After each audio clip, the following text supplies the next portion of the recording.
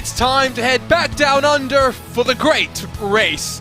161 laps of just surviving the mountain in a 650 horsepower beast that will look to put you into the wall. It's time for the 2022 iRacing Bathurst 1000 presented by Hoisingveld. Hello everyone and welcome to RaceSpotTV and welcome to yet another iRacing special event as we work our way around the world and through many different events across so many different disciplines. My name is Arjuna Kankipati, delighted to be joined by the one and only Ewan O'Leary as we get set for what is bound to be a rather interesting 4 or 5 hours here on a Saturday afternoon. And Ewan, as we get set to go racing, of course, the main attraction for everyone is this classic, this fantastic facility.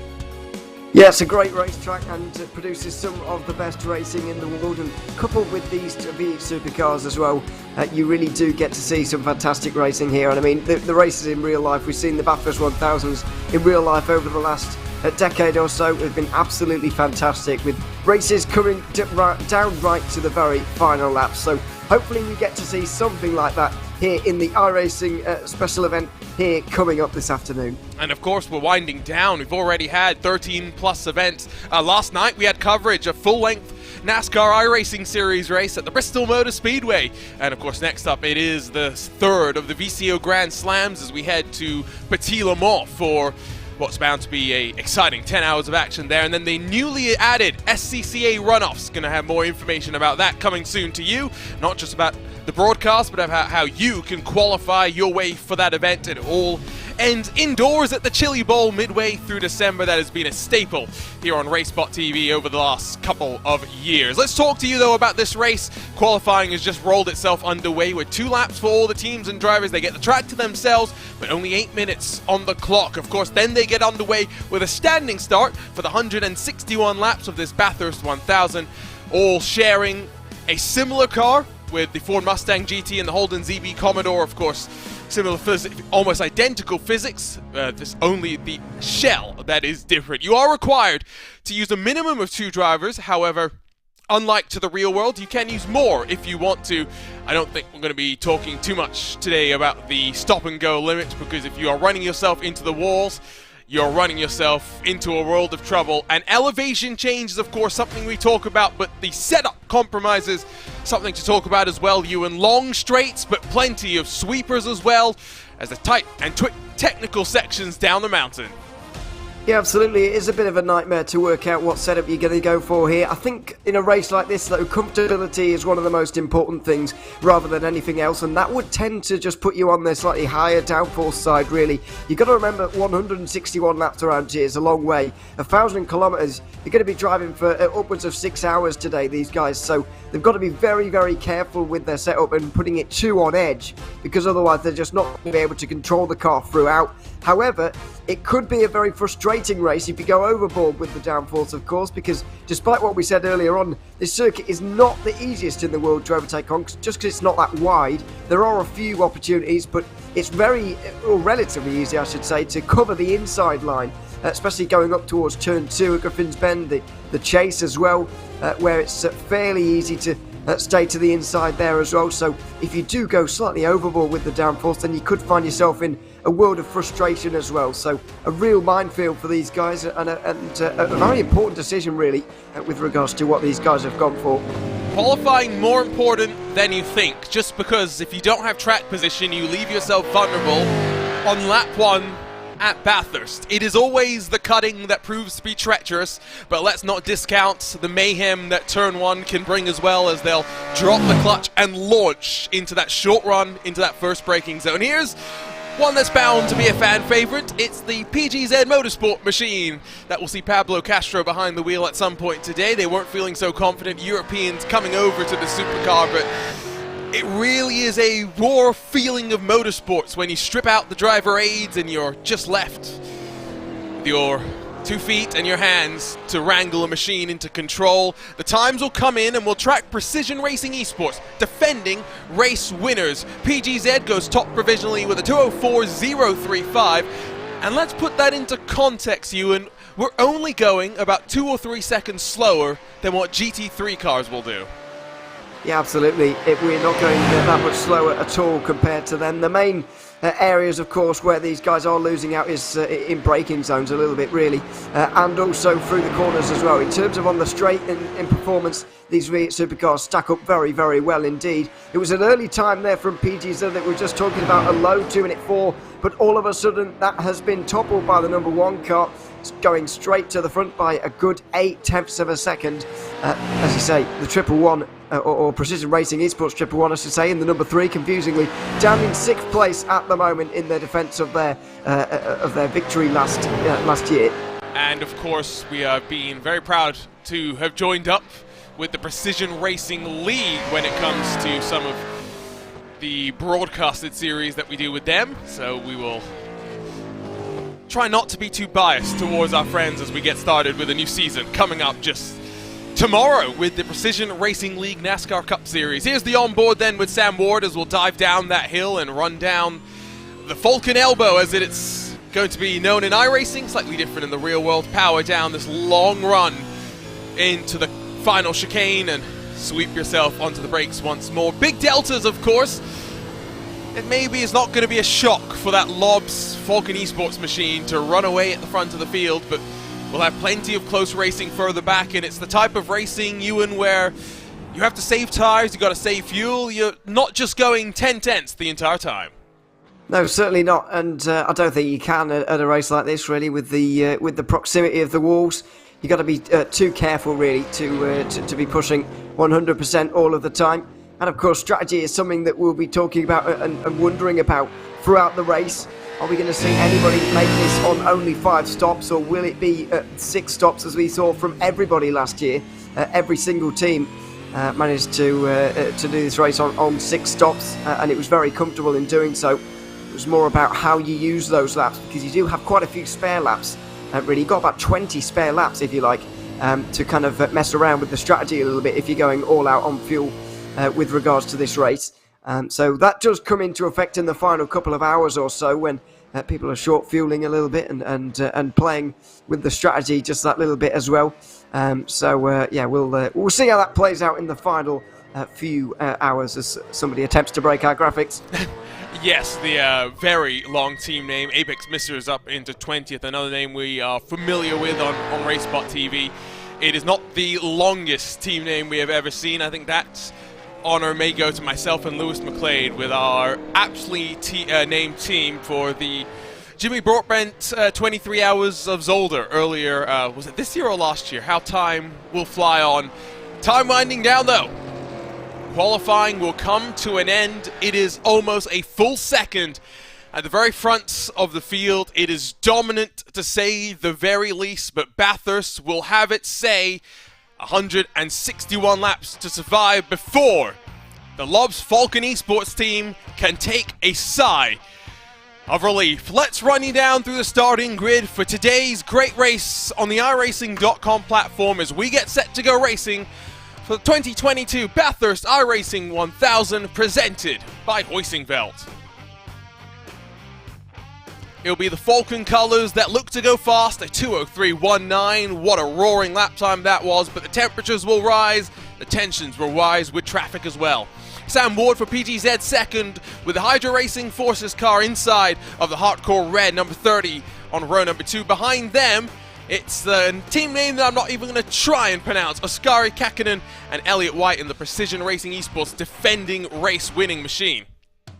Zekarol Esports, as well as a second Hydro Race Racing Forces entry on row 4, with Pajas Circa Racing in 9th, along with Ingersoll Rand and Gnosis rounding out the top 10. Black Eagle Sim Racing and SRP SimRacingPro.com 11th and 12th positions, while rolling from 13th we'll see the Bagheera ZM Sim Racing car with Kinetic Racing alongside Uldis Pateklis there, Sangliers Racing Motorsports and ProDrive behind them. Plenty of difficult team names as though they're trying to trip us up. Octagons Racing as well as Talking Door Racing on row number 9. Behind them, of course, to bookend the top 20, the Drapagy Sim Sports Racing 63 and that team name trying to break our graphic. We'll scroll through the rest of the names. We've got a standing start coming up, Ewan, and of course it means dropping the clutch. Going to be oh so important. Yeah, it's even more difficult than a rolling start, very much so. because you've got to try and walk these cars off the line without problems. It's very, very tricky indeed to do that. So it's going to be a very important start because, as you mentioned, track position relatively important, even in a long race like this. With the way that it's laid out in this event on iRacing, it does make it very difficult and make track position very important.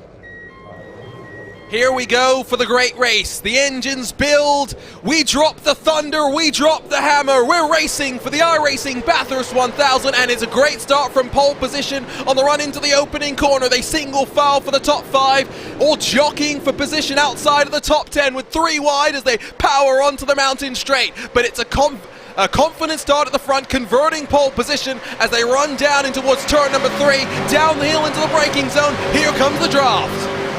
Yeah, absolutely. It's not the best place to be in first place on the run up to turn 2 on the opening lap, but on this occasion the lead holds to Lobbs Falcon Esports on this occasion, and they will take the first trip across the mountain in the lead of this race. Clearly everybody very well practiced and very well rehearsed on getting that car off the line, because it's not an easy thing to do in these V8 Supercars. It's not an easy thing to do in any of them, but to get a clean start like all of these guys have, very, very impressive indeed. It looks like we've all gotten away through the opening sector of this race pretty much without problems. The Garage 69 machine electing to start from pit lane, but yes, everyone, 28 cars up the mountain safely. Now we plunge down, still half the climb left to survive. Not being allowed to run away as your leader, it's fair to say. They are very much being kept in tow, but tyre management will be forefront of drivers' mind right now. Don't forget a couple of in-car adjustments for these drivers to use as well. Not too many Aussies through the field. Of course, this is a split more time appropriate for Americans and Europeans. The Australians had their race last night. They'll be focusing on the V8 Scots Bathurst 1000 that kicks off later tonight with our good friend Simsby handling all the coverage. We'll talk more about that over the course of today's race. You can see some braking through the kink on the sweep down in towards that brutal run into the chase, but again, 28 cars navigate lap 1 at Bathurst safely. Still 160 left to go. Yeah, many laps still remaining. It's just about surviving at this stage.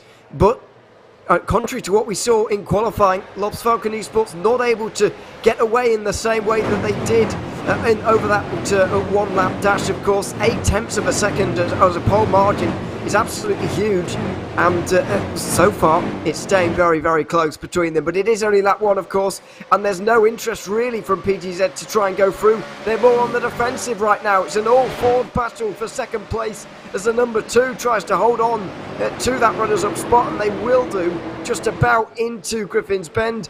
So this may give the opportunity for the Holden in the lead to get away ever so slightly, but for now they will stay single file. Hydra Race, excuse me, just staying behind. Sorry, I've just seen a comment in the chat that Pablo drives the car into the wall later anyway. I did note that it is not Sam Kell who qualified the car starting the race, and that is one of the things that is going to be unique with this car, right, Ewan, is the fact that qualifying setups can be a lot more aggressive, especially when it comes to those tires, as compared to a race setup. And maybe that's why Lobbs Falcon Esport is not able to push the boat as much at the start of this race as they would be later, as Hydra Race locks up the right front as they start the descent once more. Yeah, absolutely. It's very different, of course, over one lap than it is over the race, because first of all, as well, you can be so much more committed in that qualifying session. You can get so close to the wall, which why the final shootout at Bathurst in the real life 1000 is so exciting, because we get to see the drivers absolutely against the wall and just giving it all, whereas you maybe don't see that in the race, even in the closing stages, depending on how it's gone. So it's very different indeed. Yeah, I guess it's not too surprising that they're not absolutely running away with this. However, it's a very different start to what we saw in 2021, where the field split apart pretty much immediately. Despite the fact there was no real incidents, we saw the field really spread out very quickly, but not really happened. We've got our first signs of trouble, and it comes down at the chase. 2 cars around, including the aptly named Apex Missers machine. We'll track a replay in a couple of moments' time, but there are the first signs of trouble Again, looking aggressive as Kenzie Neuhoff in the Hydro Race Racing Forces number 62 as he looks to try and get the run out of turn 1 and try and go to the inside. If you're forced to the outside, you can get it stuck, but the track falls away from you through turn 2, so it is preferred to try and take the inside. Again, Castro will cover the inside groove, force the 62 to look to the outside. He's having none of that one, tucks into line. Yeah, got to stay in line at the moment. You saw the fastest lap, you mentioned it there, a low 2:07. That just shows you how slow we're going in this opening part of the race compared to what we saw in qualifying. It was a low 2:03 to get the pole position for that number 1 car, and so it's a very, very different story now that we've gotten on with this race. We are starting to see a few drivers that's show themselves above the rest, the top 4 maybe with a couple of car lengths, but really it's not much. It's about sitting and waiting for now. Hawk or Red just sitting and waiting at the moment. You can see just how tentatively they're taking it down the hill over Skyline through the dipper now as well. They are not on the limit right now as expected. And I'm going to be wondering as well, even this early on, how much fuel saving are these guys going to do? Is anybody, unlike last year where everybody went for 6 stops, is anybody going to try to do this on a 5-stop race here today? All you need is 5:27 laps into 1:26 lap stint. It's pretty difficult because you will need to save at least a lap of fuel every single stint of this race. But we'll see if somebody will attempt it. It will come down, I think, partly to how the conditions play out for this race. We're going to work our way into the afternoon and towards the evening. It will rise to maybe 50 degrees Celsius in terms of track temperature by the time we get to 1:30, 2 p.m. You see a strong gust of wind, not going to be such a big issue for these bigger, weightier machines. Yes, they're nimble in their own way, but don't be surprised by just how tentative these drivers are being. Relatively low humidity with plenty of clouds. Fastest lap now, though, goes the way of the Hydro Race Racing Forces Wallaby car and then stolen by the 18. I just think there's pace management going on at the front of this field right now. Maybe no real need for Paul Kovic in the number 1 entry. Try and force the issue. This, of course, a car where iRating may be not as pertinent as a GT machine where our top competitors race official races day in, day out. Supercars, a lot of the drivers will focus a lot more on that league community, and as Pablo Castro goes for the race lead up into the cutting, well, I'm not sure there was a door open there, but he tried to force his way through. The Falcon Esports car will fend the charge off, but you can feel that pressure, that tension from knowing there are cars stacked up behind you. The tension is super high at the moment in the front of this group right now, and Arujo does not want to be part of this anymore at all. We've got the number 1 car leading right now. Paul Kovic is very happy to kind of sit at his own pace, but everybody behind's getting nervous, and you can see the 62 as well trying to make its way down the inside at Skyline. You don't see that happen very often at all either. It's getting very, very tense now in this front group in the early moments of this race. And it's very, very interesting to see just how much longer this is going to go on for. Is Paul Kovic going to pick up the pace? Is he going to take the hint? Or is he going to stick to his guns, per se, and keep going at the pace he is right now, which is a very manageable one? It remains to be seen, but everybody behind is getting very nervous about their position. Of course, it's been a dominant year for the one and only Shane Van Gisbergen, picking straight up from where Scott McLaughlin left off as, again, a half-hearted attempt from that 62 to try and grab a look at second. No movement inside of the top 4 in these opening now 4 laps. Zekaril Esports and Arturas Kundelis, someone I'm familiar with from the Winter Green Hell series. More used to a Porsche 911 around the Green Hell. Today it's about supercars around the Blue Hell. He's up 2 spots behind him. He's demoted to 7 and 3, 1 down respectively, as 16th sees a swap around. Uldis Pateklis in front of him as well. See the Bagheera ZM sim racing machine go side by side with the Octagons number 12. Kinetic and Pro Drive going side by side as well. I gotta say, I'm no stranger to official races, but these are some of the stranger official team names I have ever seen.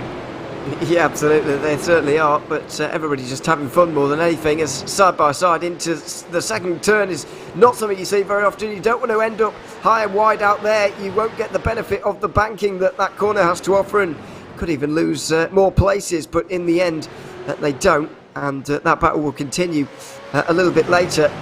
But yeah, just going back to Gundelis, you can see there in 5th place, making a decent start, was 3rd place, of course, in last year's event, driving for Zakharul Esports on that occasion. Will be again, of course, and looking to repeat that with another podium. But as I said, it's such a different race to what we saw last year already. It's unrecognisably different, and that on the left-hand side as well is unrecognisably different. It was a Ford festival last year, but this time the Holdens are taking it to them on this occasion. We've got a much more classic red versus blue battle than we had last year. So, are you a Holden or are you a Ford fan? Well, definitely Ford for me. Okay, because but there we are. You have to make a decision here. You've got to pick one of the two. There's no being on the fence when it comes to Holden versus Ford in these parts, of course. My first introduction to Bathurst was through Top Gear, and of course, the way they described it, a motor race surrounded as an excuse for getting drunk, basically, where people would show up before the race to bury their alcohol because they were getting so drunk that race organizers put a limit on how much could be brought in. It turned into a brawl more than often. Here's the battle for second, though, as again, here comes the Hydro Race entry, looking to the inside at turn 1, this time more committed, as Castro will have no option but to leave him space, will be able to get onto the power again. Looking for the move, will compromise the 62, but the more he tries, the more it might allow Kovic to run away.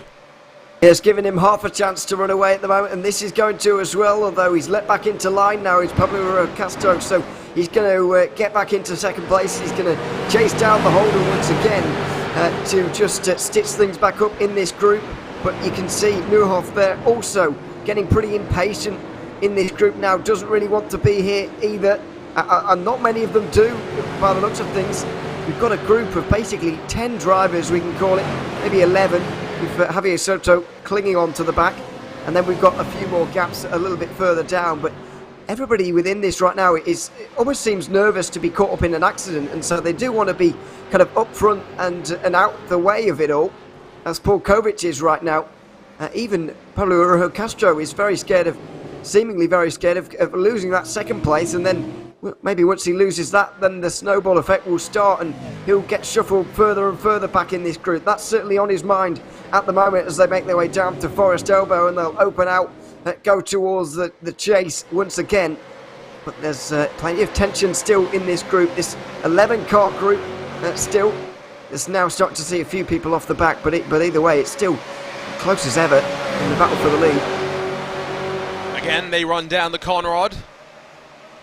It's a long straight as well, plenty of speed on the run in to the chase. It's a good thing that these drivers aren't going to have to worry too much about their brakes over the course of this race. Don't have to manage temperatures as they build over 161 laps. It's that nervous tension, that nervous energy early in an endurance race where you feel like everyone is unsure how aggressive they want to go. Still, the 62 looks for a move as Castro gets a little squirrely on the run out of turn 1. Fastest lap goes down the order to 12th. But a hint of a mistake from the PGZ Motorsports car will open the door for Neuhoff to sweep to the outside once more and poke his nose in front into the braking zone. It's lost to the late breakers, and again the 62 forced to give up the fight and now compromised. There goes the 30. The hardcore red car pounces and fires it up the inside, and that's the danger of trying to go to the outside at turn 2 at Bathurst. And that was very wide through the cutting as well for Paul Kovic, who's going to lose out here, is he? Oh, PTZ on the outside line going up the hill now towards the fastest corners on the circuit, McPhillamy Park, etc. This is getting very, very close now, but as you say, this is exactly why we don't see drivers going to the outside of turn 2 very often. Once you're out of that banking, once you're off of the apex there, you're just really, really struggling. You're going to find yourself very wide, you're going to get into a slide, and you're going to lose positions, as we just saw there. The number 30 gets now onto the provisional podium, albeit early on in this race, and I think that's going to put the 62 off from going on the outside into turn 2 in the rest of this race, as Kovic goes so wide through Forest Elbow. Open the door for maybe not just to lose first, but for The hardcore red number 30 to sweep into second as well. Kovic has not made one mistake, he's made a handful of mistakes, and now Castro streaks away. 5 car lengths clear as they run down into the chase. Battle for third as well. Hydro forces back up into the podium spot. I tell you what, this seems more like a 30-lap dash than a 161-lap endurance attrition battle, because we're not even halfway into the fuel run here, and we've already seen more fighting than I expected to see. As again a look to the inside by the 62. Yeah, it's turning into a very, very entertaining first few laps here of this race. But it was a very clear indication there on Conrod Straight that the number 30 hardcore red Holden does not have great straight line speed. We saw side by side with the number 1, they weren't able to get anywhere despite the slipstream from PGZ, and now the other Holden of Lost Falcon Esports going to roar past PGZ on Mountain Straight, and they're going to get into the lead into turn 2 despite having the outside line. The raw power of that Holden getting it into the lead once again. This is going to be a race that's very difficult now for PGZ. They already know that their straight line speed is very inferior to the Holden of the car in front, and a big slide on the exit of the cutting as well. Yeah, that's not what you want to be doing at this point, lighting the rear tires up, putting energy into them and hurting yourself for the rest of the stint. I've got to just wonder though, Ewan, at this point, maybe for PTZ it's not so bad to be in second, save a little bit of fuel and try and see if you can get an overcut, because of course cold tires on these cars, it does take a lap or two to fire them up. It does take a little while to get them going again, but this is something we more see after pit stops, and we'll see a little bit later on. I still think it's just a case of over the mountain, the number 1 just doesn't quite have the downforce maybe that the PGZ car does, and so it seems very, very close, and then PGZ just not able to get anywhere near the Holden in front to really affect a move, because their straight line speed is not good enough. You can see despite the run and the slipstream, they're even losing now time on the straight to the number 1, and getting some pressure from the 62 in behind as well. Going to have to go slightly defensive. There is Castro, but not going to in the end get overtaken. But he is going to be in trouble in this race now. If his straight line speed is really looking as bad as it is at the moment, then he's in for a very long race. He's going to spend a lot of this race stuck behind people if this is the case. So across the line to just complete lap number 8. We've got a long way to go in this one. We have not forgotten about those replays. We'll grab a look at those in a couple of moments' time, but it has just been so enticing at the front for these drivers to look for opportunities. You can see the toe. It goes all the way back to 14th position as they run right now. 2.5 seconds, then back to the kinetic racing car of Uldis Pateklis that is trying to close. And don't count him out as they run right now. Only one car is dropped from the lead lap, that being the Full Send Racing entry of Marcel Fleischmann, who has rolled back out 1 lap down. A couple of swaps around into turn 2 as cars get out the way, including, I believe, the team name that we're not going to say because it's way too long and inappropriate as well.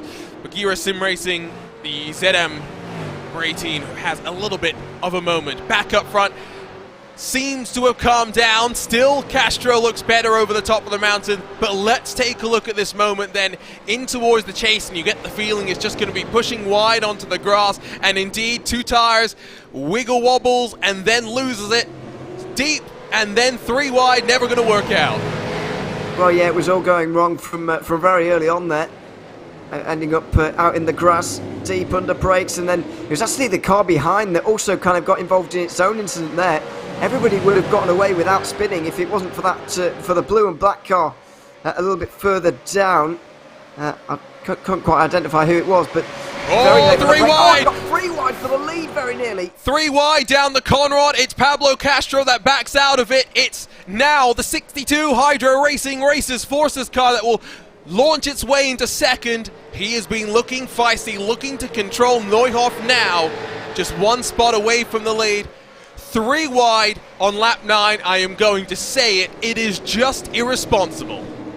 Well, it's entertaining, so I'm absolutely here for it. So, but yeah, probably not the best idea at the end of lap 9 here in this in such a long race. But very, very entertaining indeed. I've no idea how they ended up in that situation, but I think a few of them did realise as well, this is getting a little bit ridiculous early on in the race, so I'll back out of this one and come again a bit later on. But Nuhoff certainly is the most aggressive in this group, I would say, in terms of trying to make his way forward. He's got the straight line speed to compete with Paul Kovic as well, so we're going to see a lot of looking in the mirrors now from the race leaders, and possibly a move for the lead coming soon as well from the 62. But in terms of desire to go forward, in terms of ambition to make up places in this race, the 62 has been pretty unrivaled early on. Swap around for 5th position as Kundelis in the Zekerol Esports car demoted to 6th, while Oskari Kakinen will regain 5th, the spot where he started this race in those familiar Valvoline colors in his number 7 machine. It says 34 on the side, but no, you can put whatever you want on the car. It is still the number 7. Again, they will start that plunge down the hill.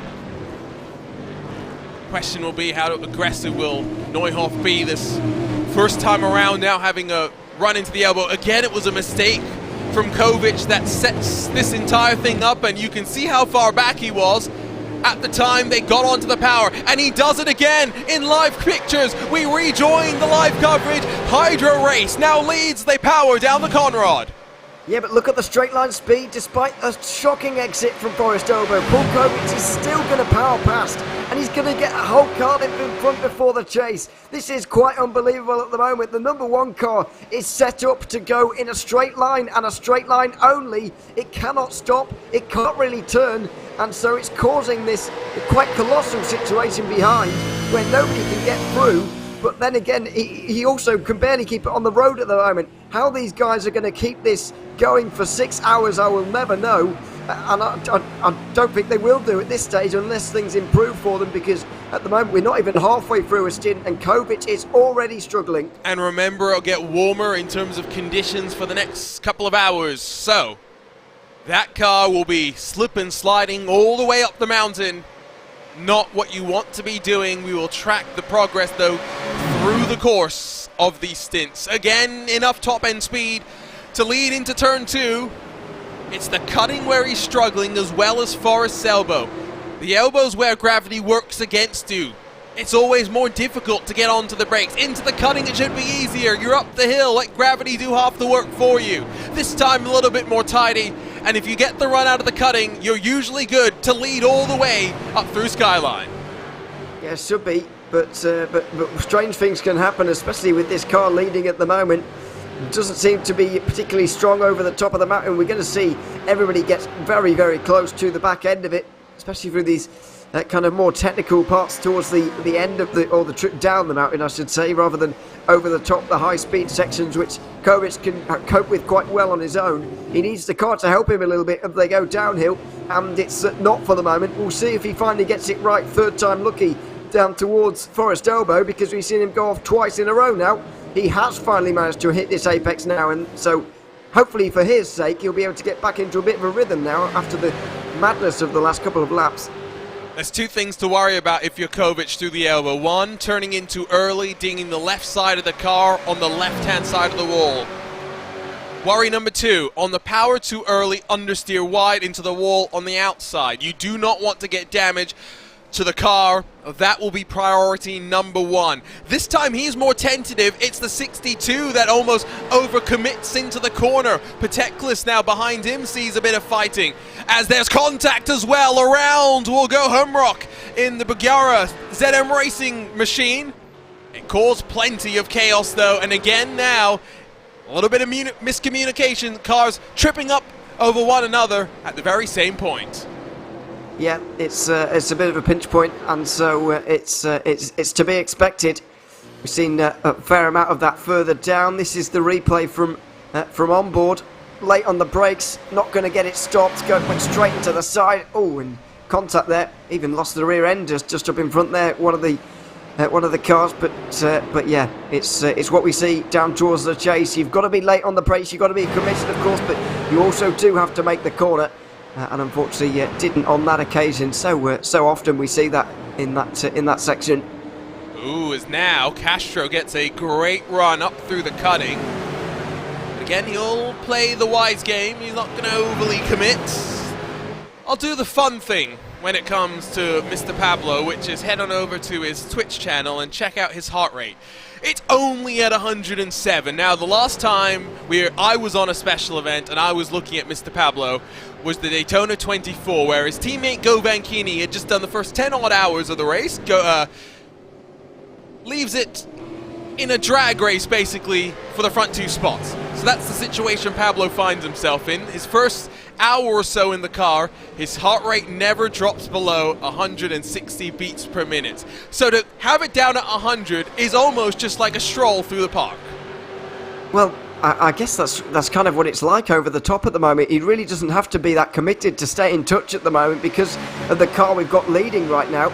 It's just a little bit slower over the top of the mountain. So I guess that's kind of very indicative of what we're seeing at the moment. It's down the inside now for the lead, late on the brakes into the chase, and this time we've got a car to pull it up in time, although a big slide is going to stack up the field behind. It was well done though, with the car almost 45 degrees to the road for the 62 to bring it back into control. Fight for third into Murray's corner.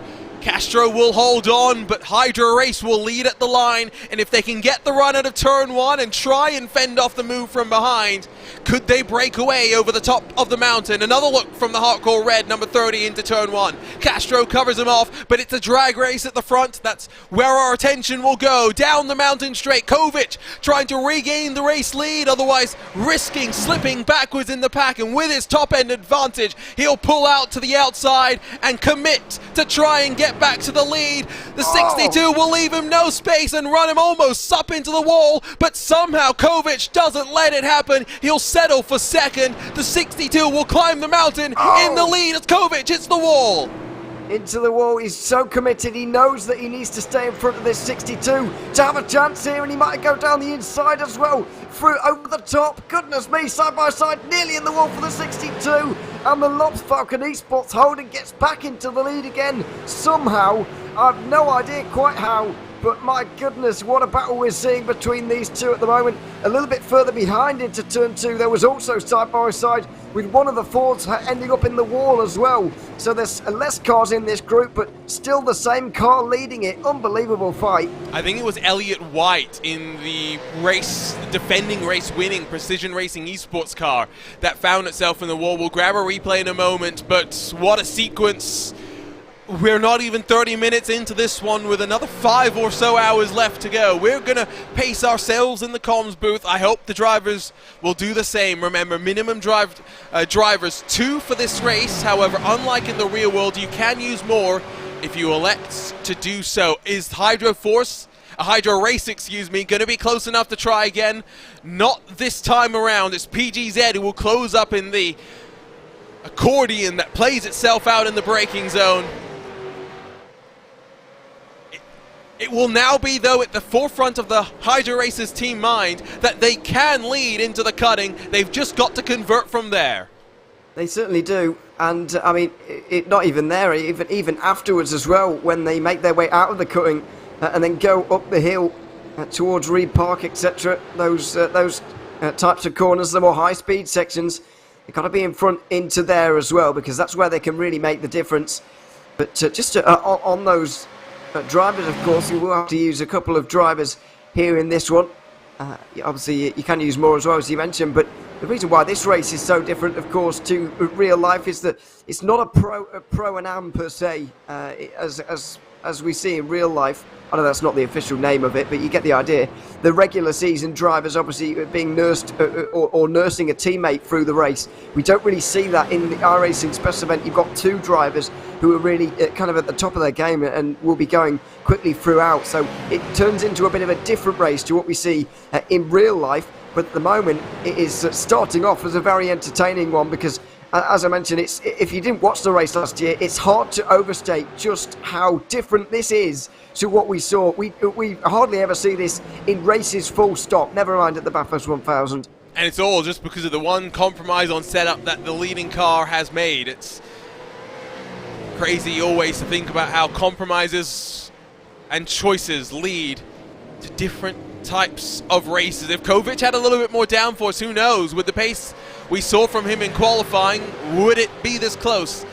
Little slide through the elbow for the 62. It's behind them, Kakkonen.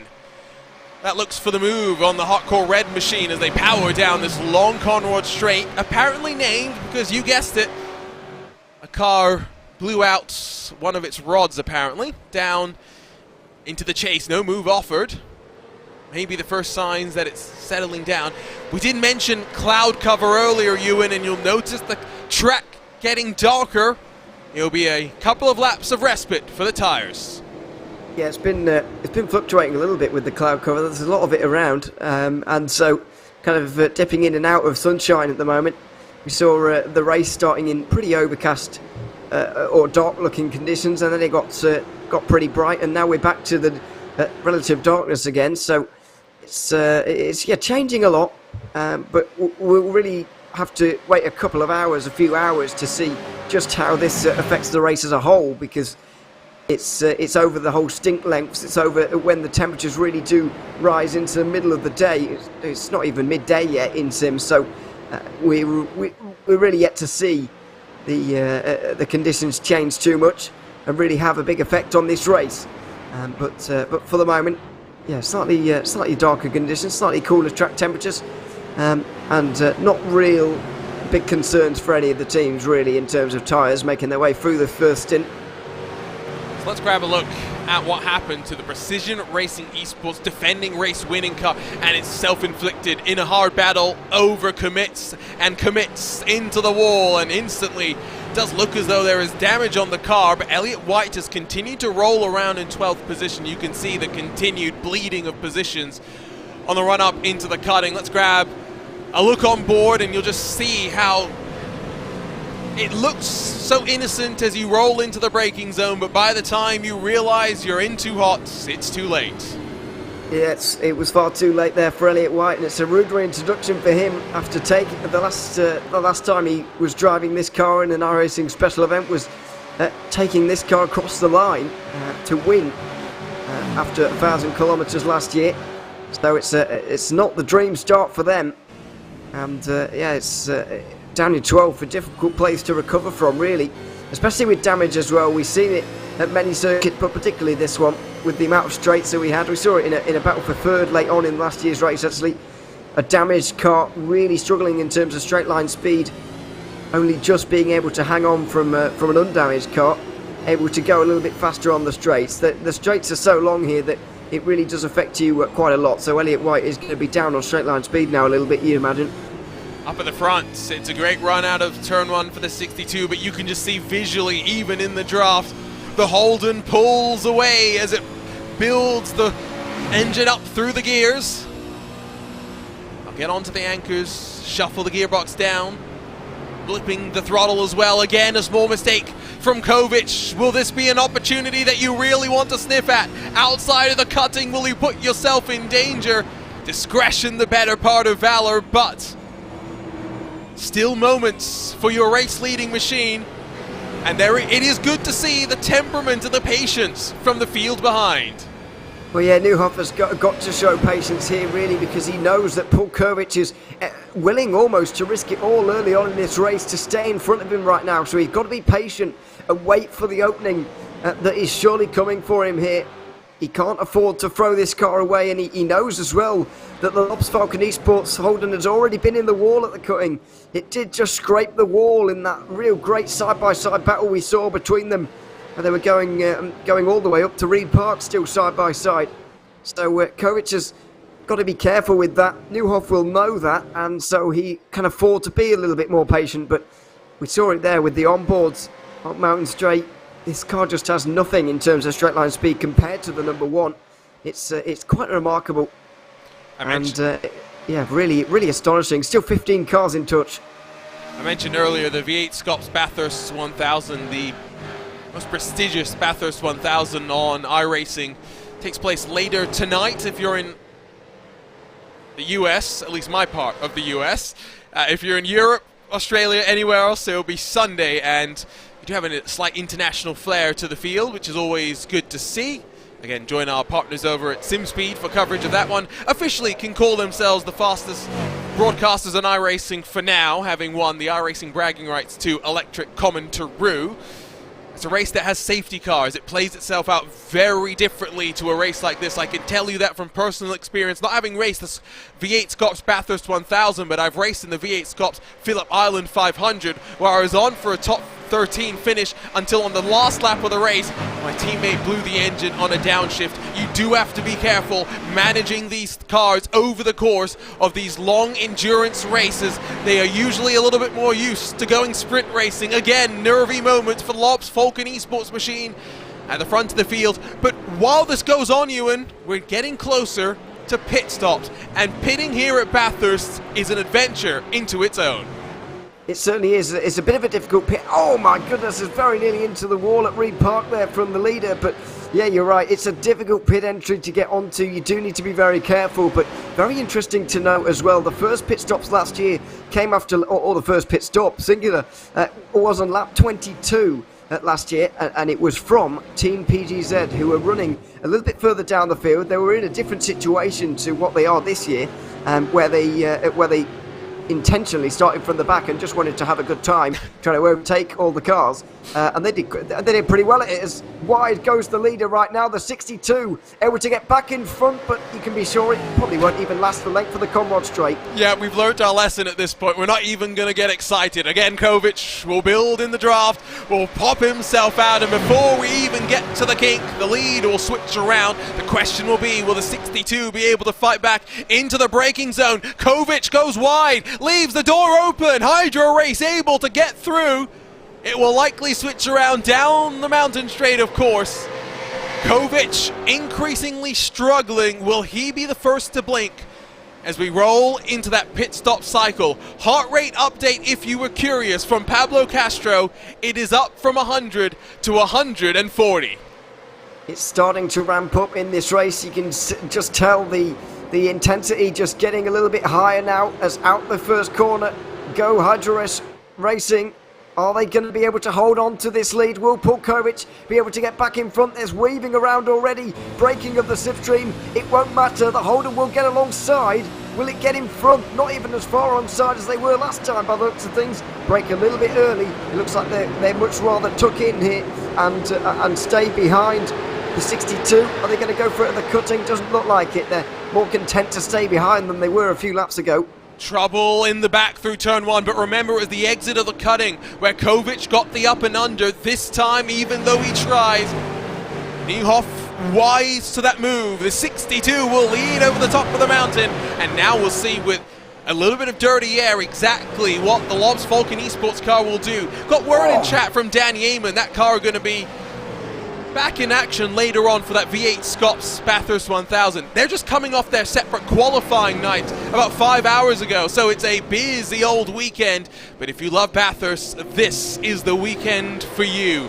Down the hill, and you've got to say, full credit to the Falcon Esports car, less than 0.3 of a second the margin as they dive through the elbow. Absolutely. Paul Kovic has done very well to stay close, by the way, because you saw how close or how hard Nieuwhof was pushing over the hill there as they went through Sulman Park. He was so close to the wall, but he didn't do enough to keep Paul Kovic at bay, and so we're going to see same old story again. The number one back to position one, and well, this is just going to continue on and on and on. Very impressed with his performance over the top of the mountain, though, in Dirty Air. I think it's great to see that maybe we are in for some fun over the afternoon with these two cars, maybe three, because PGZ Motorsports have been right there at the front as well. If we get a bit of a breakaway, we could be in for a blockbuster of a race, that is for sure. Very different to what we saw last year, if we are being completely fair. We are here for it. Let's take a look at the RaceSpotTV replay of what happened then into turn number one. It's four cars all going at it hammer and tongs. Oh. Yeah, it's messing up on the brakes, the 14, and then just punts the 69 wide. So it's Victory Racing not being very victorious in their escorting of Garage 69 off into the kitty litter. Yeah, they're not going to be pleased about that, you can be sure. But there we are. A shame for those guys, but Either way, these things happen, and we have seen them. It led to, of course, only 3 cars finishing on the lead lap last year, so maybe we'll get a few more this year. But either way, it's going to be an attritional race over the next 140 laps or so, however many we'll get to. But Paul Kovic has just turned the heat up a little bit by the looks of things. The fastest lap on the previous lap, very telling, I think, 2:06.0, about a second quicker than his previous best lap. So I get the feeling that not only was he maybe struggling over the mountain a little bit, I still don't think he's as quick as Newhoff over the mountain, but even so, he was definitely holding something back throughout that early portion, but now he's opened the taxi. He's pulled about a second as Kundelis is off. Zeckerl Esports over the top. Oh, you never want to be stranded. But now has got to wait even longer. Podium position last year. It's not going to end up that well, as Kundelis will rejoin down in 19th position. And the toe has been broken.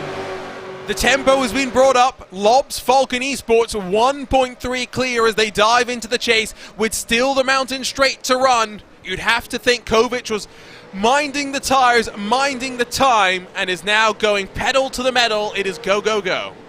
It absolutely is, and he's almost tricked everyone into thinking he was not strong in the race here, not strong over a stint. And when everybody's been lulled into that full sense of security, when Newhoff thought there's a chance I can get in front and get away here, he all of a sudden struck back and he got away as well. Oh, 2 minute 5.2, my goodness.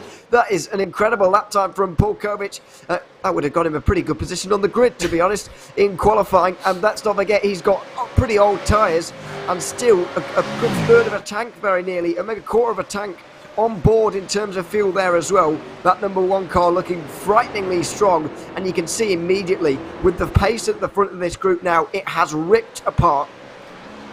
So we had about 19 laps of bumper to bumper traffic up and down through the mountain.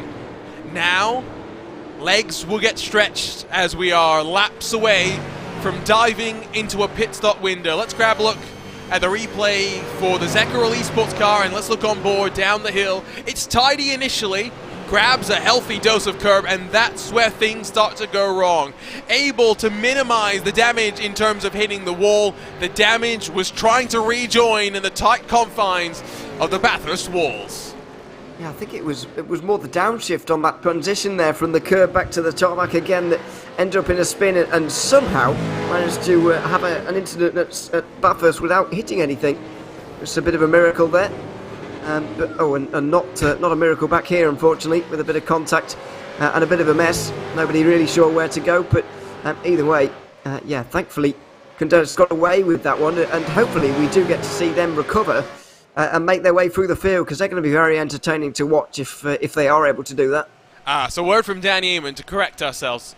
It's Kovic's teammate that's racing in the Scops Championship later, not Kovic. So one driver they have fresh, and that's likely why he is starting. I have no doubt about that. Gap now over 2 seconds. It's well and truly see you later, Kovic, because that Falcon Esports car has sent some lobs up and down the mountain now over those last couple of laps, showing that he was toying with the opposition. As we get our first take of the pit road, we get our first sense of how tricky this entry is going to be. You can see it's a series of S's that then builds into a braking zone. Cones deep through the lane entry onto the pit limiter, which, yes, these cars have, and then execute on the run to pit lane. Oh, and car off, number 17 off the road. Somewhere along the course. They're a long way off the road there. I can't even recognise where they are on the racetrack, but yeah, an early stop from the number 3 car, the defending champions. Not a great opening stint for Elliott White, and you get the feeling that with him buried in traffic further down, he's decided to come in early, very early, earlier than any stop we saw from the main contenders last year.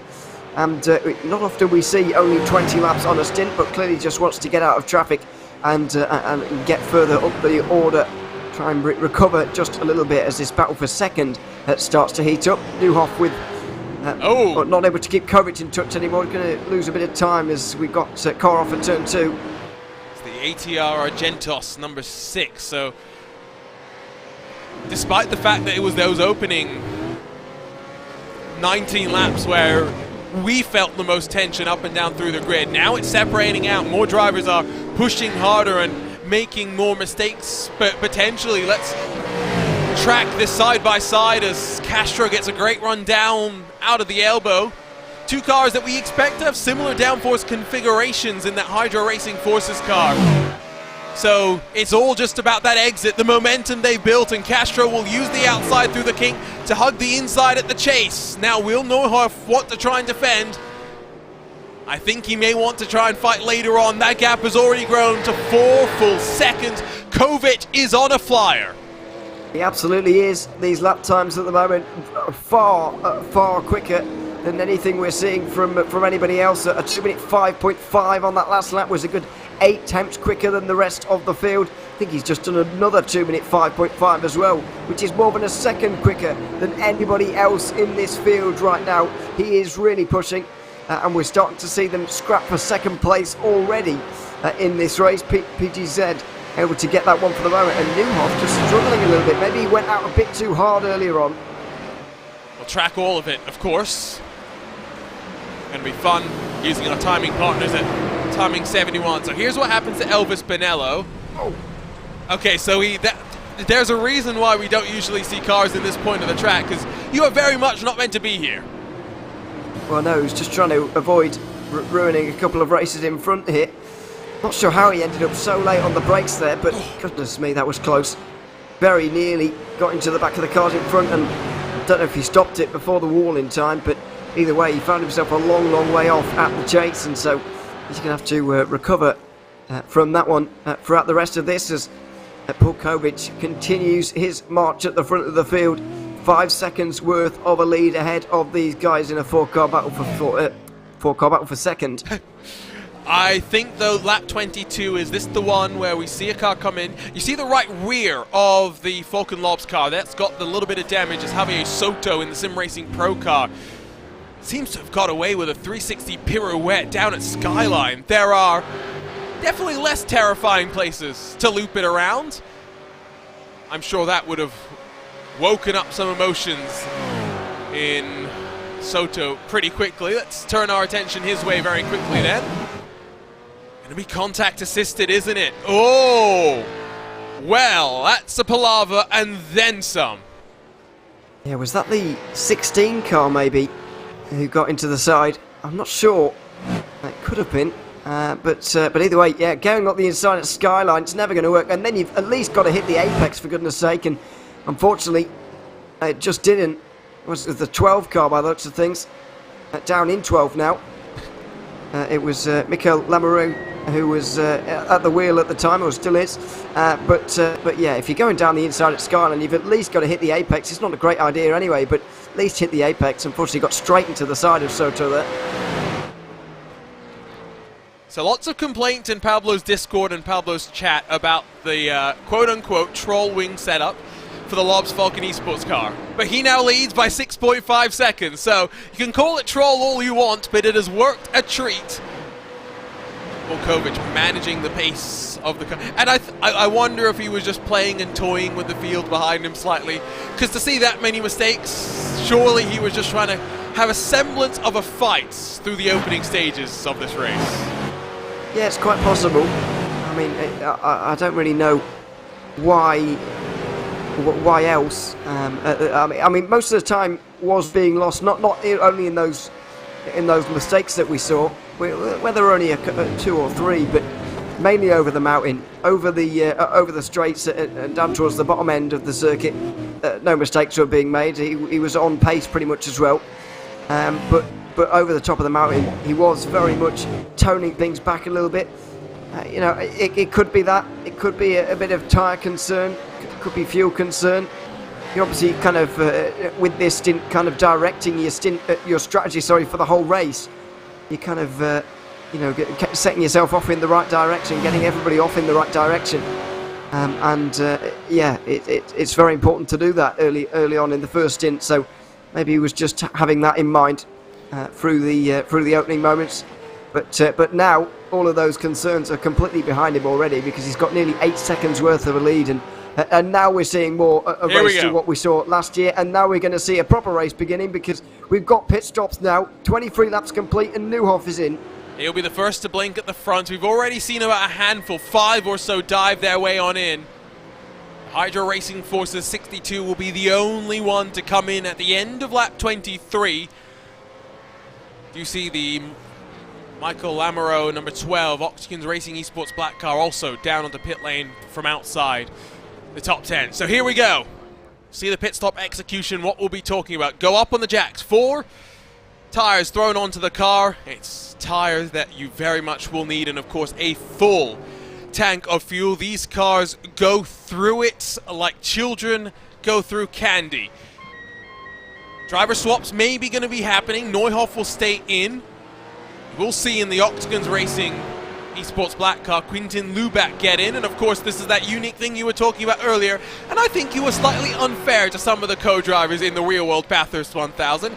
To call it a Pro-Am competition is discrediting the skill of some of the co-drivers. I think it's more, the pace difference is more reflective of the experience that the regular guys have with the cars. Yeah, no, I did. You threw them under the bus. I tried to clarify that it's not a Pro-Am, of course. It's a bit different, but there's no getting away from the fact that they are slower than the regular season drivers. Not that you wouldn't expect that. But yeah, I'm not trying to do a disservice to them. Before anybody starts messaging me or anything, please don't. Ewan_O'Leary on Twitter. No, do not do that. But yeah, I mean, we have seen some great co-drive drives in the past. I remember the really, really wet Bathurst we had recently. Well, I say recently, it was probably 5 years ago now, or 4 years ago. Richie Stanaway was partnering, stays out at the moment for lap 24, expecting to maybe do a couple more. We've seen co-drivers like Richie Stanaway even beat Cameron Waters, who was sharing with in the wet conditions. So, yeah, you're right. They're not AM drivers at all. Very much professional drivers, and sometimes, on rare occasions, they can even beat their regular season driver. To go back, come back to rain in a second. Talking of Richie Stanaway, as I think Uldis Pateklis, the Kinetic Racing Surge number 16, becomes the next car into pit lane. Track lap times for Neuhoff, who is actually emerged behind Elliott White, who had a slightly shorter pit stop by virtue of needing less fuel, I would guess. See how quickly Neuhoff is able to dispatch of that traffic. Stanaway just coming off an attempt at qualifying for the Porsche Tag Heuer Esports Super Cup. Unfortunately, it was just his iRacing that I think held him back. Needed to be in the top splits a little bit more regularly. Missed out on the top 15 and a chance in the Porsche Contender Series, which will be kicking off on the iRacing Esports Network, I believe, next Saturday. Don't quote me if I'm wrong there. Might even be this Saturday. But rain at Bathurst, rain in iRacing. Two combinations that hopefully in 2023 we will be able to mix together. Yeah, and hopefully a mix of the dry and wet conditions in one race will be nice as well. But yeah, let's see how it goes. We're obviously very excited for rain that's been teased for years. Well, I say years. Maybe it has been, but yeah, it's very much on the horizon for us here at iRacing. We're very much looking forward to it. Yeah, we'll just add another element to these special events, particularly where the longer races, maybe less so this one. It's not a long. Well, it's still 6 hours, but it's not one of the longer ones. It's more the kind of the 24-hour races and whatever, where we could see real fluctuations in conditions. But even these races, and even regular sprint races, I guess, in be it Supercars Series, will be affected by the rain and so on and so forth. Just add an extra layer as the leaders in. Here comes Kovic. Will we see a driver shot from the Lobs Falcon Esports car that toyed maybe with the field? Look at the commitment on pit lane entry. It is textbook. As behind Kovic, you'd expect the field in at the end of 26 laps. Kakkonen able to extend, in fact. So he'll go a lap longer in the... Okay, I'm going to try and say it just because they officially will lead, so we better try. And we'll see yeah. Yeah, something like that. I would go with that as well. But I'll let you take the fall for now. It's a nice early stint from Menlo. We saw them pretty much... I think we did actually see 127 lap stint last year, but not many. Yeah, expecting to see them in at the end of the next lap as pretty much everybody else is in. So where then will be their rivals, their main rivals in this pit stop battle? The 62 is still fighting with the Precision Racing Esports car that they came out behind. How long will the pit stops be for Kovic and Castro with no driver change happening for them. Hardcore Red will see Bart Kalkic, excuse me for butchering that one, dive into the car as well. But as Precision Racing Esports leads the 62 through the final corner, up and away already will go Kovic, clear to the race lead. Castro yet to drop, he'll emerge behind, but in the fight for second. Yes, and it's going to be close actually, side by side between the two, but the 62, it looks like it's gotten in front, just those fresher tyres there, able to utilise them to get in front, and a bit of slipstream as well from the Precision Racing Esports number 3 to get up a position as well, and then they might try to overtake them straight away here. Doesn't look like it. This is going to turn into the battle for second, but it's a very interesting early strategy here from Elliott White to have such a short opening pit stop.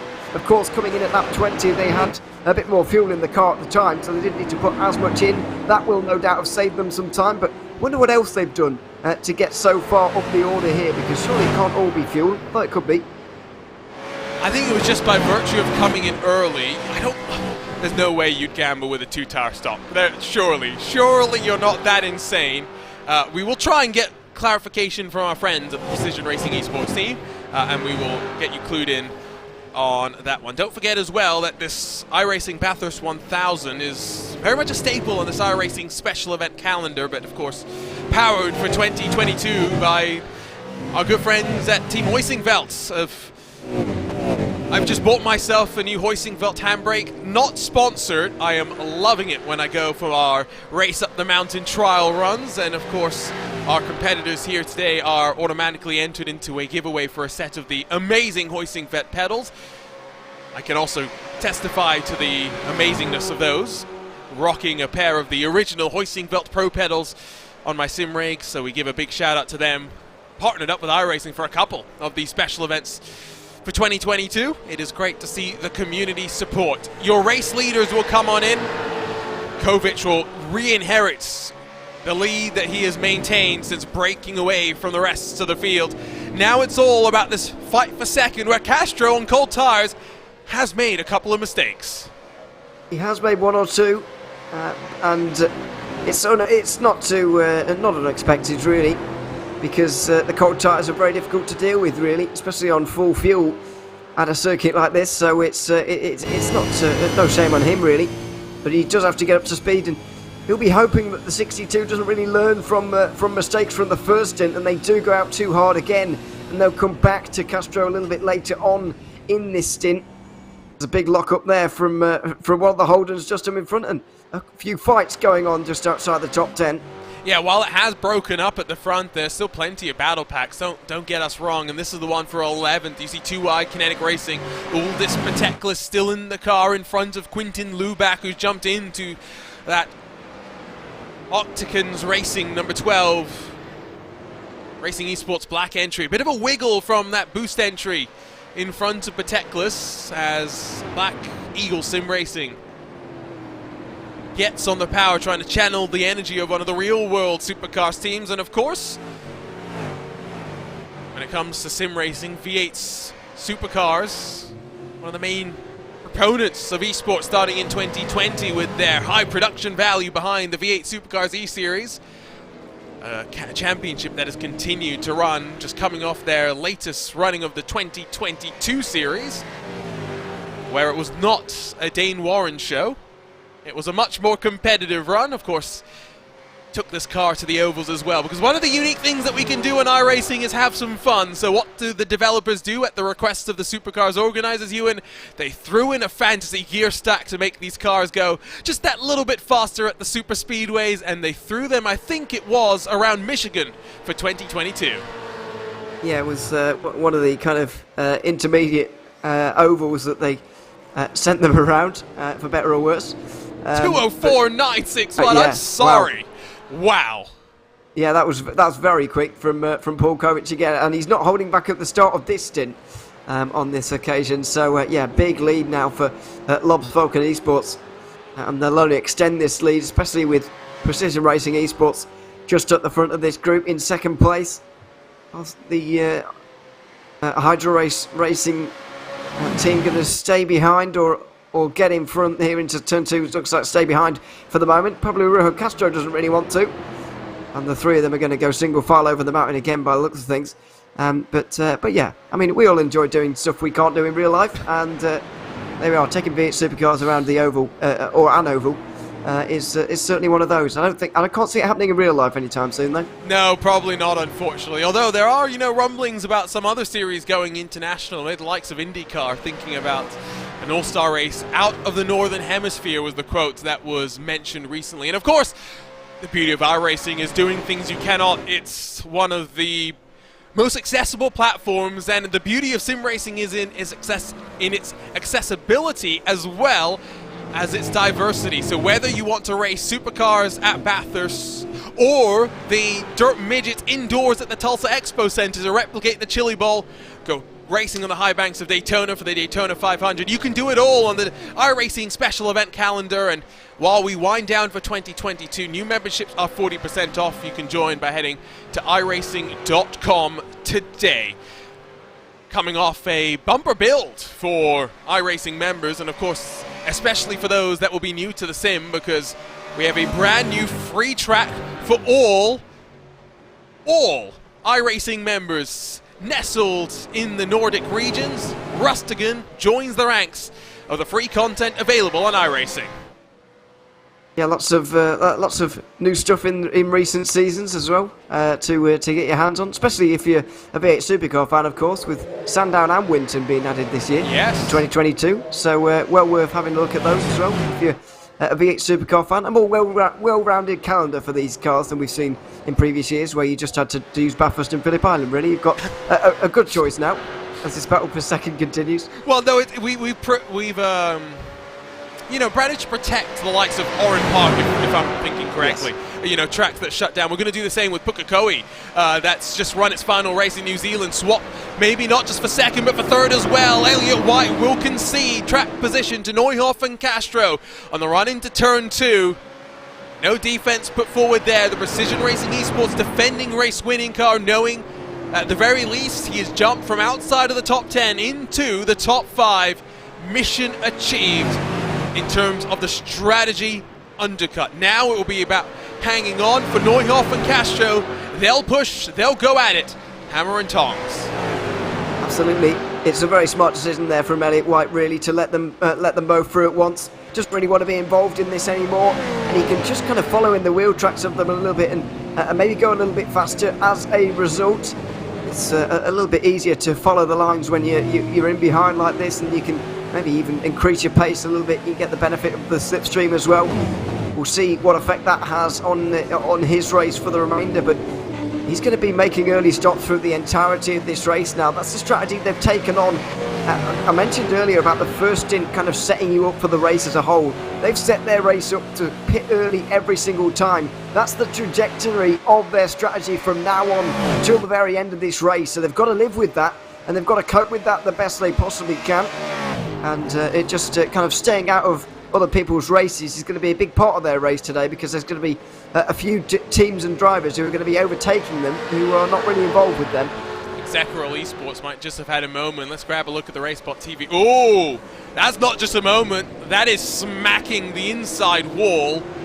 And that is an easy way to get steering damage in these supercars. We're right on board with Dan Drake here. Got close on the outside and then overcommits on the inside. And, well, the iRacing gods may have smiled on him there, but that is not a moment you want to experience. Then we'll grab a look at just how tricky pit entry can truly be, because fortunately we have a camera car to show us this is onto the grass. But one of our entries in the Pro Drive Esports number 17, and then having to back it up and turn it around. Every time you successfully get into pit lane without issue is a cause for celebration in my eyes. Yeah, I think the difficulty there was more the braking, really, on old tyres and very worn out after the first stint of the race, more than the actual pit entry there. But either way, yeah, it is difficult to get onto there.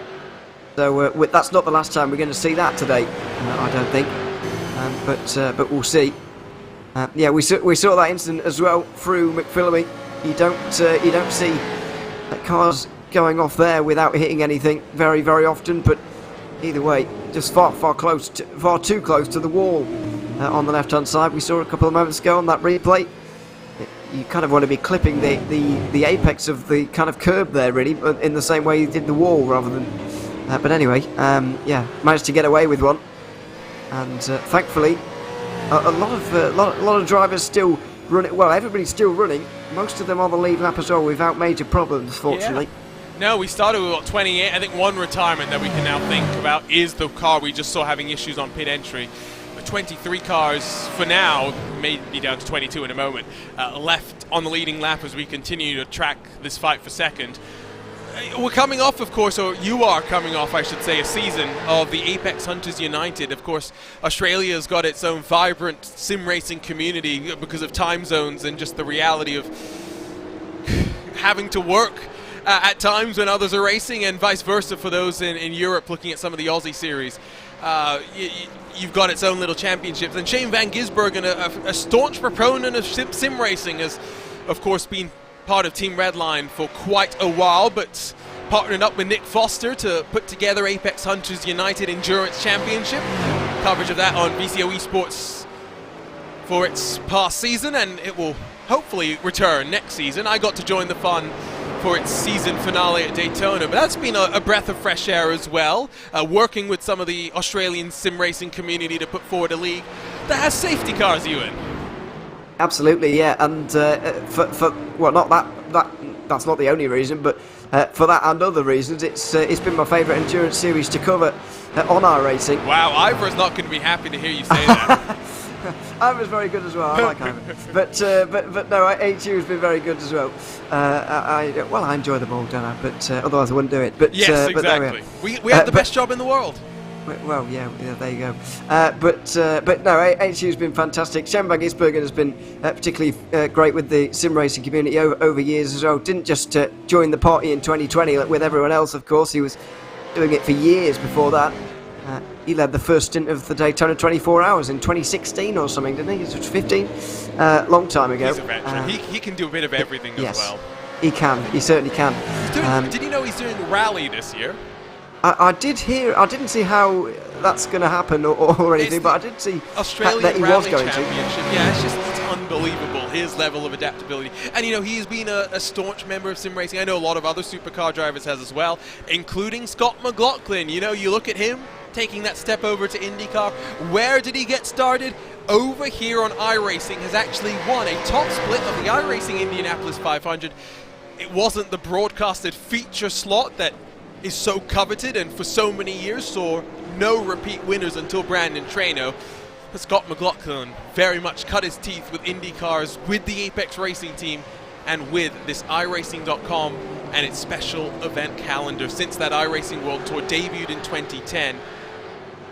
How it's grown. The 2022 iRacing Daytona 24 Hours saw more than 16,000 drivers. The real world race, less than about 350 drivers. It is a scale to which we are very privileged to be a part of these iRacing special events. Heart rate check for Pablo, 120, so there's no danger for him right now. We'll cycle up and down through the field because there is actually plenty of fighting going on. Now that it is broken up, it was at one point almost a 15-car train.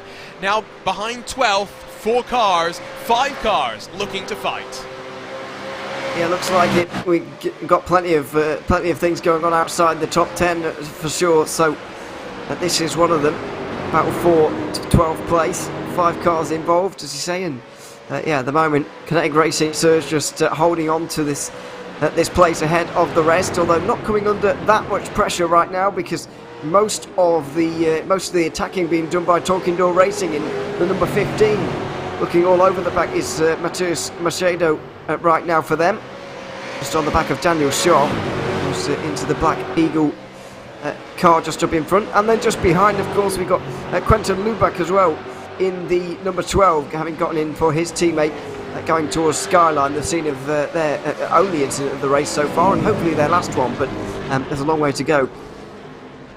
So we are about 31 and a half laps into this 2022 iRacing Bathurst 1000 powered by Hoistingfeld. As it runs right now, a swap around for 6, but it is a commanding 18-second lead for the Lobs Falcon Esports entry after how the opening 19 laps played out. Yes, it is a shock. They were playing bumper cars inside of the top 12 all the way until that first cycle of pit stops. We're going to step aside for a couple of moments' time. The new iRacing build has brought plenty of new tracks. Let's introduce you to two of them.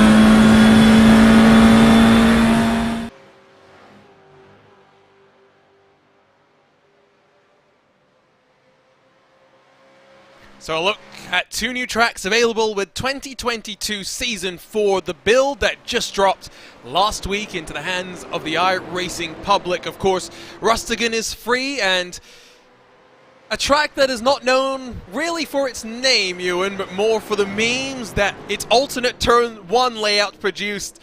We can now recreate that here on iRacing. Yeah, it's great to have some more new tracks, of course, and some ones that I've got to say I've never seen before or driven before, and everybody can drive it as well because it's a free track, so everybody can enjoy it, and yeah, hopefully it will be enjoyed by many in the on the service. But yeah, good, as I said, great to see some of the new tracks in 2022 on iRacing. I think they've been absolutely fantastic in terms of what's been added over the last few seasons. Some great tracks. And of course, Fuji, one of the ones that I know you and I were chatting about in private while we were taking a look at that content. Magni Core scheduled for sometime in 2022. One more build still coming, so maybe you can pencil that in for later this year. And we mentioned earlier, but with Pukekohe Park having seen its final racing weekend for the V8 Supercars, iRacing will be there to ensure it lives on forever in zeros and ones for all on our iRacing platform. It's not just the road courses. The Indianapolis Motor Speedway, undoubtedly the best facility in the world. I say that after a year where I've been there twice, just most recently with Porsche for the Porsche Esports Challenge USA. Getting a full rescan, much needed because the road course has changed significantly. But as well, the oval getting a much... It's just a little bit of love given to a track that is so emotionally powerful for so many people. Lucas Oil Speedway, another of our dirt facilities as well, added to the roster for the World of Outlaws drivers. I bring that up because Tim Ryan of Altus Esports, one of the leading Australian sim racing outfits, is a World of Outlaws and a iRacing world champion. So there's of course a strong dirt community in this part of the world. Still tracking that battle for second, but since he broke away, like I said, I think Kovic was toying with those behind, because in the last, 20 laps or so, he's just been putting on a bit of a clinic for the rest of those behind him. We'll grab a look at the lap chart for him if we can. So remember, laps 16 through 19, or 18, was when he was in the pack of cars. Since then, it is all in the 204s and the 205s. Yeah, exactly, and that does seem to suggest that he was just taking things easy in the first stint of this race and just really giving everybody a bit of false hope almost by the looks of things. And since then, he has been absolutely on it. Just look at those last few lap times as well. The last 5 laps, all within about 4 tenths of each other, 3.5 tenths of each other. The consistency as well as the pace right now from Paul Kovic is really, really impressive. He's going to come across the line once again here. Right now, we'll see what his lap time is at the end of lap 36. And probably in the 205s once again. 205.4. Yes, it was in the 205s again. And very much in that kind of consistent window again of real pace. So not only is it much, much quicker than these guys, but it's also a little bit more consistent as well. Yeah. So yeah, it's clear to see why he's got such a big lead so quickly. I do wonder what some of those in the various chats that I've been tracking, I now wonder about some of the words that they had at the start of this race when they were complaining about the driving from Kovic, and now they turn around and say, oh, turns out he's pretty rapid. Couple of moments to look at, so let's spool up the replay machine. Started with Guralainen in Kairos Esports 317, just shortcutting the chase, maybe feeling a little bit of the pressure from behind, and then again into that very same braking point, locking up the left front and taking a trip through the grass, but that car already with significant damage to its left-hand side. Yeah, it really does affect you badly at this circuit, as we spoke about already, with the nature of the long straights. It can really slow you down, like a parachute almost. But yeah, not ideal on the brakes into the chase, although it is very difficult as we've got to change inside the top 10 for the first time in a while. Javier Soto recovering from his incident at Skyline to get ahead of the hardcore red number 30. We've got Sven Barkowak in the car now.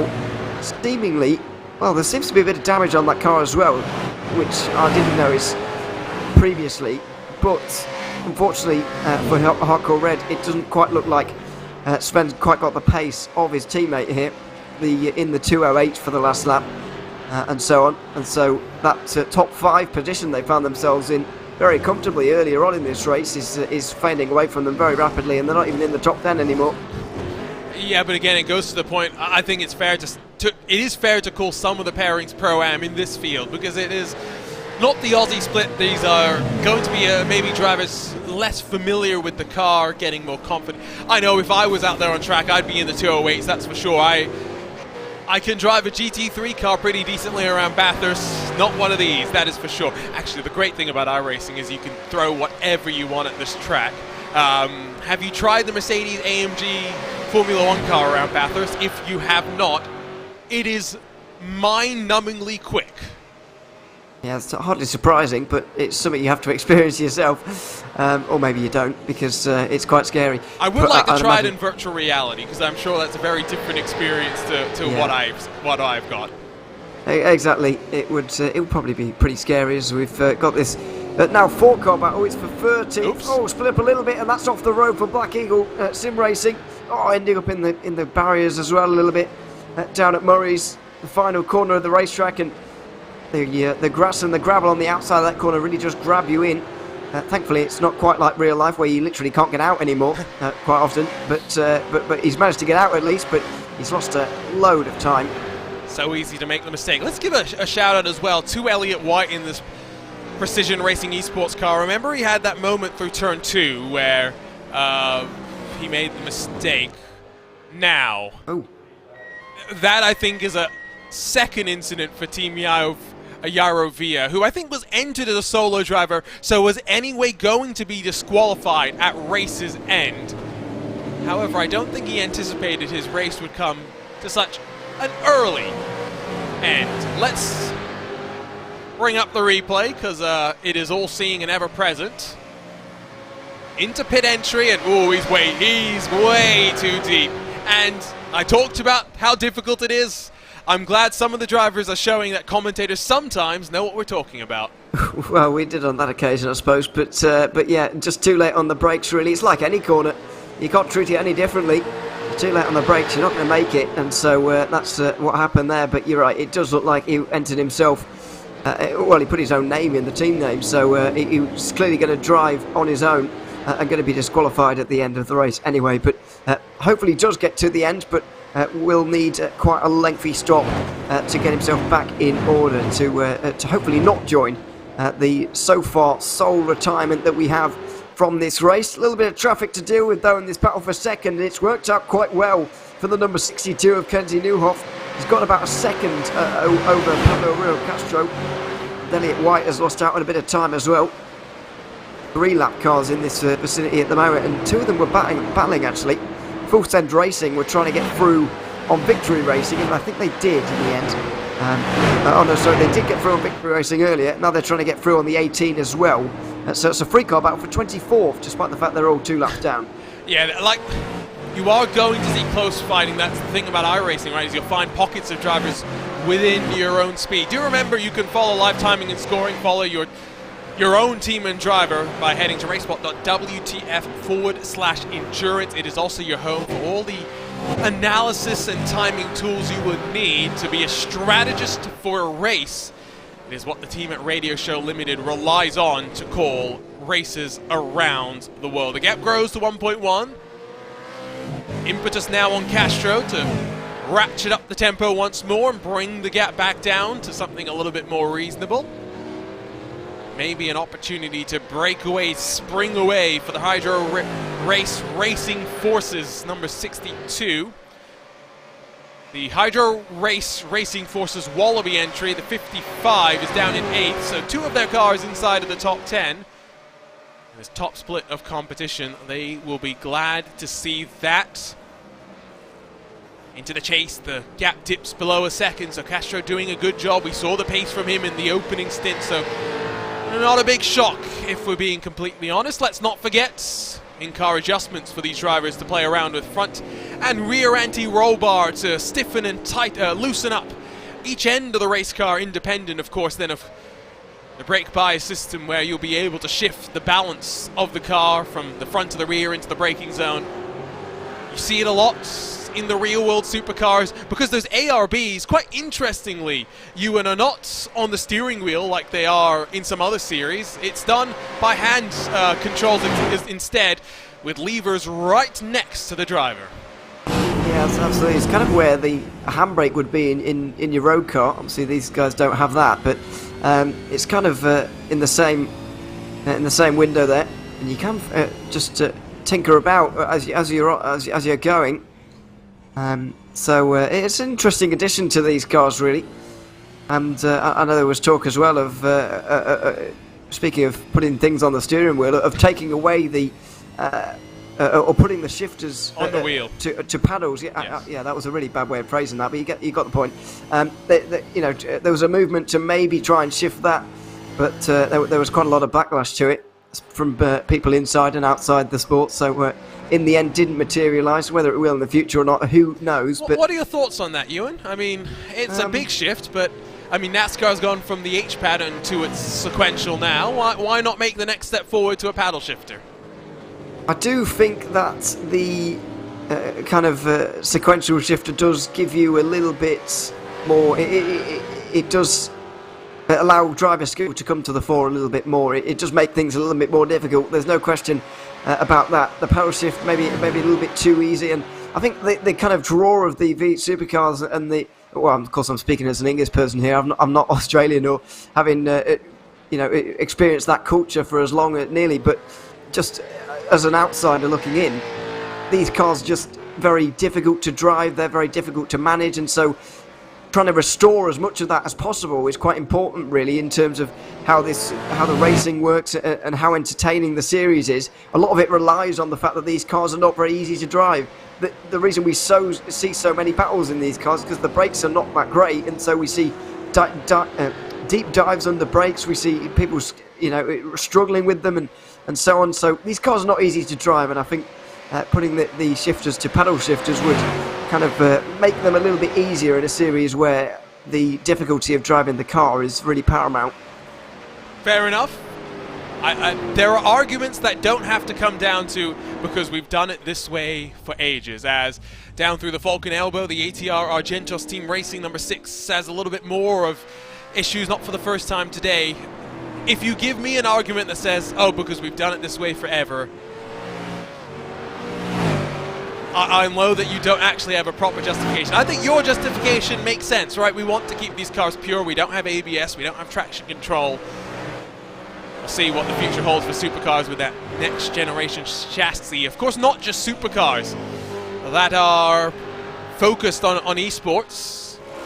iRacing partnering up with the likes of the World of Outlaws, even Porsche for the Porsche Tag Heuer Esports Super Cup, as well as the eNASCAR Coca-Cola iRacing Series. But the newest of the top-level championships coming to the iRacing platform is the upcoming IMSA Esports Global Championship, which will get underway in just about a month's time. We'll have coverage on RaceSpotTV, but hosted on some of the other channels, so head on over to the likes of IMSA TV as well as VCO Esports to keep your eye out for that one. 4 races in 2022. Michelin Raceway Road Atlanta, a trip over to the WeatherTech Raceway Laguna Seca, a preview of the action that we'll see at the Battle of the Bricks in 2023 when IMSA heads to the Indianapolis Motor Speedway for a 2.4-hour race. And of course, you close it out where else? At the Daytona International Speedway, as IMSA ramps up for its new era of prototypes coming in 2023. 28, now 29 second advantage for the Lobs Falcon Esports team as we cross the line to start yet another lap in this iRacing 2022 Bathurst 1000. After toying with the field for 19 laps, Kovic ratcheted up the tempo and broke away with blistering pace since then. Every lap he is about a second faster than every other machine on the track. It very much has become the battle for the rest of the pack to just finish in second. We track a three-way fight there as they run right now. My name is Arjuna Kankipati. Delighted to have your company for yet another iRacing special event along with Ewan O'Leary for the 14th iRacing special event. Ewan, after this, of course, the journey takes us to the Michelin Raceway Road, Atlanta, for Petit Le Mans, one of my favorite endurance races of the year. 10 hours into the night in Braselton, Georgia. Multi-class traffic is always so difficult, and Petit Le Mans has become especially special on iRacing as part of the VCO Grand Slams, uninterrupted coverage coming together with a partnership with Radio Show Limited and the team at RaceSpotTV. Absolutely, yeah, it's going to be very exciting indeed to see Petit Le Mans again, rolling around once more. 10-hour race. And, yeah, it's the final. Well, I'll say the final of the endurance race is not anymore, is it? Because we've got the Suzuka 10 hours coming up as well in about a month after that. So still plenty of endurance racing coming up as well. This is not the last of them here at the Bathurst 1000. So yeah, it's great to have so many endurance races on the iRacing special event calendar these days. And yeah, before we know it, we'll be back at Daytona again to start it all again. Oh, yeah, it's crazy. How time flies. We were just at Daytona in January. Somehow it is the middle of September, rolling towards October, and the build-up to silly season once more. The 24-hour series esports kicks off tomorrow on RaceSpotTV, of course. A championship that RaceSpot has had coverage now for many, many years. That'll be exciting.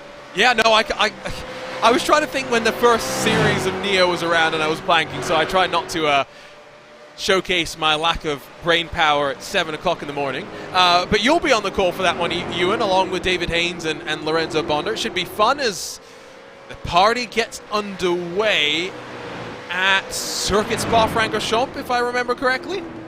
Yeah, it certainly does. 6-hour race, standard length for one of those. But yeah, very excited to get that one underway tomorrow again, similar time to this broadcast starting actually. So if you don't mind tuning in, then why not?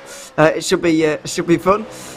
Yes, so, but people have to choose. They like you more, or do they like me more? Because you're on 24-hour series, I'm on BMW Sim GT Cup. Oh yeah, that's gonna hurt a bit. Yeah, the question will be, do they want to see you, David, and Lorenzo, or me and Lewis McLeod? I'm just saying, Team Ty, you haven't officially joined the club just yet, so you know you're not getting our fan base to come and join you. No, we're going to suffer as a result, I think, just a little bit. We start slightly before you, so we'll have a good start. But technically, yes, but we have BMW Sim Ignition. We got plenty on RaceSpotTV tomorrow, including the classic IndyCar series. It's always great to pick things up with so many series that we've covered for so many years on RaceSpotTV. Settling down in this race, so we will meander with our thoughts a little bit more. If you're watching on in the chats, let us know where you're watching from, who you're rooting for, any questions or topics you have in mind for us as well. We will be delighted to dive into the world of whatever you want us to, including, of course, if you want us to, pineapple on pizza, because there is only one right answer when I'm in the commentary booth: no. Well, guess what I'm going to order tomorrow during 24-hour series. No. Oh, no. Exactly that. Time to kick you from this TeamSpeak. Never get you back. Yeah, sorry about that. But at least you won't be there to hear it with me on that occasion. Because, yeah, I will be doing it. So sorry about that if you're not a fan. But there we are. Can I just... Give a word on the race briefly here, you can indeed. Because we are on lap 44, we are getting towards a pit stop phase. Bizarrely, I know it's a bit early, but Elliott White came in quite early last time, so he's due a pit stop pretty soon. 25 laps seem to be the limit for most of the drivers. On the last, we did see the number 7 go 26, excuse me, of course, with Karkkonen there, but. Expect him to be around 24-25 laps here, Elliott White. So any time now, really, either at the end of this lap or the end of the next one, and we'll be able to kick off the next pit stop phase for this race and really see where the trajectory of the race is going to be for the number 3 car, because they've taken on a slightly strange opening to this one. They're going to have some long stints coming up. Yeah, we'll see how it shuffles out when it comes to the strategy. You are right. You can see the stint length on that left-hand side.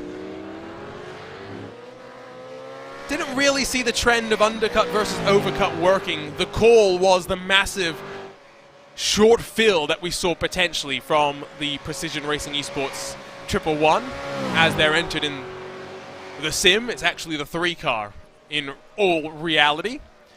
So expect to see them potentially even down this time by Castro, struggling to hold into drafting range with the gap and about a full second as they'll work into Murray's corner yet again. 31 seconds the gap as the Precision Racing car does indeed dive to pit lane. Might not be the worst time as well, with Elliott White having done, what, about an hour and 40 minutes in the car for a driver change as well. Plenty did it during the opening cycle of pit stops. Those at the front elected to keep their driver in. Yeah, absolutely. We've seen a lot of the same drivers, but some new ones as well. I think Elliott White is going to be getting out of the car though, and we'll see who gets in place of him, if indeed he does get out of the car. But there's going to be a certain tyre change, some more fuel, and it doesn't look like he will be stepping out the car, so we'll go on even further. We'll just see how far he is going to go in this race, because of course the fair share rules will be in effect. Not sure what that's going to equate to over 161 laps. He needs to do the maths on that properly, but I don't think it's going to be a concern for many drivers. They pretty much split it 50-50 between them in most teams. I'm a little shocked that we have not seen more issues up and down through the mountain. When we've seen issues, it's mainly been at the chase. We've had a couple through turn 2 as well. I think things through turn 2 more down to the pressures of the situations cars were in. It's a testament though to drivers that are unfamiliar to this beast, that they've been able to tame it into submission with what I assume is relatively limited practice time in the build up to this event, Ewan, because it's been impressive how close some drivers have been able to get to the walls through the mountain, barring the Zekkerl Esports car that we did see slamming into the wall. Yeah, I think we've got to wait a little bit for the fatigue to set in, for the mental fatigue to just get on top of these drivers a little bit more, and then we're going to see maybe a little bit more. We did see it towards the back end of that the race last year, and that's really what we saw for PGZ. Despite the fact they had a really great race, they started last, they made their way through the field nicely, they got to second, were attempting to chase down Precision Racing Esports. I don't think they would have gotten there anyway, but either way, Golan Keeney had a spin, and then Pablo Ruel Castro did get into the wall more properly, and in the end that was the end of their race, the end of their day.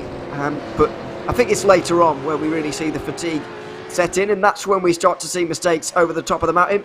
But thankfully we have had a clean opening to this race, because if we do get incidents at the front over the top of the mountain, then often we get everybody involved, and we really don't want to see that in one of these longer races. We want to see everybody get through the opening moments cleanly, and then we can have a nice race onwards with that. And it looks like we're going to, especially with these two fighting over second. Ooh. At least Aruo and Newhoff are well matched, at least. That was close though for Castro, almost into the wall. Zekkerl's charge back up the field continues as Andrakia slides in front of Machado in the Talking Door Racing number 15. As now Machado will bring his car to pit road, becomes the second to take to pit lane in the opening cycle of pit stops. Here is Kovic working past some traffic, has lost some ground, but you win some, you lose some when it comes to the traffic. It is as simple as that. You run into turn 1, just listen to it on downshifts. It's so important to time the downshifts to get the blip correct as well, because you overblip the engine. I mentioned earlier that my teammate blew the engine on the final lap of the race, but it's about making sure that you're not overstressing the engine for 161 laps, for almost 6 hours of racing.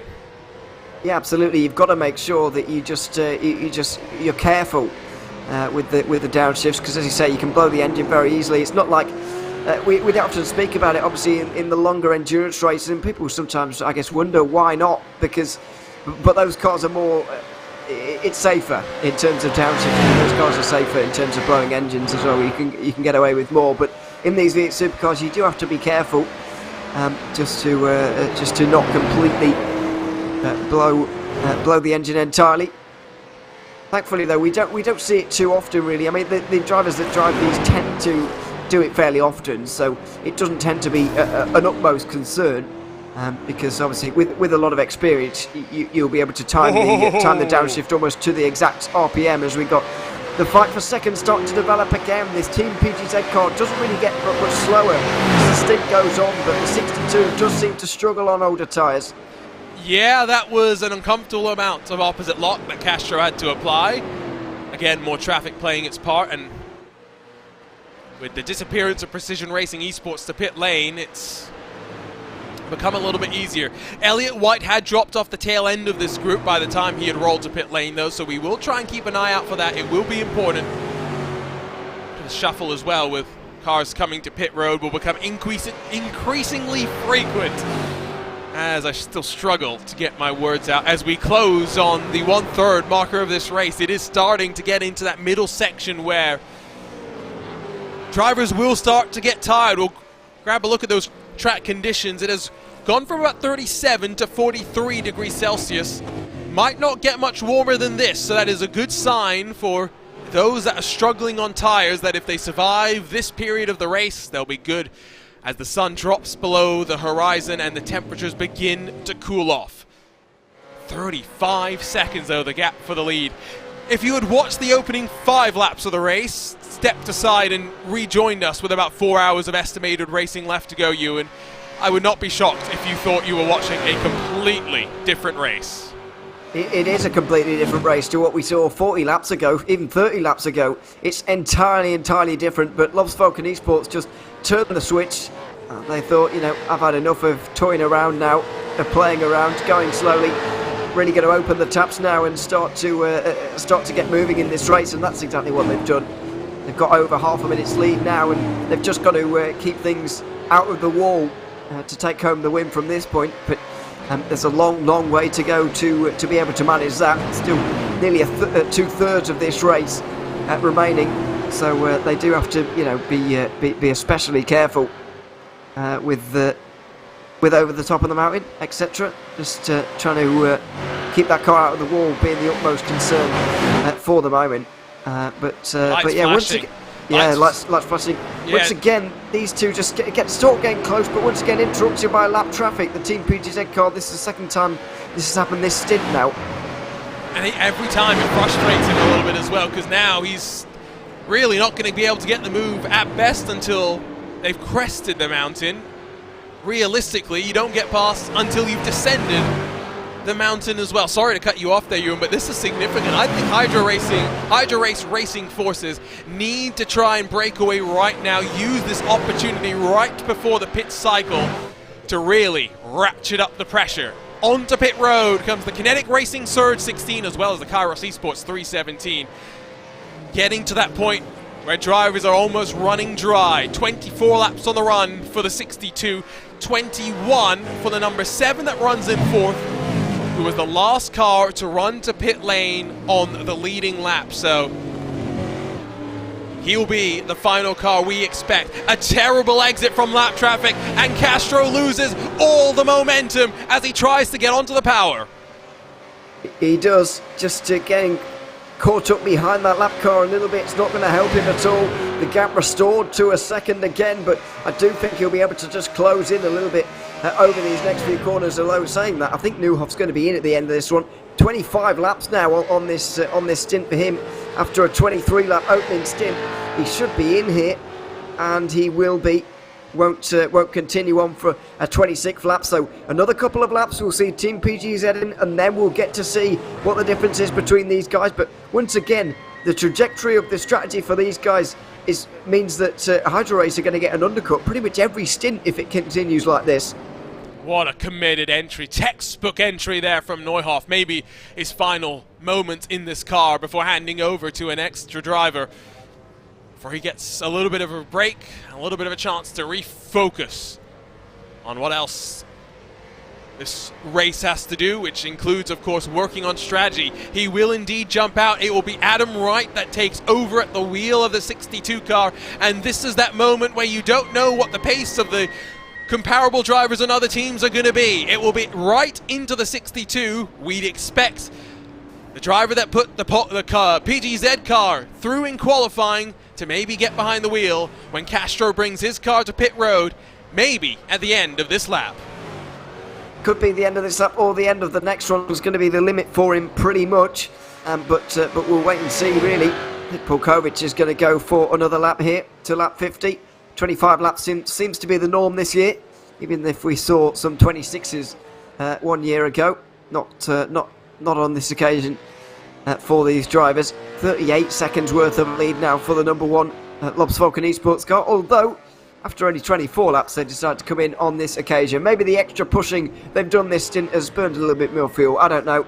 I don't really know if they're looking at it this finely right now. They're probably just pitting when they want, almost. Yes. No, I think to some degree strategy doesn't matter for them. It adds a little bit more fuel to my fire, where I'm continuing to try and point out that I think Kovic was playing games and just not going as fast as he could have in those opening 19 laps of the run. So does Castro respond the next lap after the driver change for the 62? We'll find out now as he runs out of the chase. As he exits stage left, he'll continue on the run into the final corner. Dive to pit lane next time by. I wonder if for PGZ Motorsport they're thinking of going with just one driver change through the course of the race, leave Castro in for another stint, at which point we'll see the swap around. Kovic out, Brad Newman in, behind the wheel of Lobs Falcon Esports machine. And they won't be too far away from this Team PGZ car in the background. They won't quite get into that camera shot there, but either way, we have seen the driver change there. Of course, Newman will be racing tomorrow or later today, or wherever you are in the world, in the Viet Squad 1000 as well. Time zones are tough, okay? They are, and especially for Brad Newman, because if I'm not mistaken, he'll be in that oceanic time area, if that's a phrase, and it's going to be quite late, getting quite late, and there's a big race for him coming up tomorrow, so it's a pretty good commitment for him to even be here. I think to some degree, drivers from this region are used to it. I know Bo Albert, with his IRX World Championship commitments, kind of had to figure out how to make his body clock work as Castro is trying to work through traffic. He was making it difficult, and in fact, contact between the two of them. Castro now with damage to the left side of his car, and you have got to question why Talking Door Racing were fighting so hard to stay on the lead lap on the run down through Skyline. That was very close. You don't often see side-by-side down there, and for good reason as well. But Castro was very sure that he wanted to go through right there and then. And yeah, I kind of get it, because if he was to stay behind, he would have been behind and slowed up down the dipper through towards Forest Elbow as well, and the run onto the Conrod Straight as well. So he would have been held up slightly through all of that. He needs all the pace he can get right now, because he knows he's getting undercut by Adam Wright anyway. And he can't afford to lose any more time behind lapped cars either. It looks like he will now finally come into the pit lane now, and that might be his final lap of action for now. We'll see if it is going to be a monster stint for each of the PGZ Motorsports cars, as onto the limiter and with a snap sideways, Castro rolls to pit lane. I can only imagine the fury that came out on the stream right there. Very well done though in terms of the entry for Pablo. If this is the end of his double stint, it's been a good one for sure. Where will the PGZ car come out in comparison to Adam Wright, who is running down the Conrod Straight in towards the kink? All indications, Castro will stay into the halfway point of this race. He'll be warm, he'll know what the car is doing. Finally the driver change, and that's a late one. Sam Ward will take over. It was quite a late driver change from him, but either way, they have finally done it now. I wonder how planned that was. Whether they decided to react to the 62 changing driver there, or whether that was the plan all along. But either way, it took them a while. See the damage as well. Sorry, Ewan, I did not want to keep cutting you off, but yeah, you're not getting that all fixed, unfortunately. The scars of war. He'll drop and roll, Will Ward, right already through the late driver change. I think slight factor there when it came to the time in pit lane. Almost a 3-second buffer between the two teams. And now Elliott White will squirm in front of PGZ Motorsports as they roar down the mountain straight. Yeah, that's not good news either. That means there'll be even more time lost here, although they're going to make sure that it is minimised as much as possible. Down the inside for Sammy Ward, his first braking zone of the day, is making a move in towards turn number 2, and he executes it fairly well indeed, so that was nicely done. And in the end, he does make his way back up to third place here in that one. You say the damage is not going to get repaired, but I have to say it didn't look as damaged as it did on the way in when we saw it on the way out. So you're right. I'm not convinced that damage has not been fixed. I think it's pretty much gone. Oh, it's still a little bit there, so it's not complete ghost damage as we tend to call it. There will be some lingering impacts, but it's not going to be that major. I think they may have just gotten away with that one. It will not quell the fury and rage, I have no doubt, as to the etiquette of lap traffic, but it is so difficult to be lap traffic at the mountain. Let's be fair as well to Talking Door Racing. It is a precarious situation no matter which side you are on. So the battle for second, excuse me, will split up, albeit slightly, as they edge past the 50 lap mark in this race. They have survived 50. They have still got over 100 left to go. Next time around, we will get closer to the 1/3 marker of this race. It's been a fascinating one. Strategies still yet to play itself out, and will all converge after diverging in these early stages at the very closing cycles of the race. 28 started, 18 are left on the lead lap, 26 are still running, so there is plenty of traffic to contend with. By no means is it an empty track, but not as congested as it would be during the iRacing Bathurst 12, when you see upwards of 50 GT3 entries take to this historic facility. Which is your preferred race if you had to pick, you in the 1,000 or the 12 hours? To watch or to drive in is the question, really. But it's they're so different, of course, but they're also in my head just so similar in terms of how you drive, because it's just difficult. Both of them, they're very difficult. I know the 1,000 is pretty much half the distance of the 12 out, depending on how slow the race is, of course, or how fast the race is. But it's also I find the Supercar obviously a lot more difficult. I mean, I can't see me getting to the end of either of them, if I'm honest. But yeah, in terms of watching, I'd probably go for the Bathurst 1000. A few less safety cars, and almost, although it's not a manufactured finish, it's almost a guaranteed exciting one somehow. Yeah, no, you're right. To be fair, both races seem to always develop interesting finishes, usually as a result of safety cars in some way, shape or form.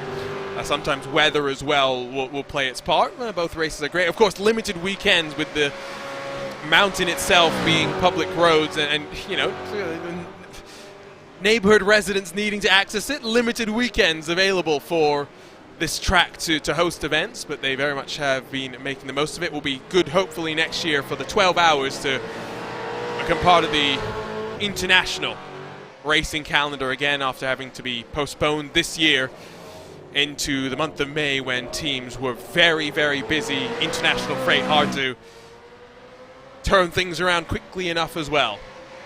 So it's closed. Ward, after putting in the time in qualifying for PGZ, I thought he might be the faster driver, and he is closed right up to the back of Adam Wright. And in terms of lap times, the only man faster than Ward is your race leader, Brad Newman. Don't be shocked if this move is done quickly, and then Ward breaks away into turn 2. Wright does not offer a defense.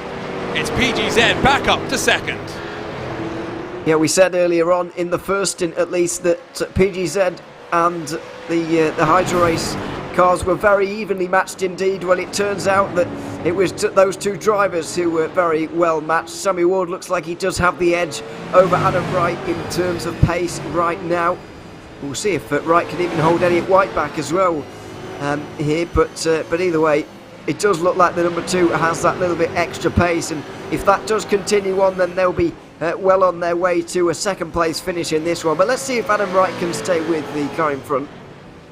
Stay with, save fuel. I think that's the objective now for the Hydro Race Racing Forces entry. It's a team name that I every time say it, I've got to read it and make sure I'm saying it in the right order. Swap around for 5th has seen the number 7 lose out to the number 5. I've got to say, some of these team names, some of these driver names, it's like they knew they had a commentator who struggles with pronunciation on the broadcast today. You got the Pajajuker. You're going to have to help me out here, Ewan. Pajajuker, maybe? Pajajuker. There we go. Racing, yeah. Pajajuker Racing number 5, getting in front of the Entosin number 7. Yes. Yeah. Yeah. I mean, tricky, but I mean, it's the European split, so European people are European time zone, I should say, not European split. Yeah. That's incorrect. But yeah, European time zone, and yeah, this is the kind of names we get.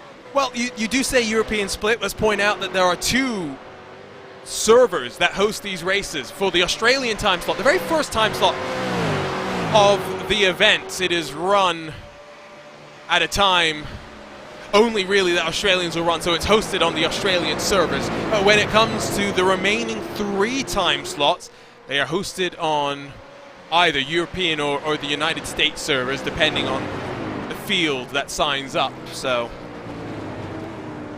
a little differences that we have there. Ward's starting to break away as they climb the mountain yet again. The gap grows to over a second now. They sweep down through McPhillamy Park in towards Skyline. Sam Ward doing a great job. And the reason that we bring up, of course, those server differences is it's one of the realities of racing is if you're in Australia connecting to a server in Europe, it is potentially the worst case situation. That's why for a lot of the major series that are a worldwide global entry list, you see the service hosted in the US to make it easier for everyone. Compromises around the world. Ewan O'Leary had a brief technical moment, but live broadcasting, he is back with us in the RaceSpotTV commentary booth as we are past the 1/3 marker of this race. Driver changes up and down through the field, settling down into a rhythm, and while there are gaps growing through the field, there are still battle packs with cars not split by much in terms of pace. Yes, especially apparent in this fight for 3rd place at the moment between Adam Wright and Elliot White in the 62 and the 3 cars. This Precision Racing Esports car really showing itself to be pretty strong at this stage.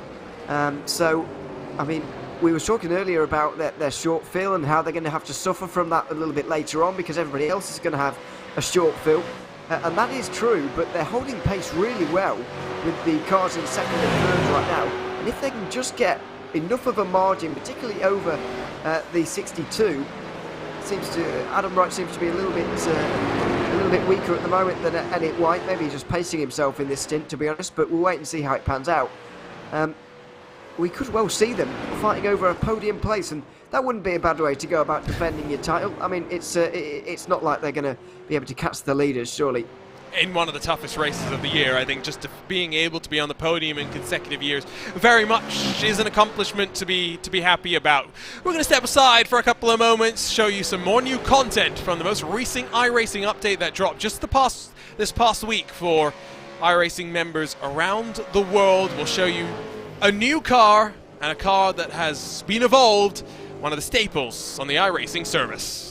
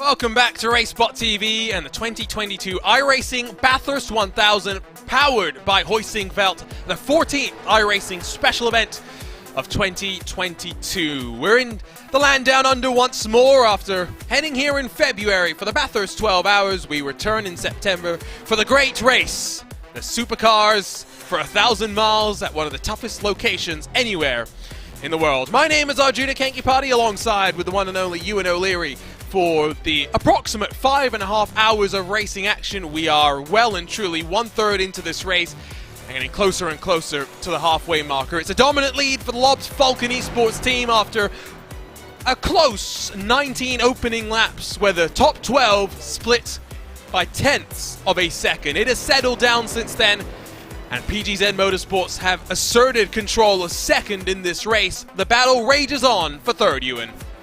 Certainly does. Adam Wright with his hands absolutely full at the moment with Elliot White trying to make his way through. It's a pretty important battle, really. It's costing them both time in this battle with PGZ for second place.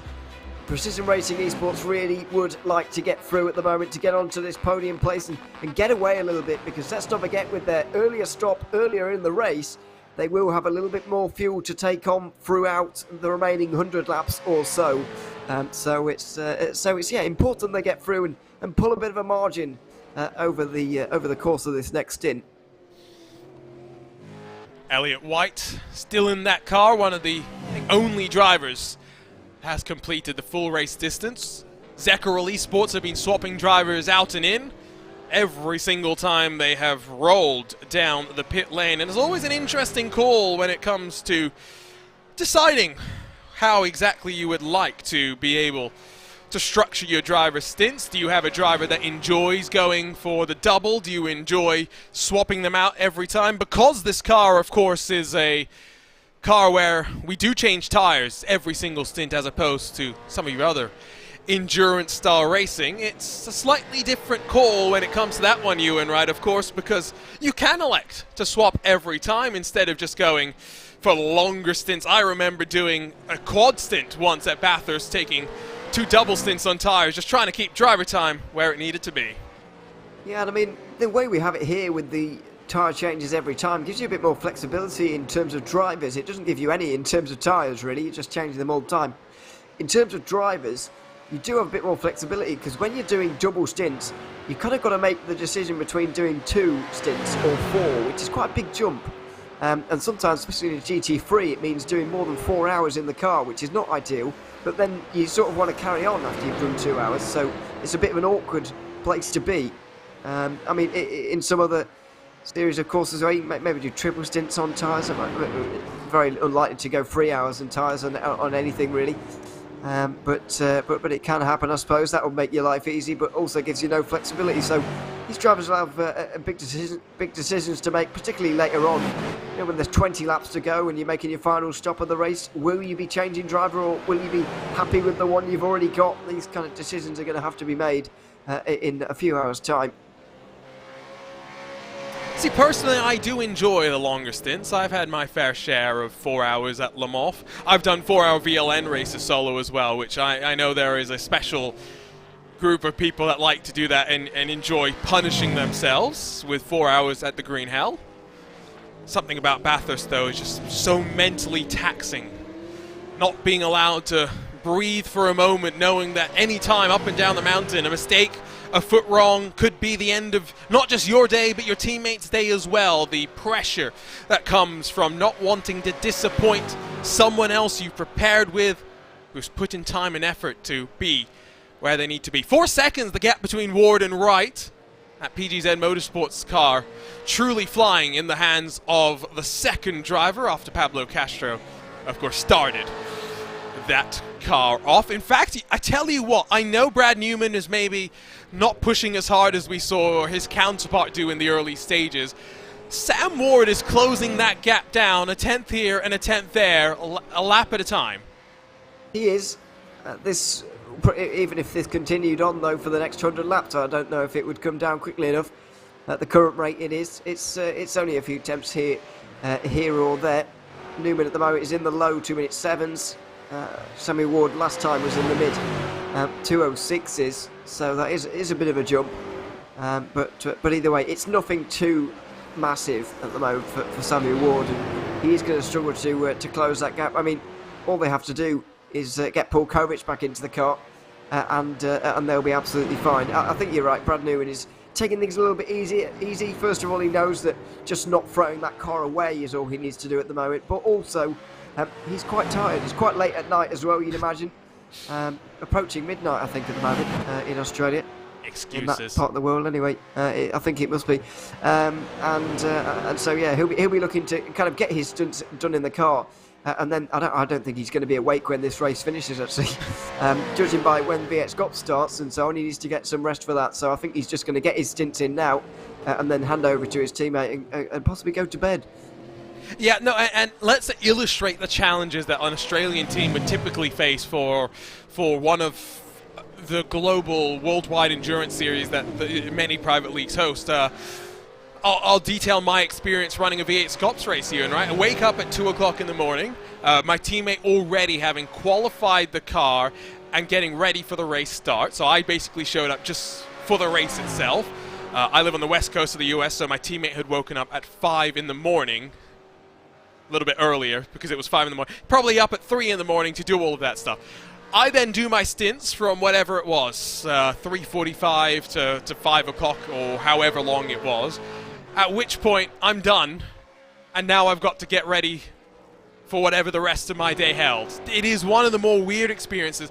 And because you're Australian, if a race is held on a Sunday, like the 24-hour series that you're commentating on tomorrow is, for an Australian team, for the defending 992 champions Altus Esports, in effect, they are racing into Monday morning and then have to go and get ready to go to work. It is one of the more difficult things that esports really brings to the fold. Yeah, it's really difficult on those who are obviously not from Europe. I mean, the time zones for these things are so often centred around Europe, almost every time that yeah, it just make life very, very tricky when you don't live there. Even sometimes in America, things are tricky, especially on the west coast like you are. So it does make things just that little bit more difficult. I mean, in the longer races, of course, this is where you bring in the likes of overseas drivers to kind of get you through those portions of the races. This is very hairy, going down towards the chase, and one of the first side-by-side battles through here we've seen come out with everybody still intact on that occasion, which is good to see. Yeah, but they've already got a little bit of damage, as you can see. The Kinetic Racing car will lose out 2 spots through that final sector. Karis Esports 317 getting up and then stepping the rear end out in a big way will allow Black Eagle Sim Racing to have a look on the run out of turn 1 to try and get the move done. Still remember, over 100 laps to go at Bathurst with 650 horsepower in a car where it is so easy to make a mistake with no driver aids. Here comes the charge from Ty Keveth on Alan Roussel in the 317. The Black Eagle Sim Racing car channeling the Boost Mobile power and rising up into 13th spot. Yeah, it's a bit of a recovery for the 10 at the moment, as we've also got Kinetic Racing Surge trying to go to the outside into the cutting, but won't do it on this occasion. But yeah, as I say, it's a bit of a recovery for the number 10 Black Eagle Sim Racing at Holden at the moment. Just trying to get their way back up the order. You remember a few laps ago, they were in the gravel and slightly in the wall at Murray's Corner, the final turn, and managed to get themselves out of there and back going again. But they've now climbed from 15th, which that incident demoted them to. They're now up to 13th, and they'll look to climb the order even further from there. Yeah, it was a nice move on that occasion. It looks like they've got comfortably enough pace to get away as well. See the big damage on the side of their car. Be curious how much it will impact them, as you see a little big lock-up down through the elbow. Able to gather control of the car. Do you remember, of course, we won't see any fastest laps for the time being. Expect them to come towards the end of the race. Checking in with a battle inside of the top 10, 9th on back, 3-way fights. Octagons Racing, Zekarel Esports, and Songliers Racing Motorsports, the number 4. All going back and forth. Another team losing 2 positions with the 4 sliding backwards. Has been a couple of moments Look at one into the chase. I think this is for the ATR Argentos Racing. That is illustrating the viciousness of this car in such a perfect way, and I think this might be one of our first issues over the top of the mountain. Clobbers the wall and then straight head on into that outside wall, and that is a very broken Ford Mustang. Yeah, that will be very, very broken indeed. It was a big, big hit there, and you can just see trying to go down the... surprisingly able to actually make those corners there, but yeah, big damage. It was at the angle that car went in at, and just the velocity as well. You see it from on board. We've seen this already, just clipping the inside wall at Philby Park. It's far too close to the inside line, and then you're a passenger to the outside. Look at that angle there. The angle they hit at, a really hard impact. That's going to be a long, long repair for that team. Yeah, but real shame for them. And so we'll hopefully see them back out there again, because still only 2 retirements in this race, thankfully. Has been good. Proper endurance racing spirit from many of our drivers. 5 laps down is one of the worst running teams in terms of running order, although I think with their team name and their livery, they are winners no matter where they finish this race. That is for sure. So 100 laps to go, about 3.5 hours of racing for these drivers still to survive in this Bathurst 1000. A standing start, a very old memory for some of these drivers, dropping the clutch, launching into turn 1. It's crazy how such a difficult technique that is so infrequently used can have such a monumental impact on how your race went. But the entire 28 cars, we didn't see too many cars bogged down off the line. It was a nice synchronized start. It was, and yeah, as you mentioned, or we said at the time, it's a really difficult thing to do, to get the car off the line quickly. Got to practice quite a lot, and everybody had clearly done their homework, and not much change going towards turn 1. It was really towards turn 2 and the cutting for the first time where things really started to change. However, even then, there wasn't too much because of the way we saw the front of the race with Brad Newman going in the number 1 there. Well, it wasn't Brad Newman at the time, of course, but Paul Kovic at the time. It was it really stacked the field up, and not much changed in the opening moments, but since then it certainly has, and we might be able to see a change for third here. Outside line on the way in for Elliott White. Late on the brakes, gives him the inside for the left-hander, and the two of them, respectful racing, but not able to get through there for Precision Racing Esports. And with the all-white paint job on that Ford Mustang doing the hunting, you can see the dirt, the marbles that have accumulated through the course of the first 63 laps. Getting darker again, cloud cover, changing conditions. How adaptable are these drivers? How willing are they to test the limits of their cars? Heading into corners they have done so many times in different conditions. White clearly looking faster, the gap grown toward 8 seconds and counting. Last time by, it was almost 2 full seconds slower for Wright compared to Ward. White not charging on that run in towards turn 2. Now, if he really wants to get through here, he does need to be a little bit more aggressive, but I certainly understand why he's not at the moment. First of all, he's not a million miles away from another pit stop here in this race. He was last in 19 laps ago at the end of this lap, so about 5 laps away from another stop for him. So that'll be in the back of his mind, but also just doesn't want to wreck the car at the moment. He does, of course, want to get through on Adam Wright in front. It's costing him time, and in the end, this is going to be the fight for third place between these two teams, really, because they seem pretty evenly matched. As long as Elliott White's teammate, of course, can keep up.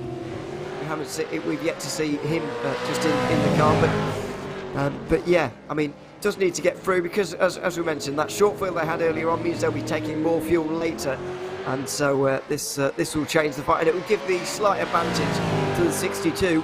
But then again, Elliott White's going to be in pretty early here, and they're going to get the undercut once again. So who knows which way this one's going to go. 4 laps the difference between these two cars, but it is PGZ and Sam Ward that has the best in terms of outlooks for the final stop, having a 2-lap buffer compared to both Lobs, Falcon Esports and Hydro Race Racing Forces as they run right now. So 2 laps, not insignificant fill time as it stands. By the time we get to that final cycle with about 140 odd laps to go, maybe the gap grows larger. We're not so worried about Ward undercutting Newman and Kovic in that Lobs Falcon Esports machine. Let's be completely fair there. We're more thinking about how things will fare out in the battle between PGZ and these duos, especially given the pace difference between the two drivers that we have in the field. So plenty to play for then, of course. And let's mention again, there's a big wiggle for White as he gets onto the power up through turn 2. The V8 Scops Bathurst 1000, the most prestigious race in all of Australian sim racing, later on tonight if you're on the west coast of the US, early tomorrow morning for those in Europe and the east coast of the US. Check it out with our friends over at SimSpeedTV, who have officially crowned themselves, and it hurts to say this, but I will give them their due, as back-to-back fastest broadcasters on iRacing. Bo Albert can claim to be the fastest commentator on iRacing as well. Ewan O'Leary, you miss Bragging Rights 2 Electric Commentaroo. You better be there for Bragging Rights 3. Third time's the charm. We can't allow SimSpeed to win yet again. Well, I don't think I'm going to be able to stop that from happening, if I'm totally honest, but there we are. I'll try, I guess. It kind of depends when it is, and whether I can drive or not, of course. Because, but anyway, I'm not the strongest driver in the world, so I probably won't be able to stop them without doing anything illegal. But anyway, we'll try. As Elliot White's certainly trying at the moment, won't be able to get through into third place. I'm just saying at this point, with the dominance that SimSpeed showed, first through fourth in the drivers' points, not allowed. And we will do everything to make sure SimSpeed do not come out on top again. I have just also realized, by the way, that Brad Newman did come into our YouTube chat earlier on in this first stint of the race when we saw Kovic, of course, behind the wheel. So it's clearly not been getting much rest. Still, of course, with another race left to go.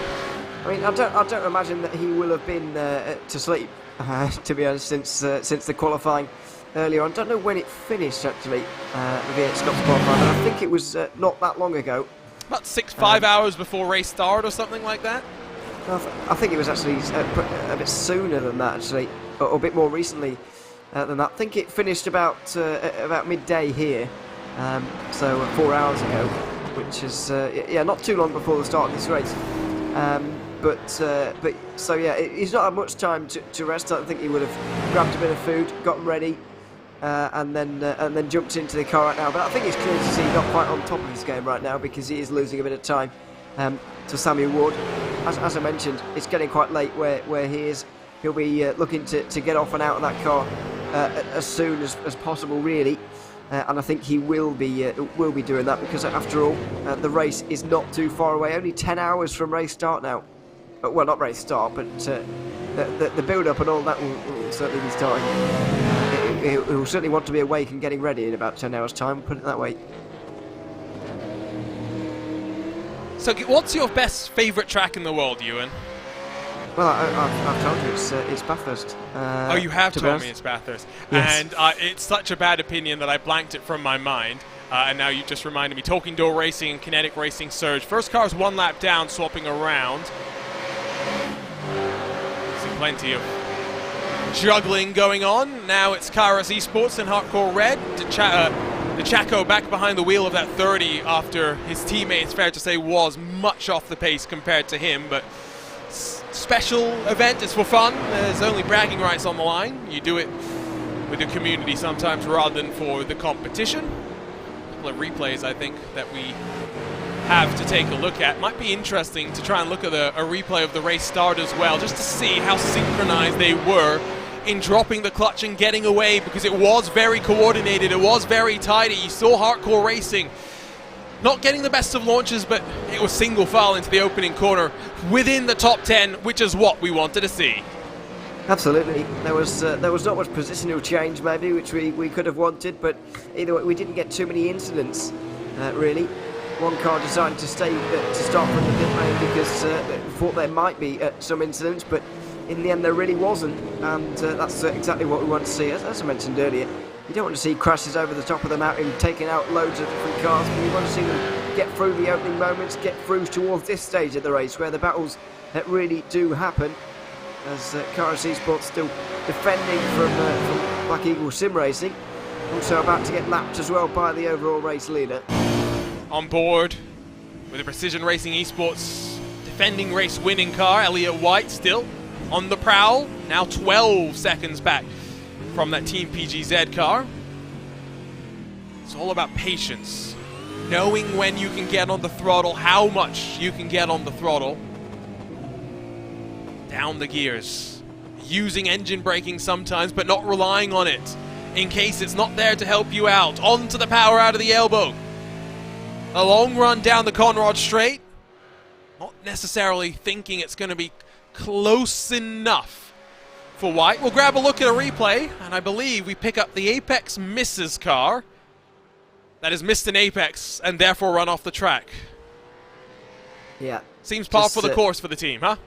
Well, yeah, I mean, it's a name they're living up to, unfortunately. or they did there, anyway, into the chase. But it's very easy to do. It's just too late on the brakes, isn't it, really? It's happened from a long way out. When you're going downhill through there, it's really difficult to slow up, and so missing the apex is very, very easy to do. And that won't be the last time we see that particular incident happening here today, as Elliott White sets up another move on Adam Bright. I'm starting to wonder just how much he wants to get through here. Is that a bit of a short shift there into fifth? Quite possibly. We'll wait and see. Certainly not waiting around here now, though. Now he's going to go for it. Just as suspicions were arising about him waiting around, he's stubbed it down the inside, and there we go. Yeah, you questioned his willingness and commitment, and I think White has realised that now, with only a couple laps to go before he's due to pit lane. Remember, he's on the 22nd lap of his stint. Would not be a shock to see him try and build up a bit of separation to right in the next 2 laps. Maybe he saved a bit of fuel, can go a lap longer than initially planned, and emerge after this pit stop cycle with a bit of clean air and the impetus to try and close on Sam Ward in front of him. That move might be crucial in this fight for second on the track. Looks like it. I mean, it does look like he's got an edge in terms of pace over Adam Wright at the moment, who is certainly not as strong as his teammate in that 62. So great driving earlier on from Neuhoff, but needs the support of his teammate, and at the moment doesn't quite have that. We'll just see how much longer Elliott White has got though in this stint. I do kind of hope he just stay out for a whole flying lap, but he won't. He probably won't really. I want to see quite how fast he's going in terms of lap times, because there could be a personal best of the race coming up in this car, not on this lap.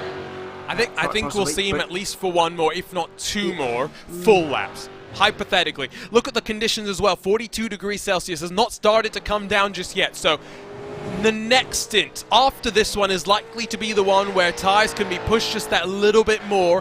White does not dart to the left. He will stay out for at least 1 lap longer.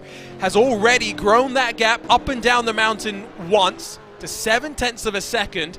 And Adam Wright is having the sim racer's worst nightmare blinking on the server. He is. It's very nerve-wracking for those around you, and also you yourself as well. It's not great news for. Last lap time though for Elliott White was a 2:07.0. As a result, I can't see him staying out for 2 more full laps. Maybe he'll go to the end of this one over the line, but he even could be in the pit lane at the end of this lap here. 24 laps now on his stint with the end of this one, and so that's what he did on the previous stint. Remains to be seen whether he'll do that again. Remains to be seen whether he's going to get out of that car eventually as well, because I think he's the only driver remaining since the start, unless Javier Soto has been out of that car, which I don't think he has. I think he might be the only other one. Good question. Good. I think you're right. I think Soto might be the other one, but for sure White has been in there since the start of this stint. Take a look at Brad Newman at the front of the field. Now 30 seconds splits him from PGZ on the prowl behind. already 14th on down are 1 lap behind. 5th is 71 seconds adrift from the race leader with just over 3 hours and 15 minutes still left estimated to run in this race. I think we are looking at the situation where your race leader laps potentially all the way up to the podium spots. I think so. We saw in the very final laps of the 2021 edition that the eventual winners, Precision Racing Esports, lapped 4th place with only a few laps to go. And yeah, it really, well, it left 3 cars on the lead lap, of course, and I do think that similar situation could be coming here this year as well. Very, very quick from Falcon so far, and they're driving very well. And it's yeah, giving them a really big lead. Although Sammy Ward just pegged them back just a little bit here in this race. It's been yeah, good to see so far from Sammy Ward as we go back to the battle for 8th. A little bit of a fight here. We mentioned Soto, not out of the car just yet potentially. Leads the train in 8th. He's gained 4 positions since the start of this race. Have been a couple of movers and shakers. I think the big one that's not reflected on timing because he had an issue after the start of the race. Elliott White slipped backwards, used the undercut in stint 1 to jump forward, and now is in those podium spots. So that +3, not as impressive as it maybe should show. +7 for the number 12, the Octians Racing Esports black entry, +11 for Roussel in the 317 Kairos Esports car. I think one of those machines that didn't put in a lap time in qualifying, trying to stay out of trouble. Not yet have we seen White roll to pit lane. He's on lap 24 of the stint, potentially going to be down this lap. He's only built the gap up to just over 1 second though. I would have expected a little bit more, having gotten the urgency and the call clearly to get the move done. Yeah, I would have expected a little bit more as well, actually, from White. Just by the way he was behaving on the back of the 62 as well. He was really hounding the car in front. Adam Wright was having to look in the mirrors a lot, and yeah, it was very close between the two of them, which does normally indicate that the car behind is a good deal quicker, but that has not really materialised. On the previous lap, Elliott White was able to do only a 2:07.2, and Adam Wright wasn't much slower. So, I mean, it's not been that impressive of a lap there, and he should be in on this occasion, White, and he is indeed after 25 laps. So, we'll get more of an indication when Wright eventually comes in again, but that could be another few laps yet. Again, very tidy pit entry there, showcasing how it should be done. From the Precision Racing Esports, number 3 of Elliott White. He will put 69 laps in the books for the defending race winners. Should, I think, logically expect to see a driver swap now and the next driver try to maybe go to the end of the race. Again, up on the jacks, disappears, indicating the driver swap is taking place. White will hand over to Dominic Olivier, who was part of the crew that took this car to victory lane 12 months ago. The task that he has got to do, close an almost 14 second deficit to the PGZ Motorsports entry, and Sam Ward continues to ride around as the fastest car on the track. Yeah, he's really putting a lot of pace on at the moment, but if you're an avid RaceSpotTV viewer and you've been tuning into the Precision Racing League over the course of Season 3 during 2022, then you'll probably recognise Dominic Olivier's name from Tuesday nights in the GT3 series. Was a strong driver in those. I don't think he got a race win in the end in that series, but he had a strong season with some decent finishes in there. But GT3 machinery not too dissimilar in terms of the way, well, not in terms of the way you have to drive them, very different, but it's kind of a similar feeling in terms of the lap times that you can actually do around here. Very similar to the GT3s for these V8 supercars. So Olivier will feel relatively at home. If he's put the practice in, I've got no doubts that he will be up to scratch throughout this race. Precision Racing League, I think one of the fun things that we've added to RaceSpotTV recently, You had a lot of fun with it, Ewan, commentating on some NASCAR stuff and even some of the other series, despite the fact that it was, what, 2, 3 in the morning for you? Yeah, exactly. Yeah, when it's over the summer and there's no real requirement to be up anywhere in the morning anymore, when the summer's in full swing, then I can get away with that. Sorry, Dominic Olivier is having technical issues. The Precision Racing Esports 111 has blinked back into existence, but these are the nervy moments. Immediately after a driver swap, Olivier is now required to complete the fair share within iRacing. Yeah. This is dramatic. It is. He needs to make sure that this is sorted pretty quickly. 90 laps to go, or 91 as they're going through right now. It's far too early for him to be able to get out of that car and make it home at this point. So if there are worries, he's going to be in that car for a good 35-40 minutes at the very least, even if they are trying to pull him out as quickly as possible. Hopefully they do stabilise. So I can't say it's been a recurring theme for him throughout the recent months or anything like that, but there may just be one or two concerns right now. What he will be able to do, though, by the looks of things, into turn 2 or even turn 1, is clear all the lap traffic in front of him. It's nerve-wracking going up and down the mountain to be faced with that situation, with a blinking car. It's not just Olivier that's going to be hoping it resolves itself, it is the field. Soto will roll to pit lane. And will this be the moment where we finally see a different driver behind the wheel of the simracing-pro.com number 81? Don't believe it will be, as Soto continues to sit in the car. He will continue to pound around the laps. Precision Racing getting past Zekerul. Fresher tires, not a shock to see them on the charge as they look to take advantage of the undercut as Hydro Race continue to put in the laps. Yeah, I think they're going to come out in third here, Precision Racing Esports, but whether they're going to stay there or not is the real question. End of lap 72 now, this is. And here he comes. Into the pit lane. Yeah, into the pit lane for end of lap 71, I should say, for Adam Wright. He's into the pit lane, so another 23 laps in. Didn't want to go for quite as long on this occasion, didn't want to let the undercut get too out of hand. So, execution on pit lane. We keep talking about how tricky pit entry is, but even missing your marks, rolling into your box, those are the small details that separate the best from the rest.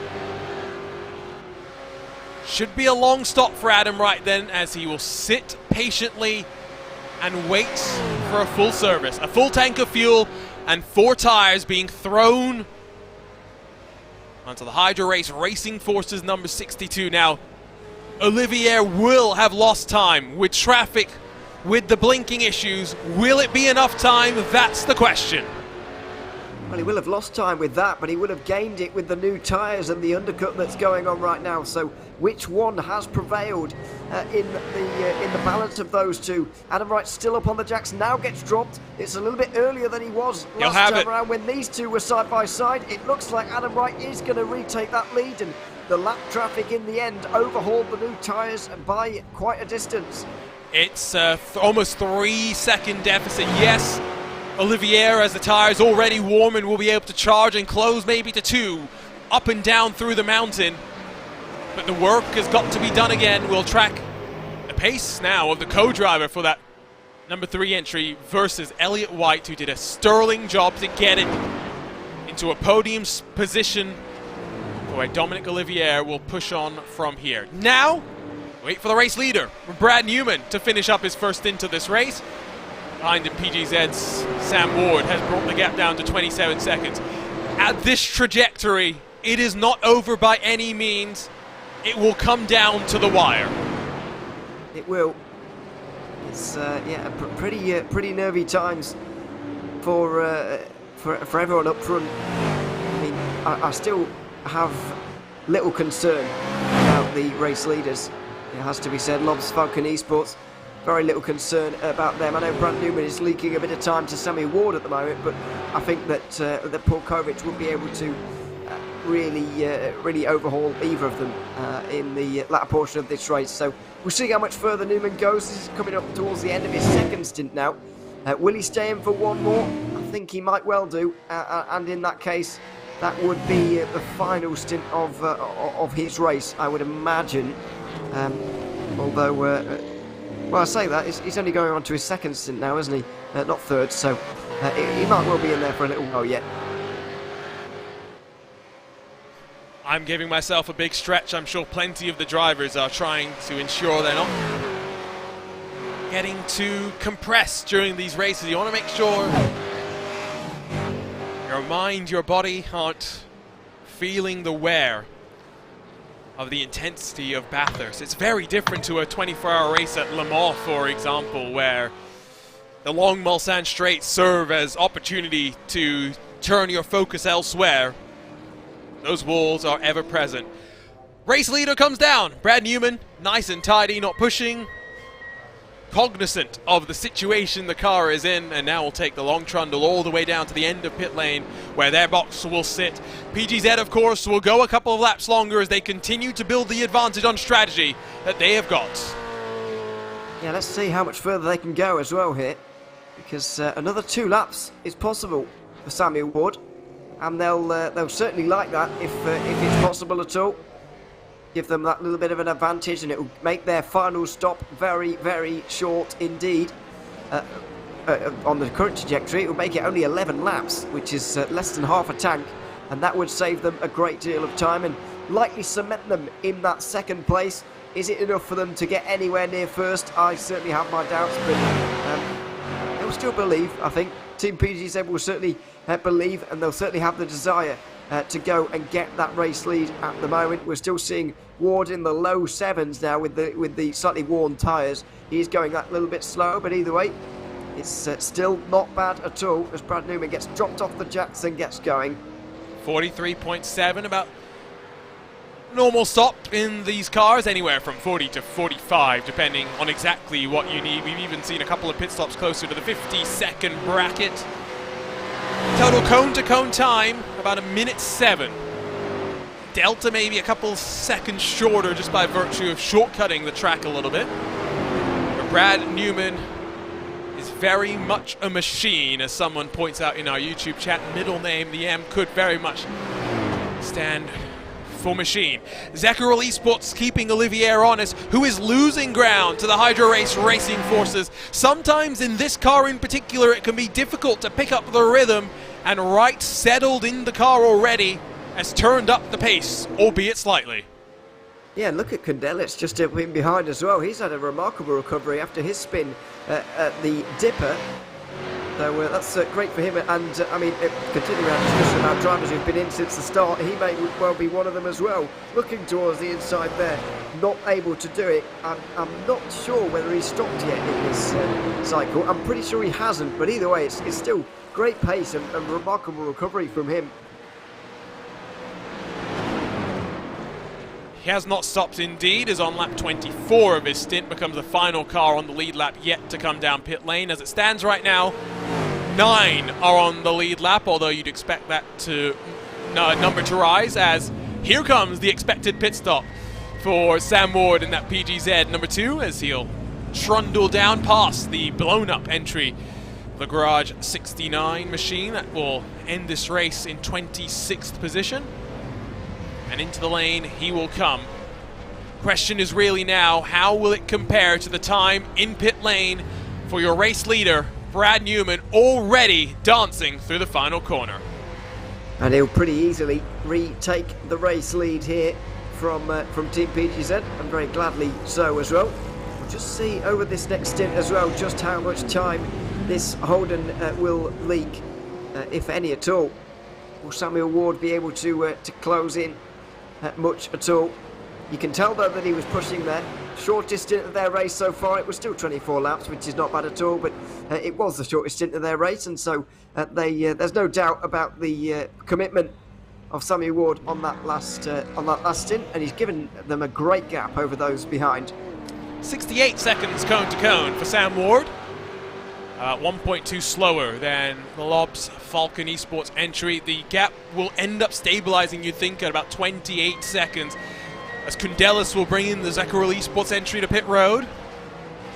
relieves the Precision Racing esports car from some of that pressure from behind. And as the cars come up through turn 2 at the front of the field, it is about 28.5 seconds.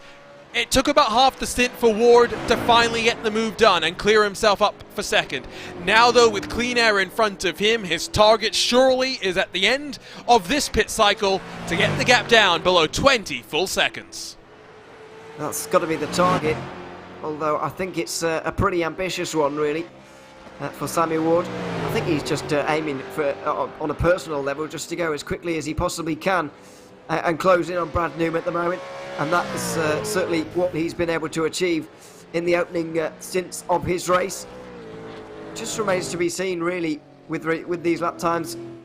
Is it Brad Newman going a little bit slower, or is it Sammy Ward increasing the pace and going a bit quicker? Because let's not get behind with the likes of Adam Wright. We've got also different drivers there as well, so it's difficult to compare at the moment. But certainly in the matchup between Newman and Ward, we're seeing only one winner right now. So Zekkerl driver swap again. Out gets Kundelis, back in Andrakia as they emerge in 7th, but only about a second in front of Javier Soto, who continues to be the endurance machine, yet to come down and do a driver swap. Has been just service for him every time down on pit road as we finish up yet another cycle of pit stops. Almost at the halfway mark of this race. Fatigue will set in for the drivers, and fatigue is very much what they will be looking to avoid. I think we just had a moment at the top of the hill for a car inside of the top 5. I say potentially because you never know with Bathurst in the mountain. You can sometimes just have moments that showcase themselves differently. We'll take a look at the replay at this very interesting colored machine, and that's not just a mistake. That's a bit of a clobber. Yeah, I don't think it would have dealt too much damage. Hard to tell, of course, but I don't think it would have done too much damage to this car. You can barely see it visually. I think they'll be absolutely fine with that. I'm kind of interested to know quite how Oskari Karkinen managed to find himself so far behind this 5 car. Whether this has just happened naturally with the evolution of lap times, or whether there has been a mistake from that number 7 somewhere around, because I think they were a lot closer before. But these guys are going to be looking over their shoulder pretty soon. Dan Draker just in behind in the 128, because that's the car on the charge in the midfield at the moment.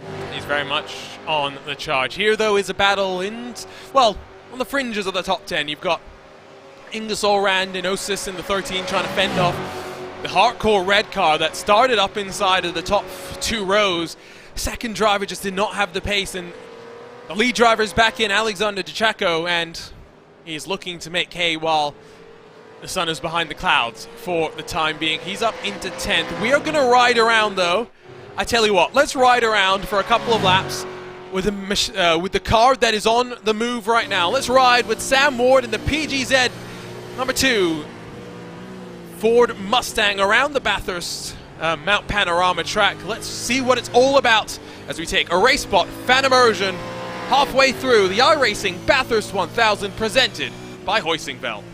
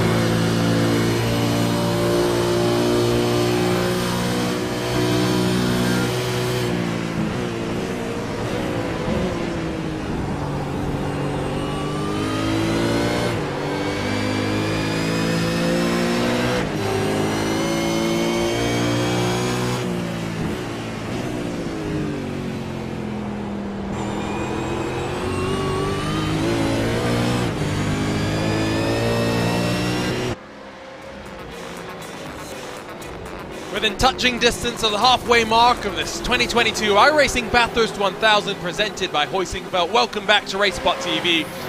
A couple of laps on board with the team PGZ Motorsport's entry, driven by Sam Ward, who put it second in qualifying and has managed to close the gap down below just over 26 seconds, continuing to be the fastest car on the track. Welcome to RaceSpotTV. My name still is Arjuna Kegipati, joined alongside by the Northernman, Ewan O'Leary. It's been a fascinating one so far. It is at the point of the race though, Ewan, where attrition will play its factor. Fatigue will start to set in as well. It's the most difficult time of the race for man and machine. It is the middle of the race, the ending not quite in sight just yet. The last pit stop's not quite in sight, but the last of the start of the race, is a bit of a distant memory at this point as well. The lap traffic, like we're seeing here as well, making life very difficult. This is Samuel Ward we've been on board with for the last few laps or so, and now he's coming across lap traffic that's slowing him up greatly in his quest to close on the leader. There's only so much you can do with traffic on the mountain. You be patient. Hope that you can get them in the brief moments between transitioning from the uphill climb to the downhill plunge. But in reality, you wait till the elbow to launch onto the power to get it done down the Conrod Straight. That is what PGZ is doing now as they shuffle past the Kinetic Racing Surge entry, that is down in 17th position. Traffic is obviously a consistent factor now for both the race leader as well as those behind him. Navigating through calmly and smoothly will be the difference maker now that allows Newman and Kovic to either relax or to feel the pressure. Yeah, they will certainly be under a little bit of pressure, of course, because you're driving at this circuit, which is always very difficult, but not too much pressure in terms of literal cars actually being behind them, unlike Javier Soto at the moment in this fight for 7th place. Certainly is under pressure from a recovering 128 car. Gundelis, of course, having got the podium for Zekuril Esports 1 year ago, looking to repeat that here, but a spin down the dipper has really put paid to that, really. A top 5 still on the cards for them, but it's maybe not where they want it to be. They'll be looking to make this move pretty soon. Remember, 19 laps. The opening 19 laps were just a choo-choo train as everyone stacked up behind the Lobs Falcon Esports entry that Kovic was behind the wheel of. I still think he was playing games, and as soon as we got close enough to that first pit stop cycle, he finally released himself from his own constraints, dropped the hammer, and pulled out to an almost 32-second advantage before handing over to his teammate Brad Newman, who has been equally consistent. Maybe not as rapid, maybe not pushing the issue as much, as the gap to second continues to come down. We ride from the nose of the Zekuril Esports entry. Now Dan Drake here behind the wheel, the final car on the lead lap. It's crazy to think about the fact we're only halfway through this race and already more than half the field is 1 lap down. It is trending like for the second consecutive year, it will only be the podium that remains on the lead lap. Well, to be fair, I can't see 3rd and 4th finishing on different laps. The gap that they've got between them at the moment, only 2.5 seconds, so it may even be less than the podium at this stage, but we'll wait and see on that, of course. The Zekuril Esports will now try and look to make their way through, and Javier Soto, who has done the first half of this Bathurst 1000 all alone, and he's going to hold on to 7th place just for the moment. Covered off quite nicely, and then even managed to get back to the racing line in time to have a smooth run through Griffin's Bend as well. We'll hold on to that 7th place, and it will be another lap of staying behind for Dan Draker, at least over the top of the mountain. It certainly will be. But yeah, I mean, the attrition further down, the stringing out of the field, the pace at the front has all meant that there's only 8 cars on the lead lap, even at the halfway stage. So yeah, let's see where we get to towards the end. There was a point when I thought they were going to finish on a lap all of their own, actually. Yes. But that's not quite going to materialise by the looks of it. If you remember, racespot.wtf/endurance, follow live timing and scoring, use the timing and analysis tools that Radio Show Limited depends on to call races around the world, here exclusively on the iRacing platform. Thanks to our friends at Timing 71. It's always great in these longer races. You can track the different stint lengths track pit times, figure out which teams are the most efficient in executing what they can control on pit lane. Down the Conrod Straight they go yet again, officially past the halfway mark of this race. And so for us in the comms booth as well, for the drivers on the track, they are looking now at the final 50% of the race. After this, we mentioned, of course, the next of the iRacing special events is the iRacing Petit Le Mans, the third of our VCO Grand Slams for 2022, when we put physical hardware on the line, trophies available for each of our class winners in the top split of competition. The broadcast in collaboration with RaceSpotTV as well as Radio Show Limited, uninterrupted coverage of all 10 hours. We live on, I believe it is October the 9th.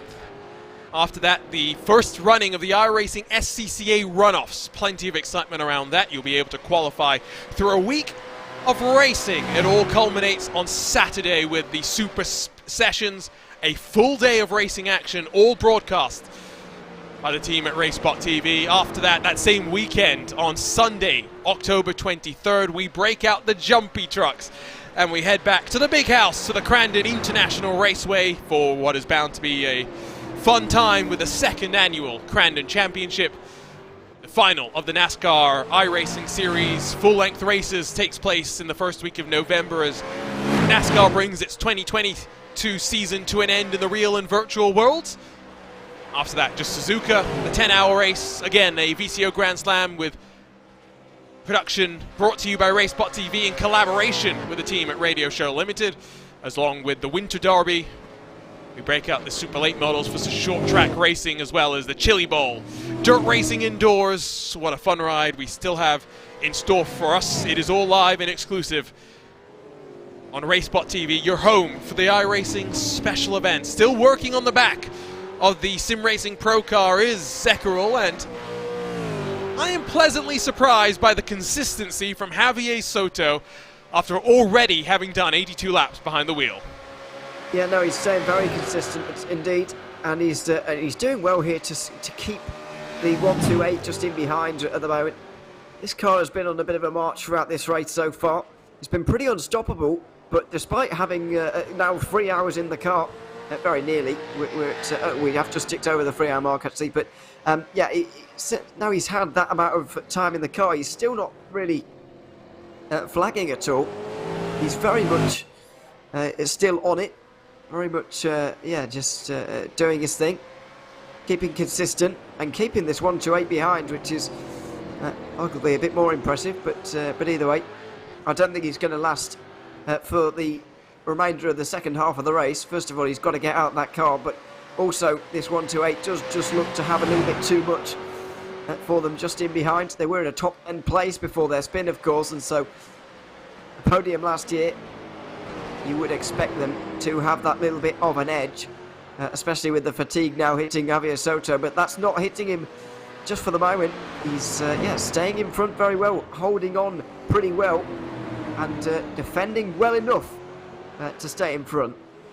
You talk about doing races solo, again a requirement to use two drivers, but we have seen in the past drivers do this race by themselves for fun, for charity, for everything in between as well. Daytona 24 is where we've seen the phenomenon really take off and hit crazy levels at times. Most recently this year, when our good friend Keenan Kusin, Mr. Aero HD, broke the solo lap record at Daytona. 869 laps of the Daytona International Speedway, and the full road course configuration. Your reward after 24 hours, being slapped in the face with a disqualification. It was a good event though, with Keenan streaming all 24 hours and fundraising for various charitable causes. Good run out of the final corner for Zekeril. Not such a great exit for Soto, who got the rear end squirming around as he stomped onto the power, and Zekeril was charged forward, not even needing to get into the braking zone to challenge for the 7th spot. Zekeril now looking forward to 7th, the 7th car rather, in 6th. Yeah, I was expecting that to happen a little bit earlier, if I'm honest, but it doesn't really matter. He's got the move done now, and he should be able to march on up the road now, possibly towards the number 7, and maybe create a bit of a battle for 6th place here as well. But let's wait and see on that one. It was an easy enough move in the end. And at this stage in the race, it's still too early to be really fighting really hard over these places. Maybe if it was a battle for the lead, we'd see a bit more. But down in these positions, if one car is faster than the other, then generally you need to let them go and get on with your own race here, as we're seeing in this battle as well. Talking Door Racing getting through here and not getting much resistance. These are cars one lap down.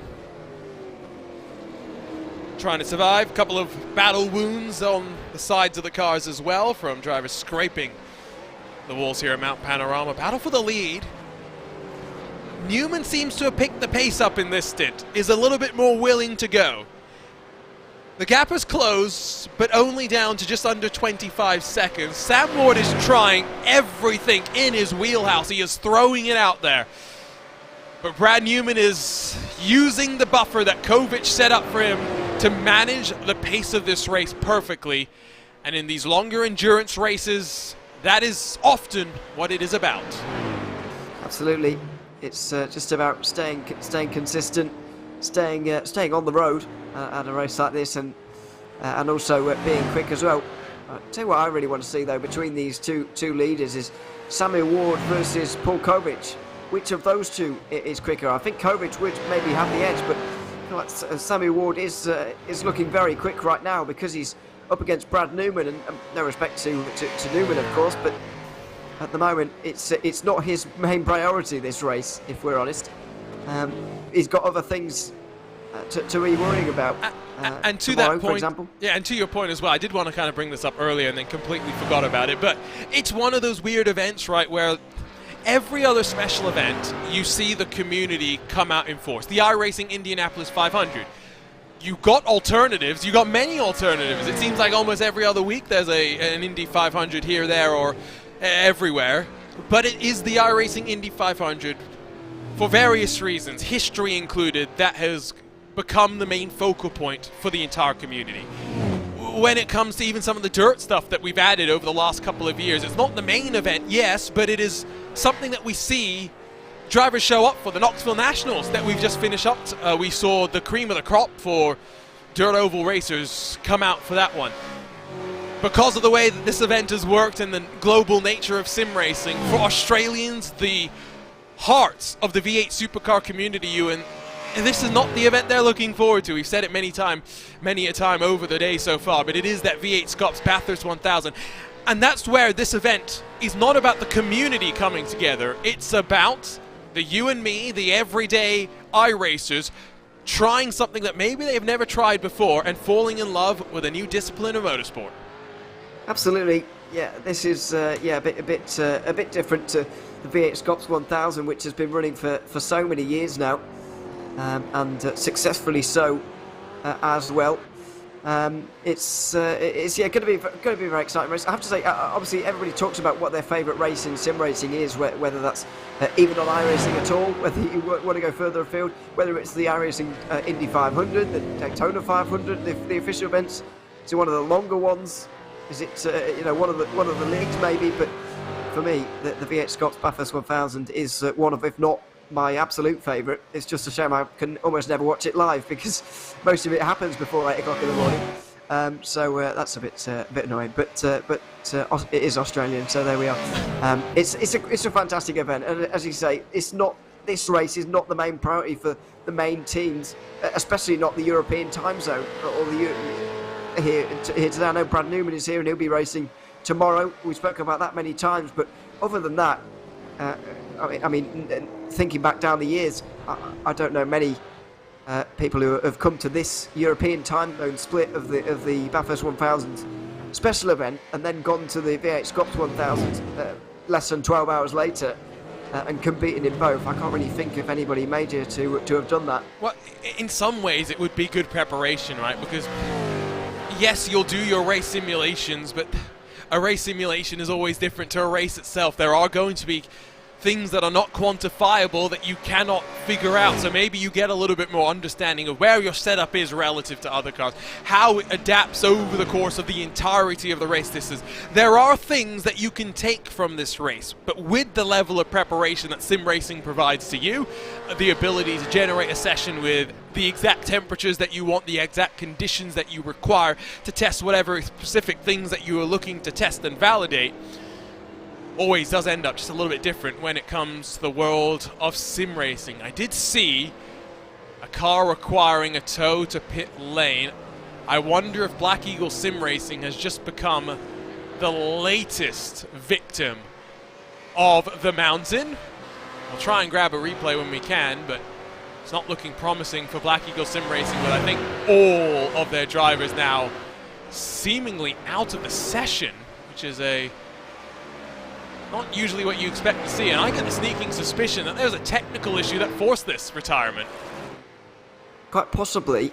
It doesn't seem to be anything obvious. Nothing that happens on track from what we can see. Yeah, the attrition is starting to build up in it a little bit. We've seen the 18 car out of the race as well. We didn't mention that. I think it happened while we were on a break just at the halfway mark, actually. Although it may have been a little bit earlier than that, maybe just before. But also Garage 69 have been in there for a while now. They're now 13 laps down on the overall race leaders. I don't know whether they'll be able to get back in the race. They are still in the session, milling about, but I'm not sure whether they'll be returning or not. Same with Black Eagle Sim Racing as well. But the official retirements have now got up to 4, and it could well grow another couple in the next few minutes as well. And over the next sort of 70 laps or so, we are going to see plenty more. Unfortunately, it's the way it goes here at this circuit. We'll see, but hopefully not many. Or hopefully we've had most of the retirements by this point. Although I somewhat doubt it with the fatigue that's building up. Commentator's curse. I'm just saying, if anyone on track is looking for someone to blame, I present to you Ewan_O'Leary on Twitter. I'm just trying to get the mob set on you, I think, at this point, Ewan. I tried earlier for something as well, didn't I? You did for oh goodness, what was it? I've forgotten what it was. But for some, oh yeah, maybe for calling the pro-am stuff. Yes, yeah, pro-am stuff. No, yeah, you do deserve to be to receive some flack for that comment. That's not what I said. You said what you said, but you were wrong with what you said. Well, no, I still don't think I'm wrong in saying the second drivers are slower than the first ones. Yes, no, that part you're right. To call them pro-ams though is I think a little unfair. It's unfair, but it's an easy way to quantify it. It's not like Shane Van Gisbergen is having to drive with me in this year's Bathurst 1000. I mean, that would be pro-am. That is true. And to be fair, in recent years, it's gotten better. Yeah, I know what you mean. In terms of the co-drivers, they actually like almost practice for that role. It's almost like a role that we see. I've seen it with Peter Dumbrell in the past doing. I think didn't he do Super 2 for a season? Just to practice for the Bathurst 1000, or just for the practice for the endurance round.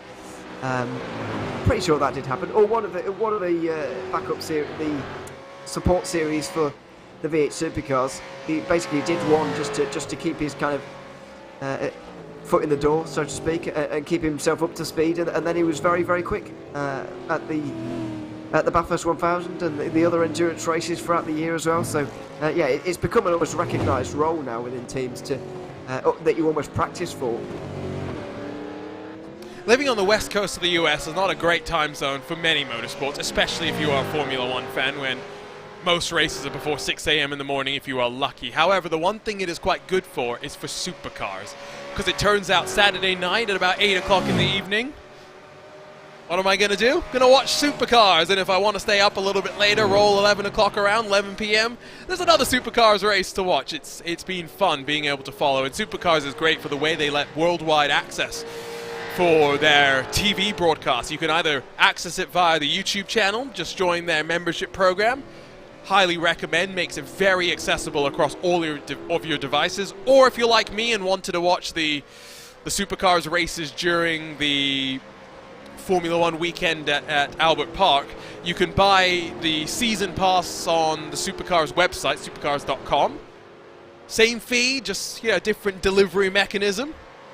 Works great as well. It's fantastic. Yes, it is a very good service.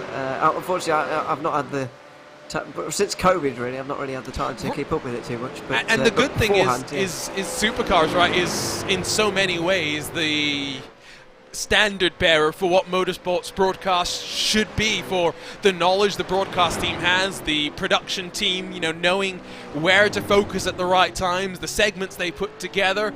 I always say that Supercars is the best car racing graphics in terms of the on-screen stuff.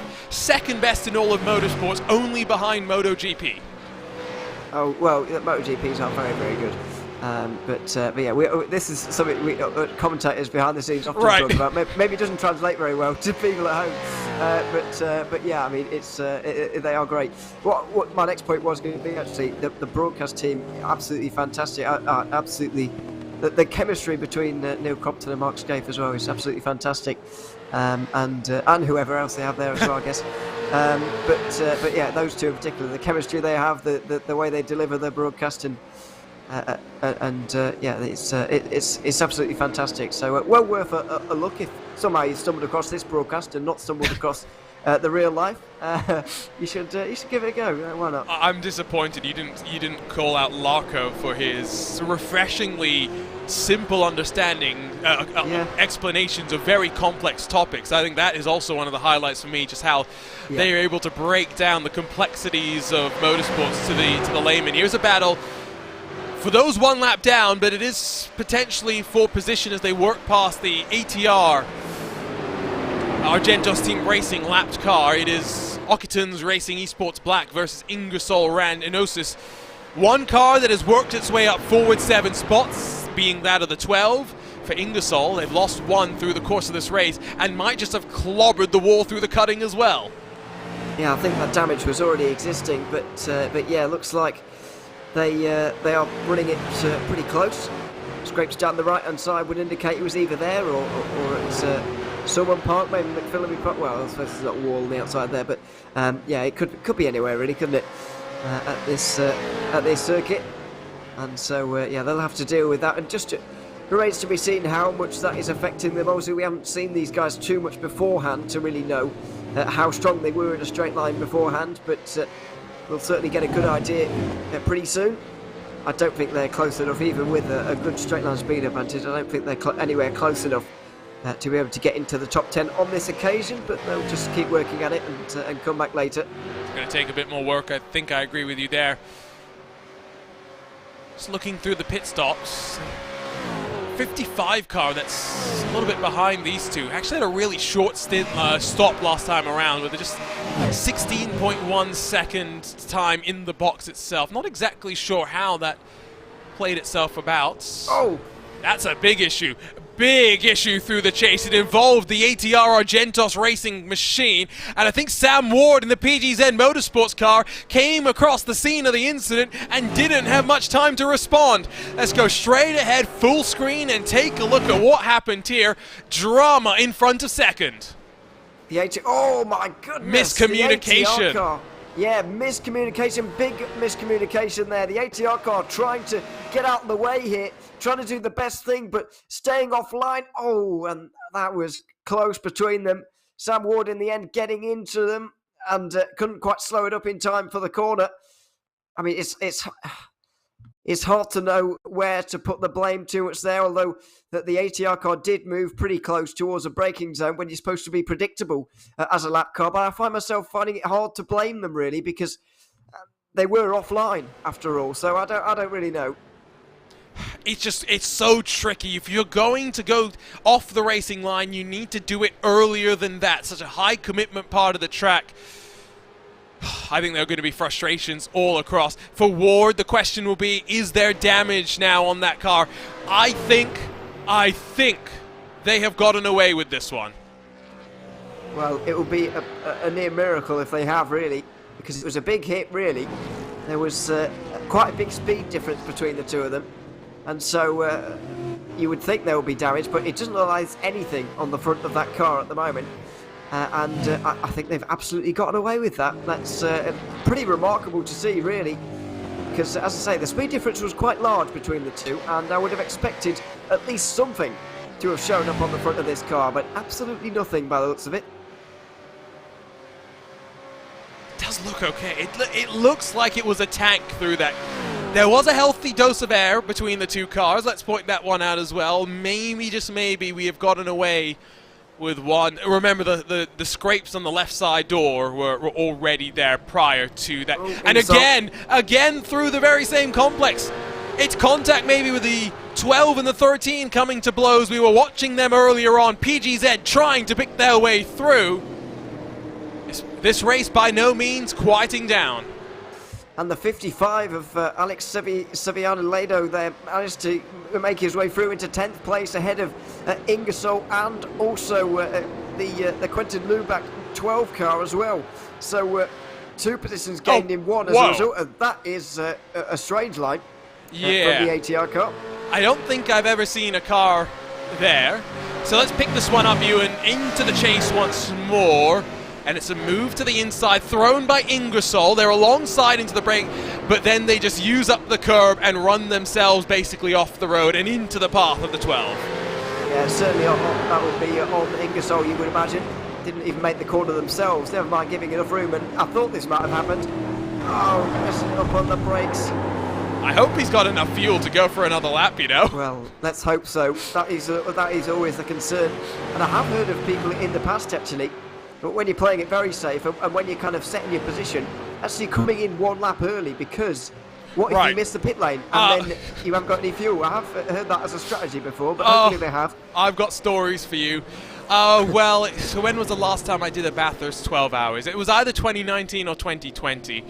I'm sharing a car. I think it was with Elliot Roberts, who's my good friend, the man behind Improvised Design, and many of the virtual photos that you've seen, no matter who you follow at the top level of sim racing. But we're leading the race by a lap and a half or something, coming into the final sequence of pit stops. I'm in the car. I've gotten in for a double stint. We're chilling, we're cruising, we know we're good as long as we stay out of trouble. And so I round myself through the final corner at about 60 minutes to go.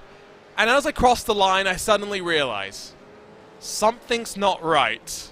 What's not right? And as I come out of turn 1, I see my fuel number and I realize, have I just thrown this race away? Fortunately, no, we were able to get back to pit lane with the tow and get enough fuel into the car, but it all happens in these endurance races.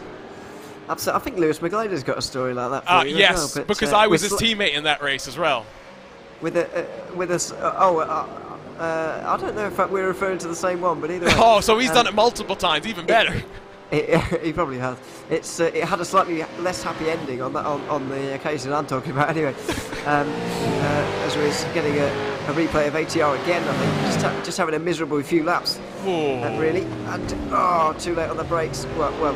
Or losing control on the brakes, I should say. Olivier, the Precision Racing Esports car has locked it up and messed it up on the run into pit lane.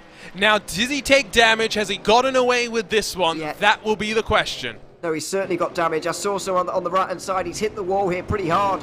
He spins it into the wall. I think he's going to get away with without suspension damage, because he didn't have any contact on the point of the wheels there, but he clipped that inside curb too hard. He was going a bit too quickly. He hits the wall, and that's going to be a bit of a repair. He's gotten out of that car immediately. Yeah, I think their chance for a podium is definitely out of the window. Realistically, even a chance at a top 15 is probably done, given the extent of the damage that they have probably taken there.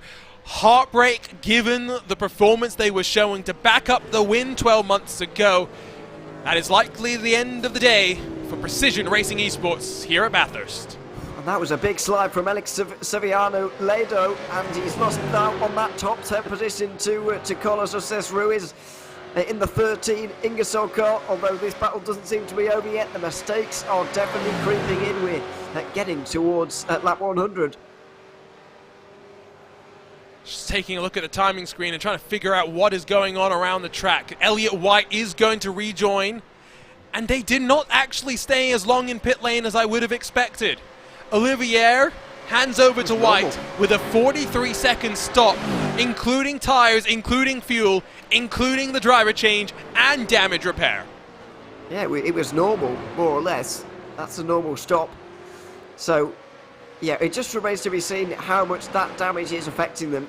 Because I mean, look at it. It doesn't look good. Maybe it's just more pronounced because of the white car they're running with today. But it's yeah, not ideal. And I'm pretty sure that's going to be affecting them. We'll wait and see what the gap is between themselves and the 62 when they eventually make their stop here. Speaking of, well, there we are. Commentators curse, but this time it's calling something correctly as we see Adam Wright down on pit lane. Seeing a car stationary on the track. Now, who is it and which car are they in? I have to try and see if we can pull that up at some point as we watch Wright to pit lane. Might be the Kinetic Racing Surge car that had the issue. And let's take a look at the replay, Ewan, as Wright gets his service deep into Murray's on the anchors. He's going to hook himself on the curb. Yep, a little too much curb. And once you get those left sides in the air, the imbalance is always shooting you around. Yeah, you never really want to get on that inside curb on the final corner there. It's not that useful, really. It just spoils your run onto the front straight, or even worse, that can happen as well. Looks like Adam Wright is staying in this car, though, in the 62. He'll look to hold on from Elliott White, as he did earlier on in the race. And drops off very early off the jacks, 4 seconds quicker in the box. And so the gap between them now is going to be about 6, 7, maybe 8 seconds.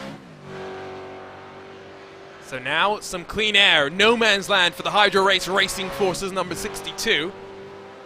Important phase for them to knuckle down, and with the driver that's slightly slower of the pairing for Adam Wright to just make sure that towards the end of this race, they switch back over to slightly quicker driver. There's something to fight for, something maybe even left to defend. Ingersoll in the Hydro Race number 55 swap around as Alex Lado rolls into pit lane by himself. Of course, we now wait for the likes of PGZ, Brad Newman, to roll to pit lane as well.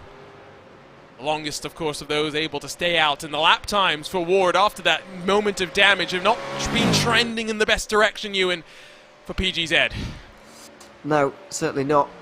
It's not going the right way as far as they're concerned right now. But they've got plenty of time left in this stint, actually. They've only done 20 laps so far, so another few laps on the board for them, quite possibly, here in this one. But yeah, most of the pit stops will be rounding off pretty soon. The 5 and the 7 will probably be before long as well. But yeah, it's not quite been the stint for Simon Ward. I think a lot of traffic has really affected him in this race. Not least the incident as well with the ATR car as well. That won't have helped them. But most of all, the traffic just really prevented Ward from getting into the rhythm that he really got into in that first stint. And also Brad Newman seems to have picked up the pace a little bit, because even at this end of the stint, he did a 2:06.4 on that last lap, which is pretty considerably quicker than he was in his first stint. Pit stop forthcoming for the number 5 entry as the polka dots go up on the jacks. No pit stop this time for Falcon Esports, the Lobs Falcon Esports. I do wonder, does Lobs stand for something because it is all in capitals, or is it just the literal Lobs from the Falcon Esports team? Well, this is the thing we had during AHU Endurance at some point. Somebody mentioned to us that we were saying it wrong because it's all in capitals. As you say, we were saying LOBS because we thought it stood for something. We didn't know what, but that's what we went for because it is all in capitals. And they were like, "No, you're all a bit thick, and it's just Lobs." So we were all like, "What's that all about?" Because it's all in capitals, but we've never really gotten to the bottom of it.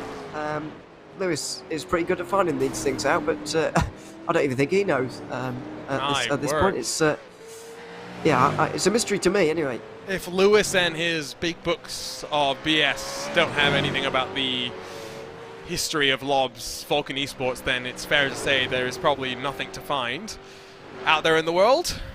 Lewis busy this weekend with another simulator and another championship getting underway. I'm sure you've never heard of it. Never heard of it, never seen it either as well.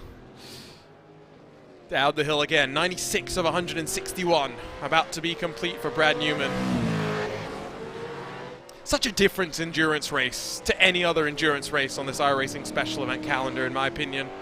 Such a different, refreshing challenge, and maybe as we, add more Supercars tracks to iRacing, it's something we can look at having a little bit more of, is these longer, more realistic, full-length races that Supercars runs. Absolutely. Let's hope so. I think there's great hope, especially for V8 Supercar Championships now, that there'll be really great championships coming up with lots of long races coming up soon as well. I think that would be very good to see. But yeah, I mean, the future's certainly bright for V8 Supercar racing on iRacing.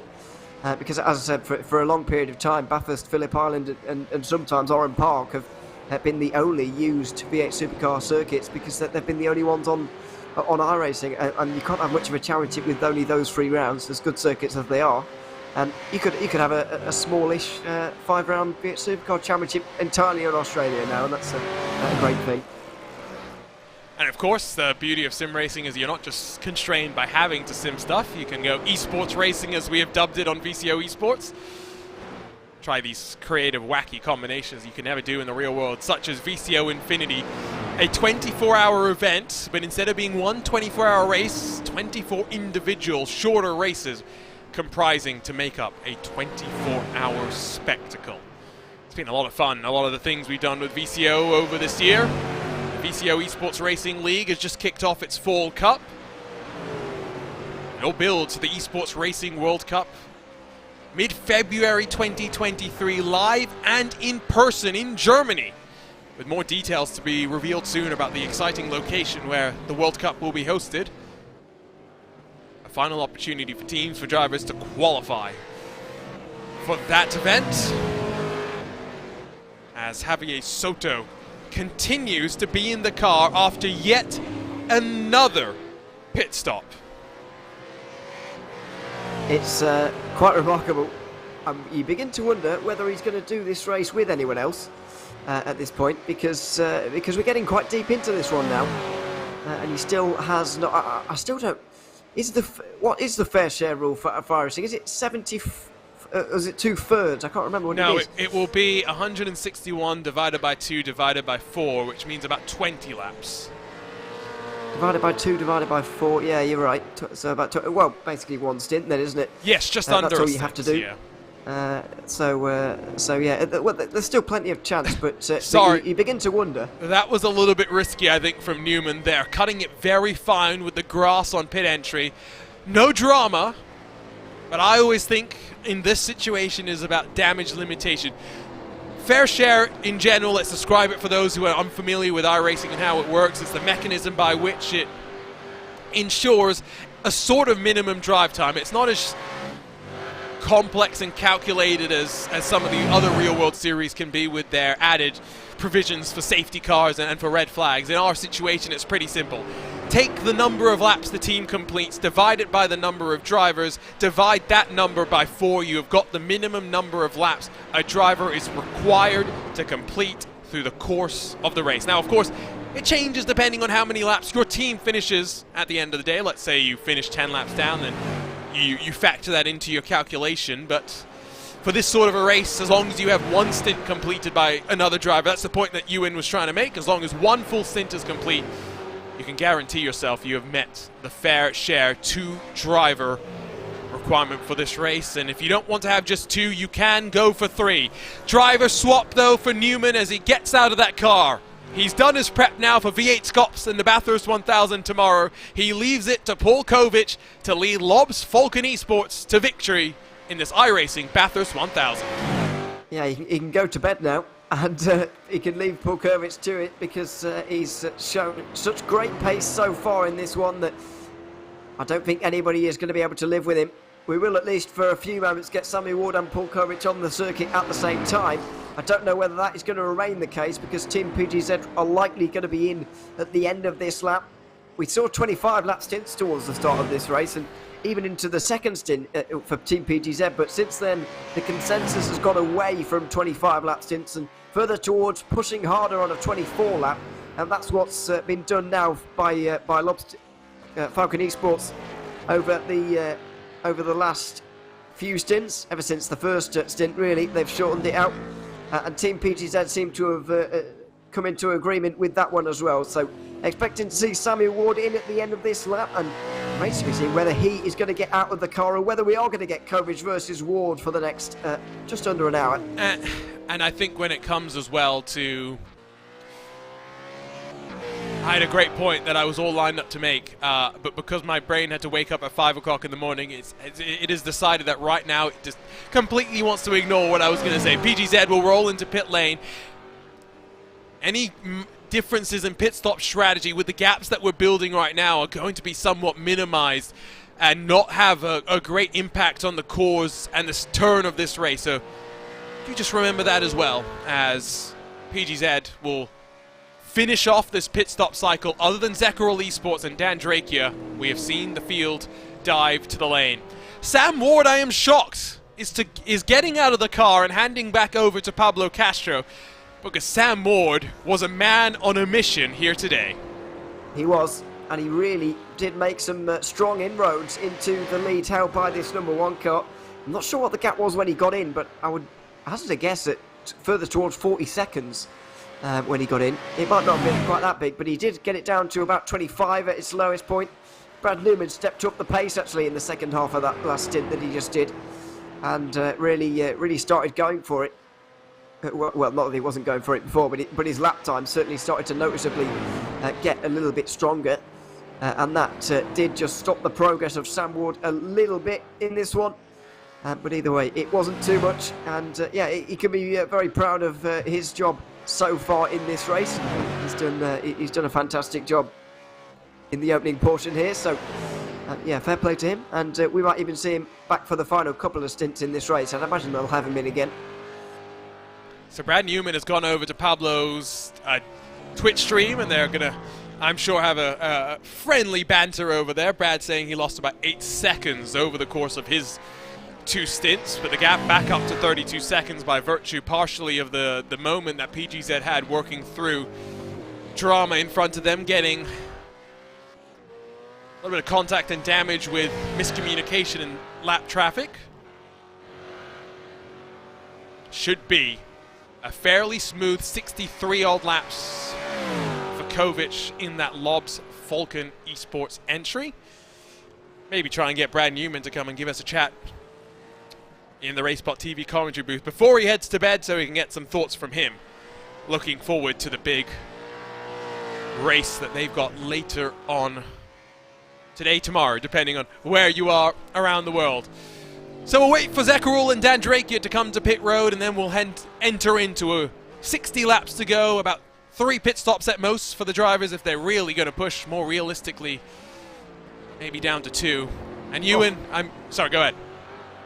2:04.3 from Paul Kovic. Oh, my word. Not waiting around here. It didn't take him very long to beat his personal best from earlier on.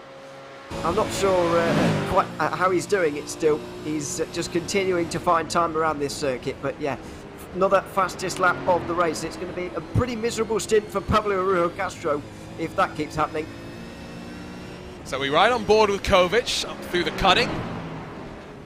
Double apex kind of, sweep it in early, then get on the brakes, get as close to the wall as you dare, and tentative on the power. Through the double rights. Getting the exit out of here to sweep down in towards McPhillamy, sweep out to the right-hand side all the way to the grate, and then push your limits all the way to the wall, up at the very peak of the mountain, and then look over the skyline and start the plunge down the hill. Hit the S's, use the curbs to rotate the car if you dare. Compromise through the dipper to get onto the power on the run into the elbow. Minimizing distance, all setting up for this very next braking zone. Down through the gears, hug it in tight. Roll onto the power as gingerly as possible, trying not to spin up those rear tires. And power down onto the Conrad straight. The fastest man on the track is now Paul Kovic. Do not expect it to be anything different until he departs the car. Drakia will hand back over, you'd think, to Kundelis in that Zekarol Esports 128 as the driver change is indeed working its way through. we check on in with the recovery for Precision Racing Esports after the damage to the right side of their car. And Ewan, 6.5 seconds back from Hydro Racing Forces and losing ground with lap traffic as well. Yeah, but the important thing to check here is certainly the lap times. A 2 minutes 6.8 on the last time from Elliott White. It's not bad at all. Not bad at all. So the damage clearly that you can see on the right hand side of that car is not really affecting them very much at all. Although this will. Lap traffic, lots of it just up in front. There's 3 cars in front here that he's got to negotiate, and it's going to be a pretty painful operation really for Elliott White to be able to make his way through these guys. And yeah, it's just stuck there at the moment, and it's going to take him at least a couple of laps. Let's take a look then at a few moments around the track once again as we spool through replays. It's not been a great day for the ATR team. It's been difficult again. The chase causes them problems for Kinetic Racing. Oh, this is the second time that we've seen a car push wide, this time not by virtue of hitting the wall on the inside, but good calm control from Uldis Pateklis here to not overcompensate and overcorrect. Yeah, exactly. Can very easily just overcorrect through there and dive straight into the wall. But thankfully, didn't do that on that occasion. Just was able to wheel the car through as Elliott White does make his way through on a couple of lap cars, fighting over 14th place down the inside for the number 4. And that is a nice move indeed. The number 4 was inside the top 10 earlier on in this race, by the way, in the first stint. So they really would like to recover just a little bit from this. And yeah, they've probably got the pace to be a bit further up right now. We'll see what the gap is to the next car. It's only a couple of 2.5 seconds. The next lap car is indeed the one they are looking for in terms of overtaking, so there may well be a fight there soon. We'll talk about the Gen 3 supercars for a couple of moments here, that next generation of American touring car machines. You'll have the Ford Mustang and the Chevy Camaro supercars that have been starting to hit the track, albeit in limited capacity, initially aimed to join the series midway through this year. Talking about big, roaring, naturally aspirated engines, the Camaro going to have a almost 6-liter V8. Seems a little bit weird given how other motorsports are trending, but power is man's best friend. Ewan, very quickly as we get ready to step aside for a couple of moments' time, final third or so of the race as we're getting down into there. What are we thinking about in terms of the battles, not for the lead, but for third on back? Yeah, I think the battle for third is going to be the one that's most contested up towards the front. It's just a lot does lie here on Elliott White actually closing on Adam Wright in the next few moments in this stint really, because I think White is fairly well matched with Newhoff we saw earlier on. And will White go to the end of this race? Has Olivier done his job from this point on? I'm not sure. All of those things could stack against the number 3 team, so it remains to be seen really, but it's pretty safe and secure up in the top 2 places. I'm going to step aside again for a quick RaceSpotTV fan immersion to let you sink in the sounds and sights of Mount Panorama. Ride on board with the fastest man today on the mountain. It's Paul Kovic behind the wheel of a Lobs Falcons Esports entry for the 2022 iRacing Bathurst 1000, powered by Hoisingveld.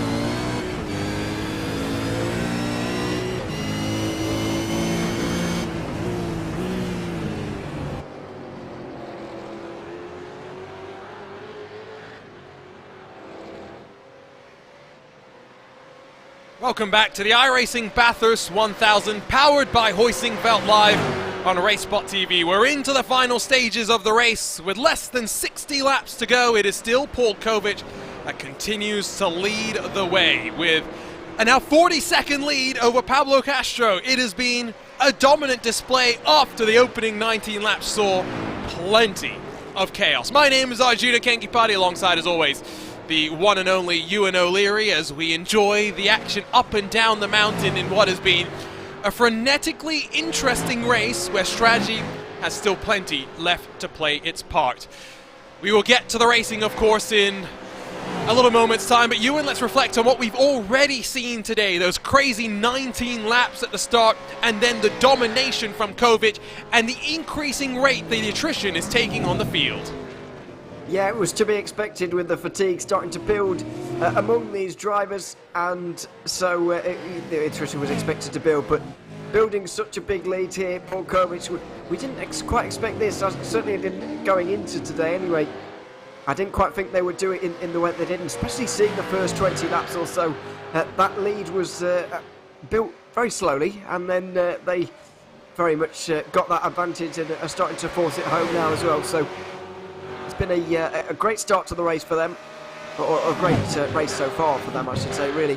Yeah, they've got a really nice lead over the rest now, and it's up to those battles behind now where we'll be looking to see where they go, to see what happens between them, I should say. And of course, at one point we did see, and we were tracking a battle for third with Hydro Race Racing Forces and Adam Wright with Dominic Olivier in the Precision Racing Esports number 3, but after a moment on pit entry for Olivier, it has resulted in some slight damage for his teammate Elliott White to contend with. The gap has grown to now over 6 full seconds. A couple of moments that I think it's probably worthy that we dive back in time and take a look at, because they were quite significant, and one of them actually does involve your race leader as he tried to navigate his way past some lap traffic. We'll take another look at this one. It was with George Saligo, as they were coming up at the top of the mountain. It's just the difference in speed, the difference in commitment. You can tell Brad Newman doesn't mean to run into the back of him. There's a slightest touch of air, but for Saligo, it doesn't matter. No, exactly. Big damage on that car now, and yeah, they're going to have to go and get that repaired. But yeah, you do have to be careful though when you're lapping slower cars like that, especially over the top of the mountain. You've got to be so wary of them, and you've got to be mindful that they are in a race as well. They've got a right to be there, and they'll be looking to do as best as they can. So they're not just going to roll over for you through any old corner, and especially not through there at Sulman Park. It's really, really fast indeed. So you needed to be a bit more careful. I know there was obviously very light contact, and it had big consequences in the end for the yellow Holden on the outside. But I mean, it's you still got to be careful. You can't just go running into the back of everyone. You make friends as well, you'll lose them over the course of this race. So it's very important to make sure that you keep traffic on your side. I think is the best way that we would put it. Up they go, in towards the cutting. Seen a couple of issues here in the early hour of the race. After that, drivers seem to have gripped up that section of track and figured it out.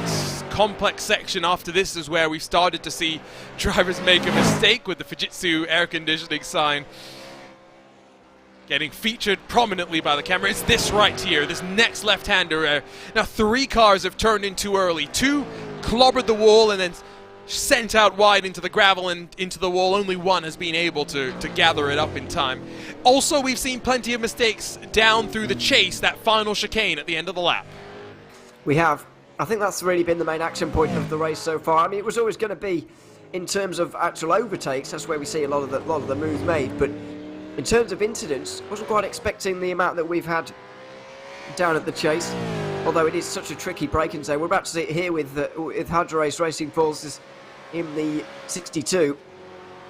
You've got to obviously chuck the car in for the fast right hand, kink slightly, then you're downhill braking in one of these cars. Not the lightest cars in the world, not the best brakes either. You're going downhill round a corner, up towards this difficult chicane, and then out again. But that's exactly why we've seen so many incidents. I mean, obviously these guys have got it up under control, up towards the front, but when there's different cars around you, when you're a lap car being lapped, it's very, very tricky indeed. It's a bit wide for Adam Wright through that final corner there. It's going to set him back a little bit, back into the mid-207s. And you mentioned brakes. I just want to go back to that again. Remember that, 2018, when they introduced the mandatory disc change, a brake change in the Bathurst 1000 to try and help teams a little bit more. Remember, we don't have to worry so much about brake fade and how we are using the brakes over the course of these races.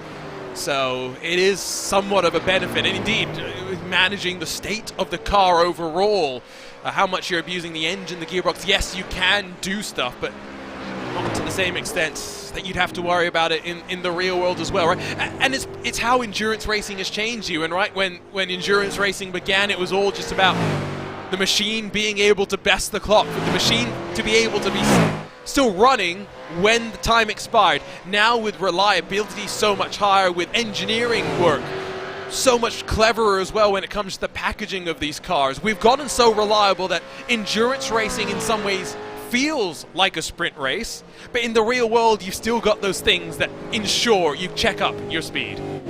Absolutely, and iRacing is kind of getting more variables all the time with regards to these types of things. There was a time, of course, where basically conditions were the exact same for every single session and they didn't change, not the track temperature or anything. It just didn't change for a whole 24-hour race, and you know, those days are behind now. More variables almost season by season are getting added to iRacing, and getting more realistic all the time. So while we don't have the brake fade to worry about and so on, it's something you still have to manage in these cars. I think you mentioned there about endurance racing becoming almost a sprint now, and everything becoming so reliable. I think that's why V8 Supercars is so almost refreshing, because it's not an exact science. It's more difficult. These cars are more difficult to drive. There's no set way to get through these races, particularly with some of the formats they have in real life. Why a series like this is so refreshing in a world where everything is so precise. It does feel in some ways more like an analog era. I kind of get what you mean. They're high-tech cars, but in a low-tech kind of way. As I think we have an issue. Yeah, turn 2.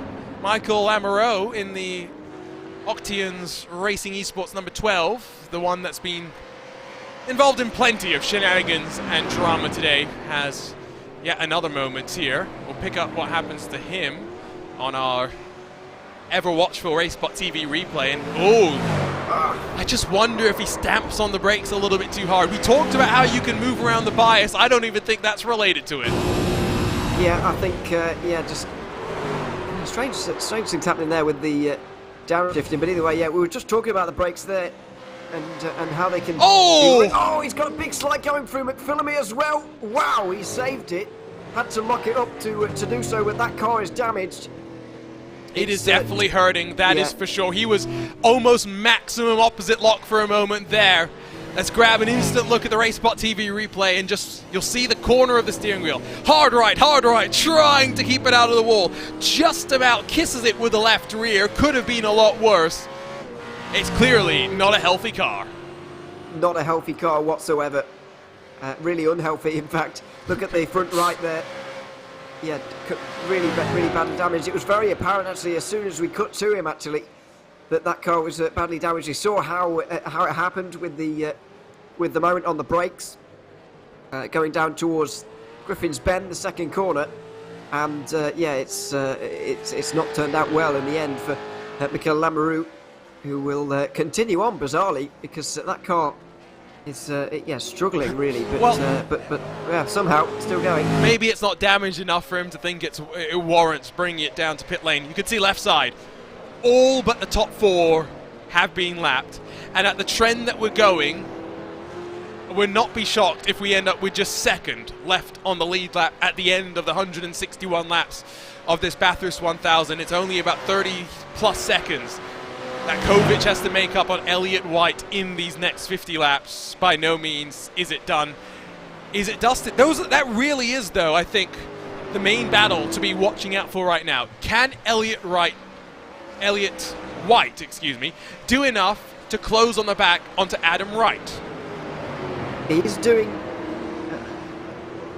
well.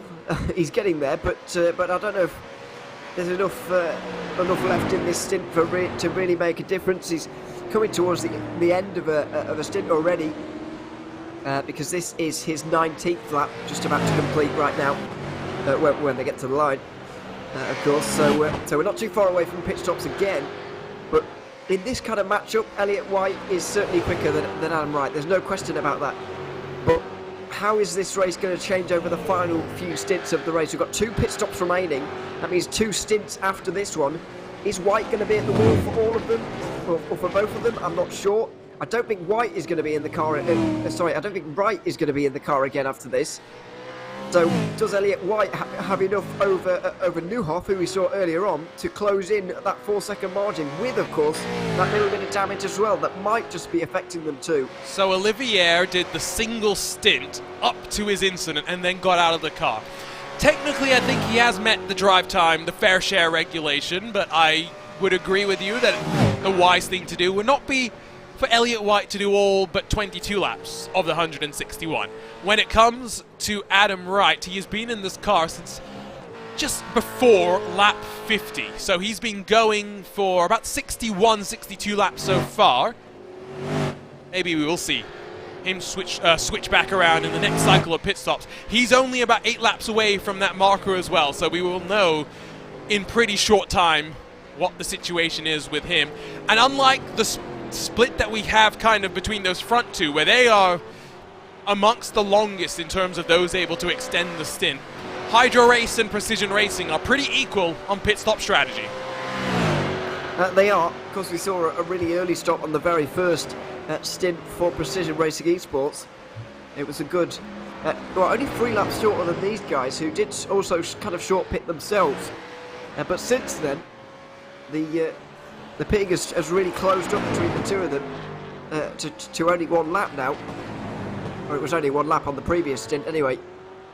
So when White comes in, it seemed that they just went and reacted really more than anything in the 62, and that's not a bad way to do it, especially at this end of the race with over half a minute between in front and behind in a fight like this.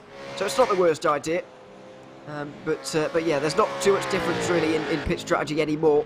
But they are pitting on the early side compared to the rest of the field. As I mentioned, Elliott White can't be too far away from a pit stop now. Well, he won't be going for 30 minutes more in this race now. He won't be long into the pit lane, so we'll wait to see when that does indeed happen, and then what the matchup is after that, to see whether the gap is going to come down further, because I do feel like it needs to be in their favour for the rest of the race pretty much, because we are running out of time now. Laps are winding down. The number 12 back on the attack and squirming around in the braking zone as it hunts down the hardcore red number 30 with Bart Quick back behind the wheel, the slower driver of the pairing in that number 30. A car that started up in 4th. Ewan did talk about the difference of the discrepancy that you will see between sometimes the 2 drivers here in the car.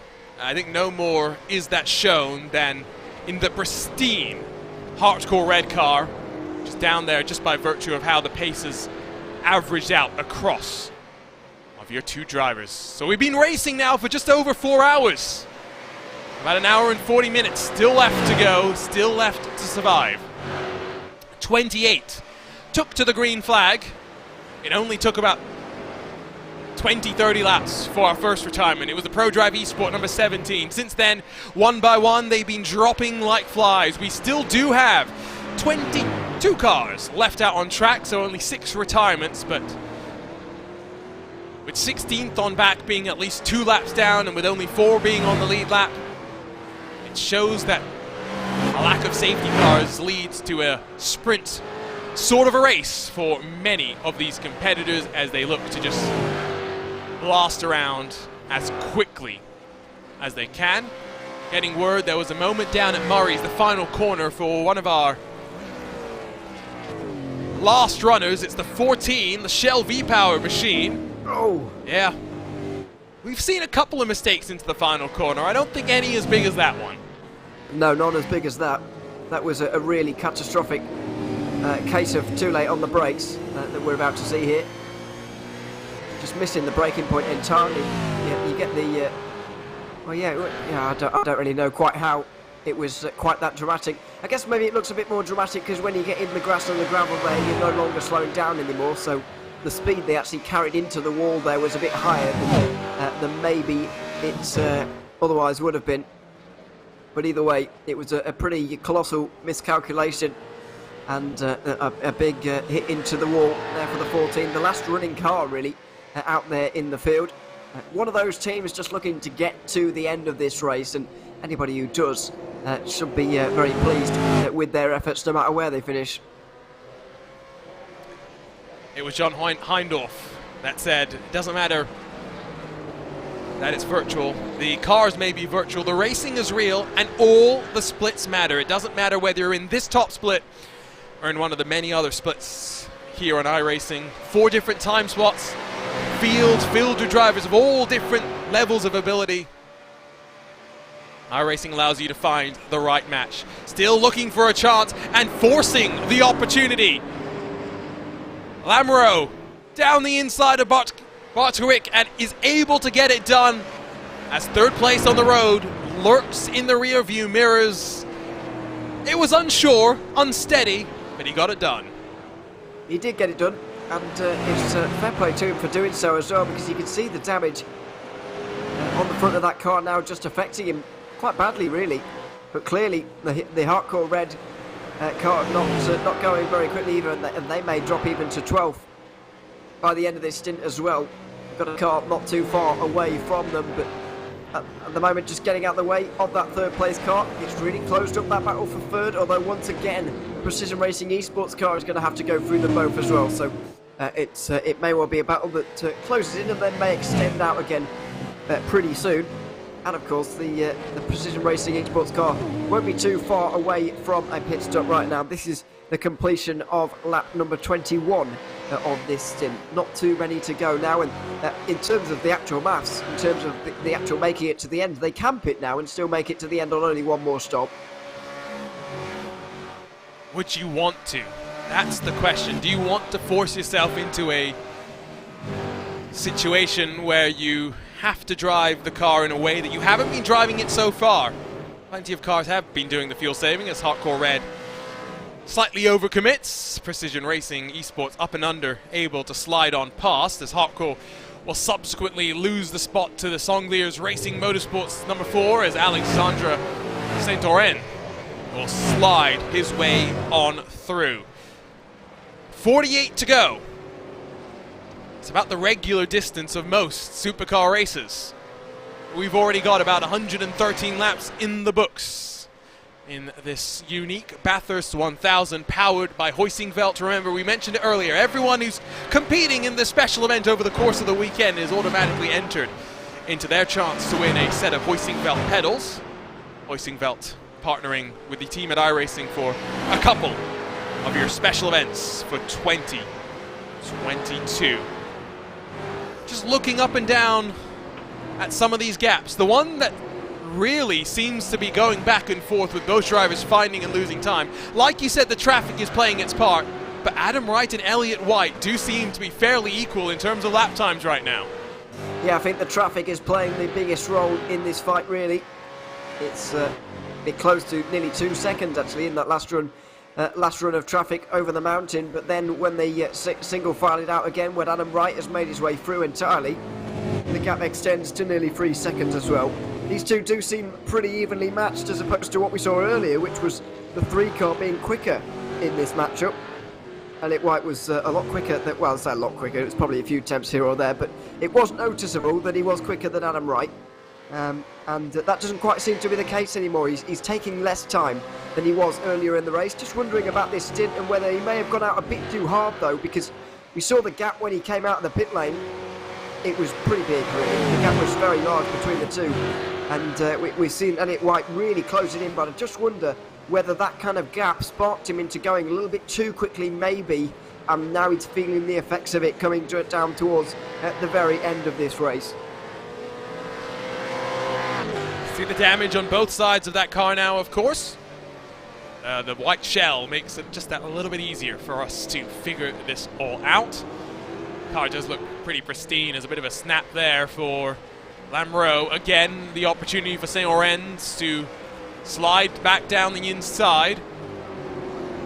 We haven't talked about setup compromise since the start of this race, really, which is not shocking as, the ATR Argentos Team Racing number 6 finds itself again off the road, this time at the final. I am slightly surprised that given how many times we've checked in with that car and it's been in the gravel, it's still looking pretty fresh.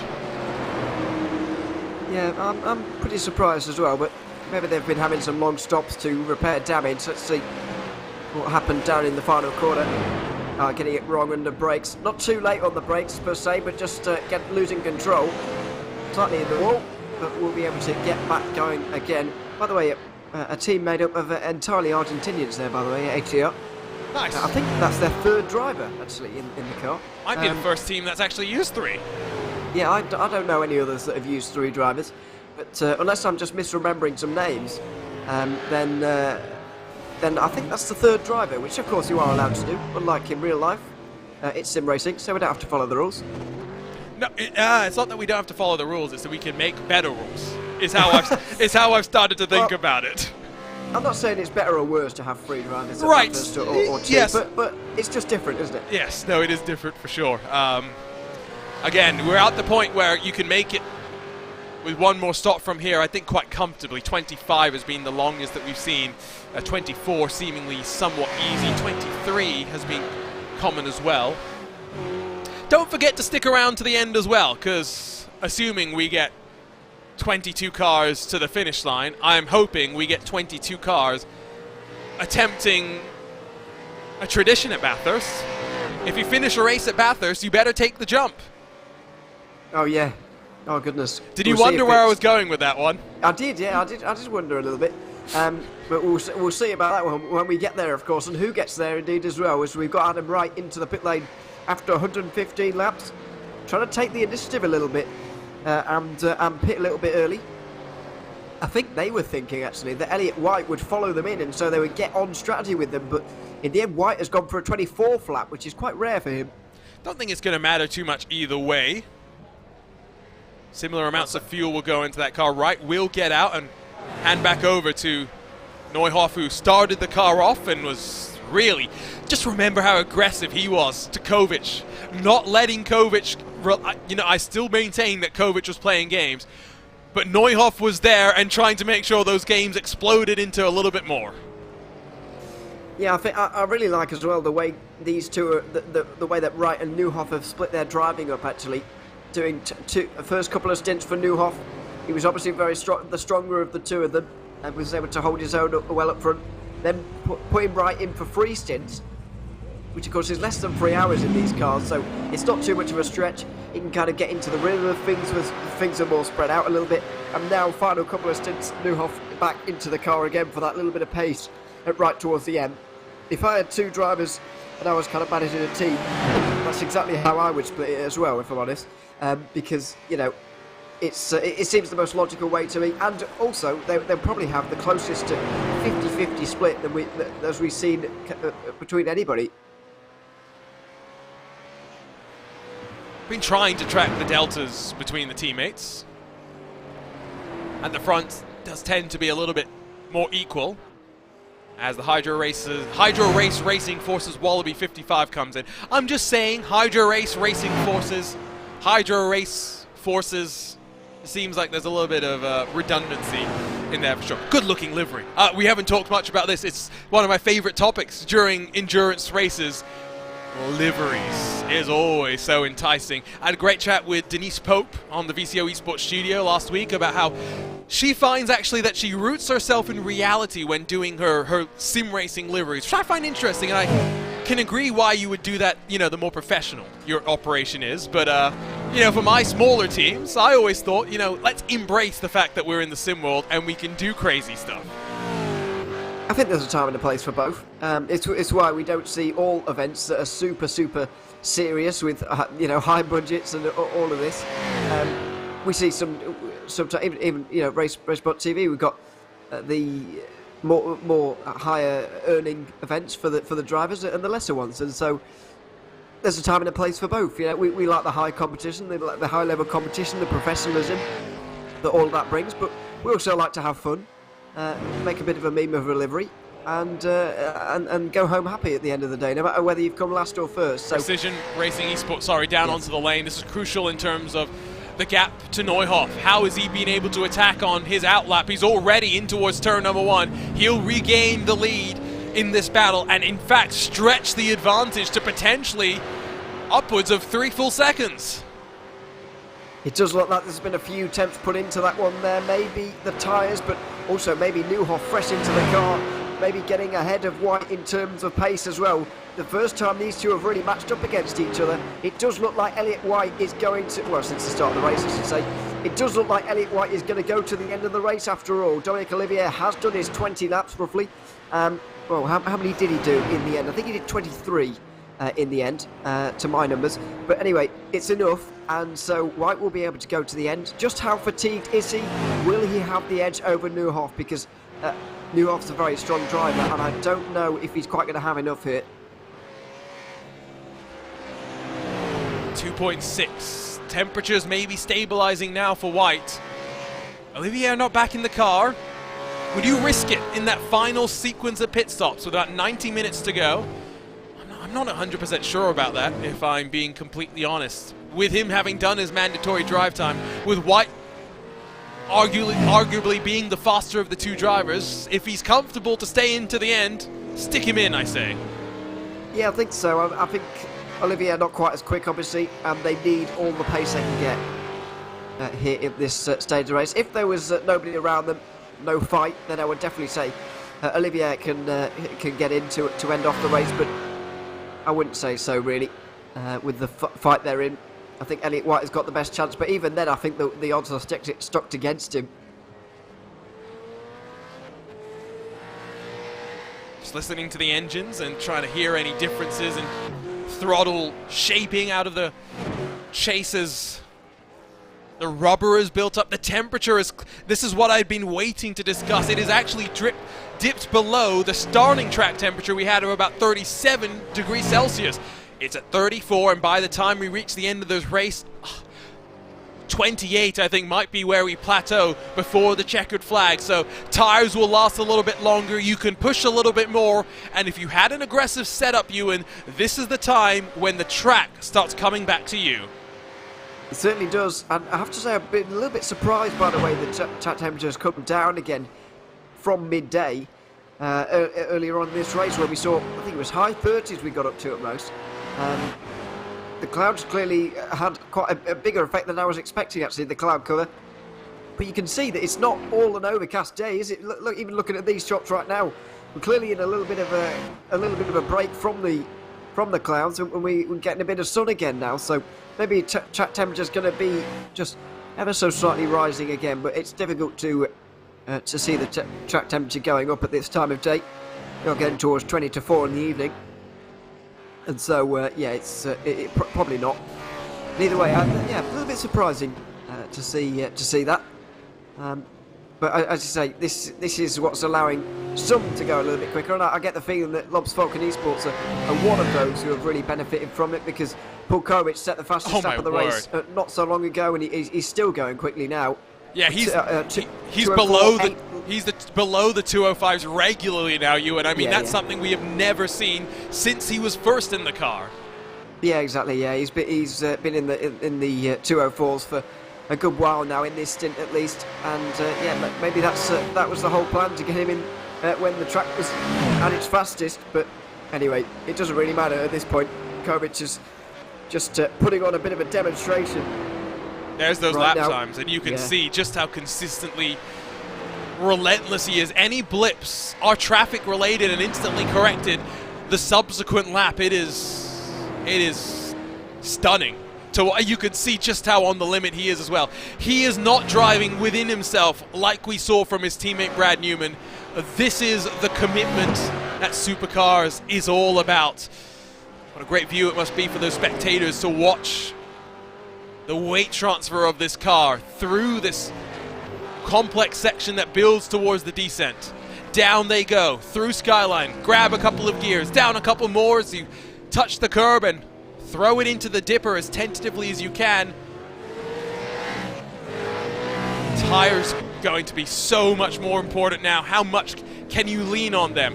The gap between Kovic and Castro coming into their pit stop cycle, it has grown to 60 seconds. That's not because Pablo has gone slowly, it's because Kovic has ratcheted up the intensity.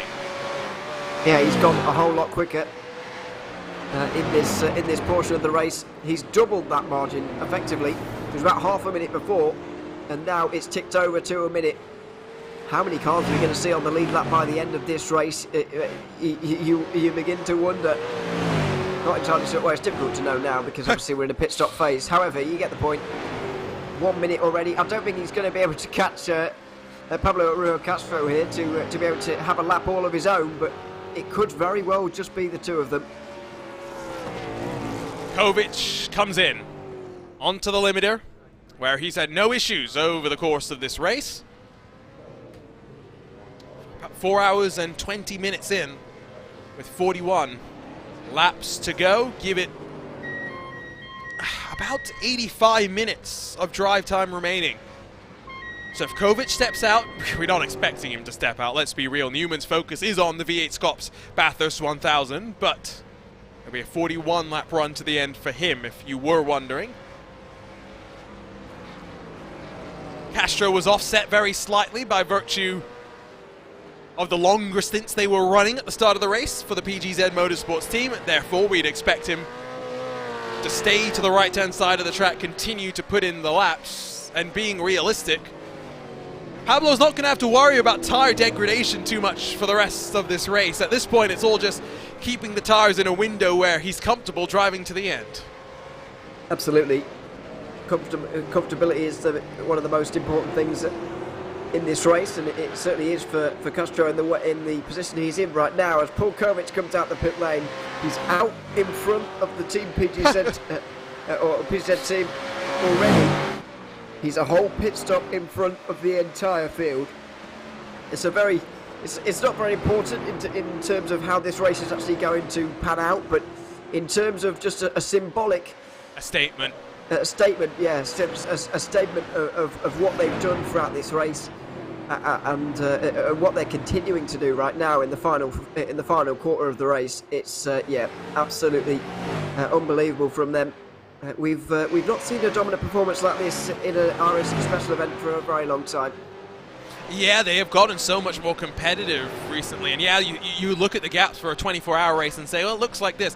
Yeah, that was over 24 hours. This is over just a 5 or 6 hour period for Kovic and company.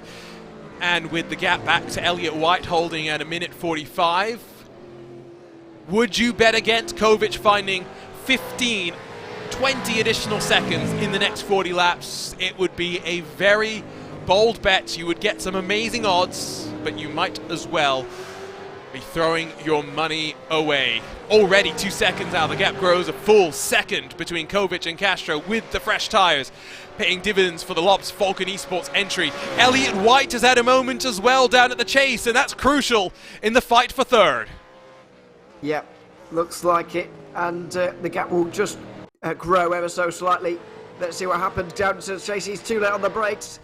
It was clear to see from a long way out, but I think that's just an illustration of just how hard he's pushing at the moment. It wasn't a case of losing control, it was just a case of missing the braking point and losing a bit of time. That is really something you cannot afford this late on. Can tell that he's pushing, that is for sure. 40 to go. Kovic on fresh tyres will run away at the front. That is expected. The question will be who joins him on the podium.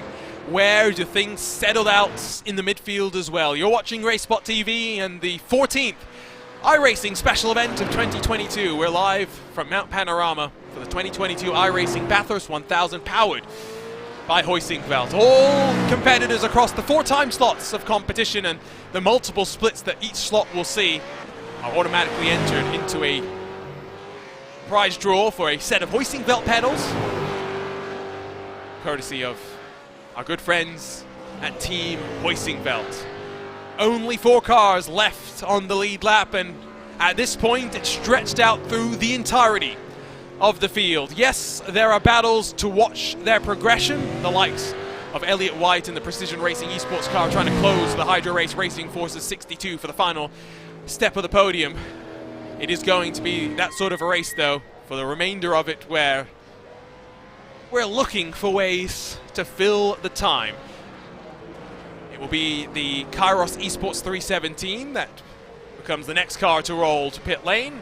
And Ewan, as we look forward, and as iRacing continues to have a blockbuster year of adding new tracks around the world, let's think about the great special races in motorsport that we could add to the special event calendar. There are so many, if we're being honest. I mean, even some of the Formula One Grand Prix that have become crown jewel locations would be interesting additions. But I know there are plenty of unique events around the world that we could add to this platform. Yeah, there certainly are, and as you mentioned, the Formula One Grand Prix there would be good to see.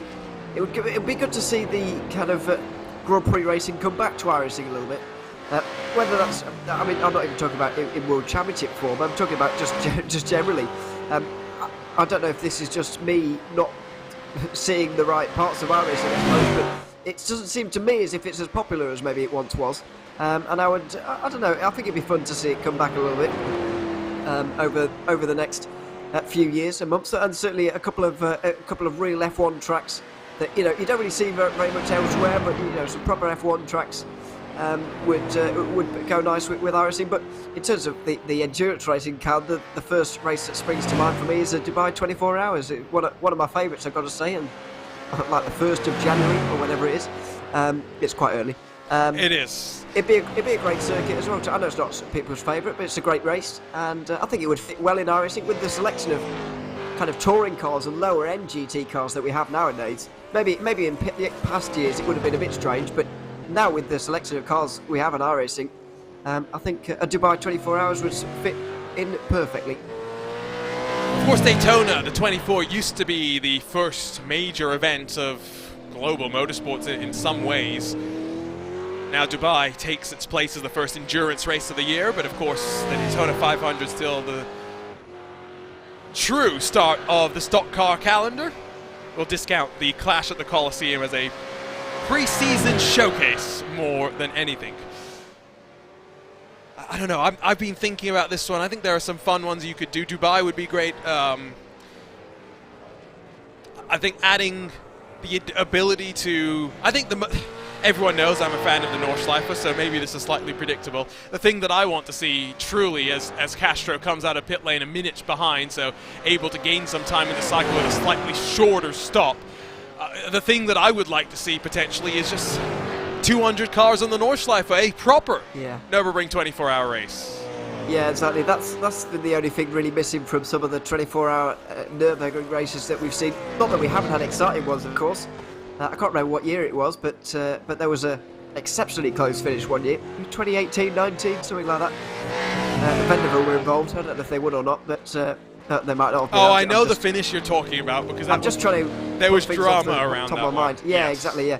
What I'm trying to say is that we've not exactly had just a load of boring Nürburgring 24 hours. It has been exciting. However, it's difficult when there's so much track space and not many cars. Well, I say not many. There's a lot, but it's not 200. So that really would add to the Nürburgring experience, I suppose. But we are limited, of course, by everything. Not only in terms of iRacing, what it can do, but in terms of life. Yes. What we're able to achieve as human beings at the moment. What the average computer of the human being as well can handle. I think that's the more pertinent one. But I will continue to be a champion for the cause as we push forward. We saw Kundelis rolling to pit lane for Zekkerl Esports. We'd assume Dan Drakia gets back behind the wheel and maybe goes to the end from here. With only about 80 minutes remaining, Drakia, one of the many drivers that is part of the solo VLN club, enjoys 4 to 6 hours at the Green Owl all by himself. What we're going to do, though, is we wind towards the final sequence of pit stops into the final hour of racing for this iRacing Bathurst 1000 presented by Hoisingveld for 2022 is show you some of the stuff coming up on RaceSpotTV in the coming months.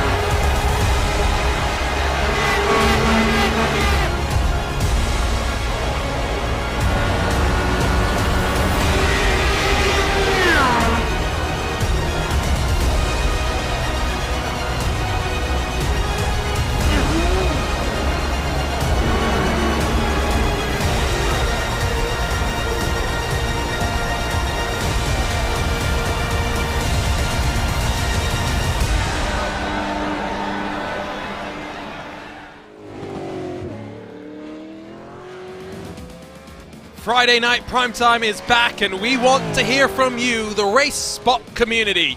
Every week you'll pick which series, at what track, with what cars we go racing with during Friday night primetime. The vote opens every Friday and runs till the following Thursday, when we'll announce which series will be showcased as part of Friday night primetime. So make sure you join the RaceSpotTV Discord by heading to racespot.wtf/Discord to get your voice heard for Friday night primetime. And of course, it's not just primetime, the return of the Open Wheels 500-mile race.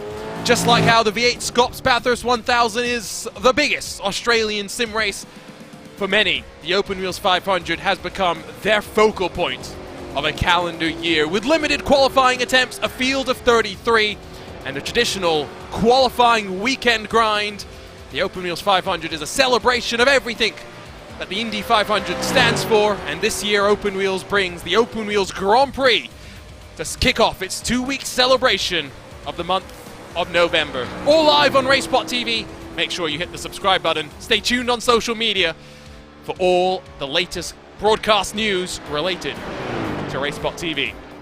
My name is Arjuna Kankipati, along with Ewan O'Leary for this iRacing Bathurst 1000, an iRacing special event brought to you by Hoisingveld. A dominant run at the front of the field, but a race where just surviving is a victory into itself. As it stands right now, we are trending, Ewan, to having just 2 cars on the lead lap when the checkered flag flies. It looks like that, with the pace that Paul Kovic is currently showing in the Lobs Falcon Esports Holden. It looks like he may well get through the entire field, apart from, of course, the Team PGZ number 2 car just in behind there. Even though the lead is very, very big, they're not going to be able to get there and lap the entire field unless they really do get a move on. You wouldn't expect them to risk the car in doing so. So it's just about bringing it home from this point. And I think almost by accident, they're going to pass at 4th and 3rd and put them a lap down. But I guess far more, not far more impressive, but slightly more impressive is the fact that 10th place is 2 laps down. I guess is equally astonishing statistic because of the pace that Paul Kovic and of course Brad Newman have put on in this race. It's not that there's not fighting. We're looking at 11th. Kairos Esports getting past the Occitans Racing Esports Black. Michael Lamreau driven number 12. 317 has just come in for some fresh rubber. They're taking full advantage of that one. We've been talking about the cooling track conditions as we built through this race. It's somewhat hit a stalemate as it stands right now. 34 degrees Celsius on the track, 24 in the air with 13-kilometer-an-hour winds gusting around the track, but in these heavy sports car, touring car beasts, wind not likely to be a huge factor. No, it shouldn't be, and neither is the track temperature at this stage, really, with it staying the same. Everybody should be pretty used to it at this point. Everybody should know what they're doing, and I mean, so late on in the race, it's not going to affect things too much in terms of how these tyres are affected. Everybody's kind of stuck in their strategy anyway. You can't change it with only one stop remaining. Everybody decided how they're going to get to the end of the race, how they think is best, and so there's no going back from it at this point. You just got to play it out and make the most of it, make the most of what you've gone for. And yeah, so far all of these teams have been able to do just that. But there are still a couple of battles floating around.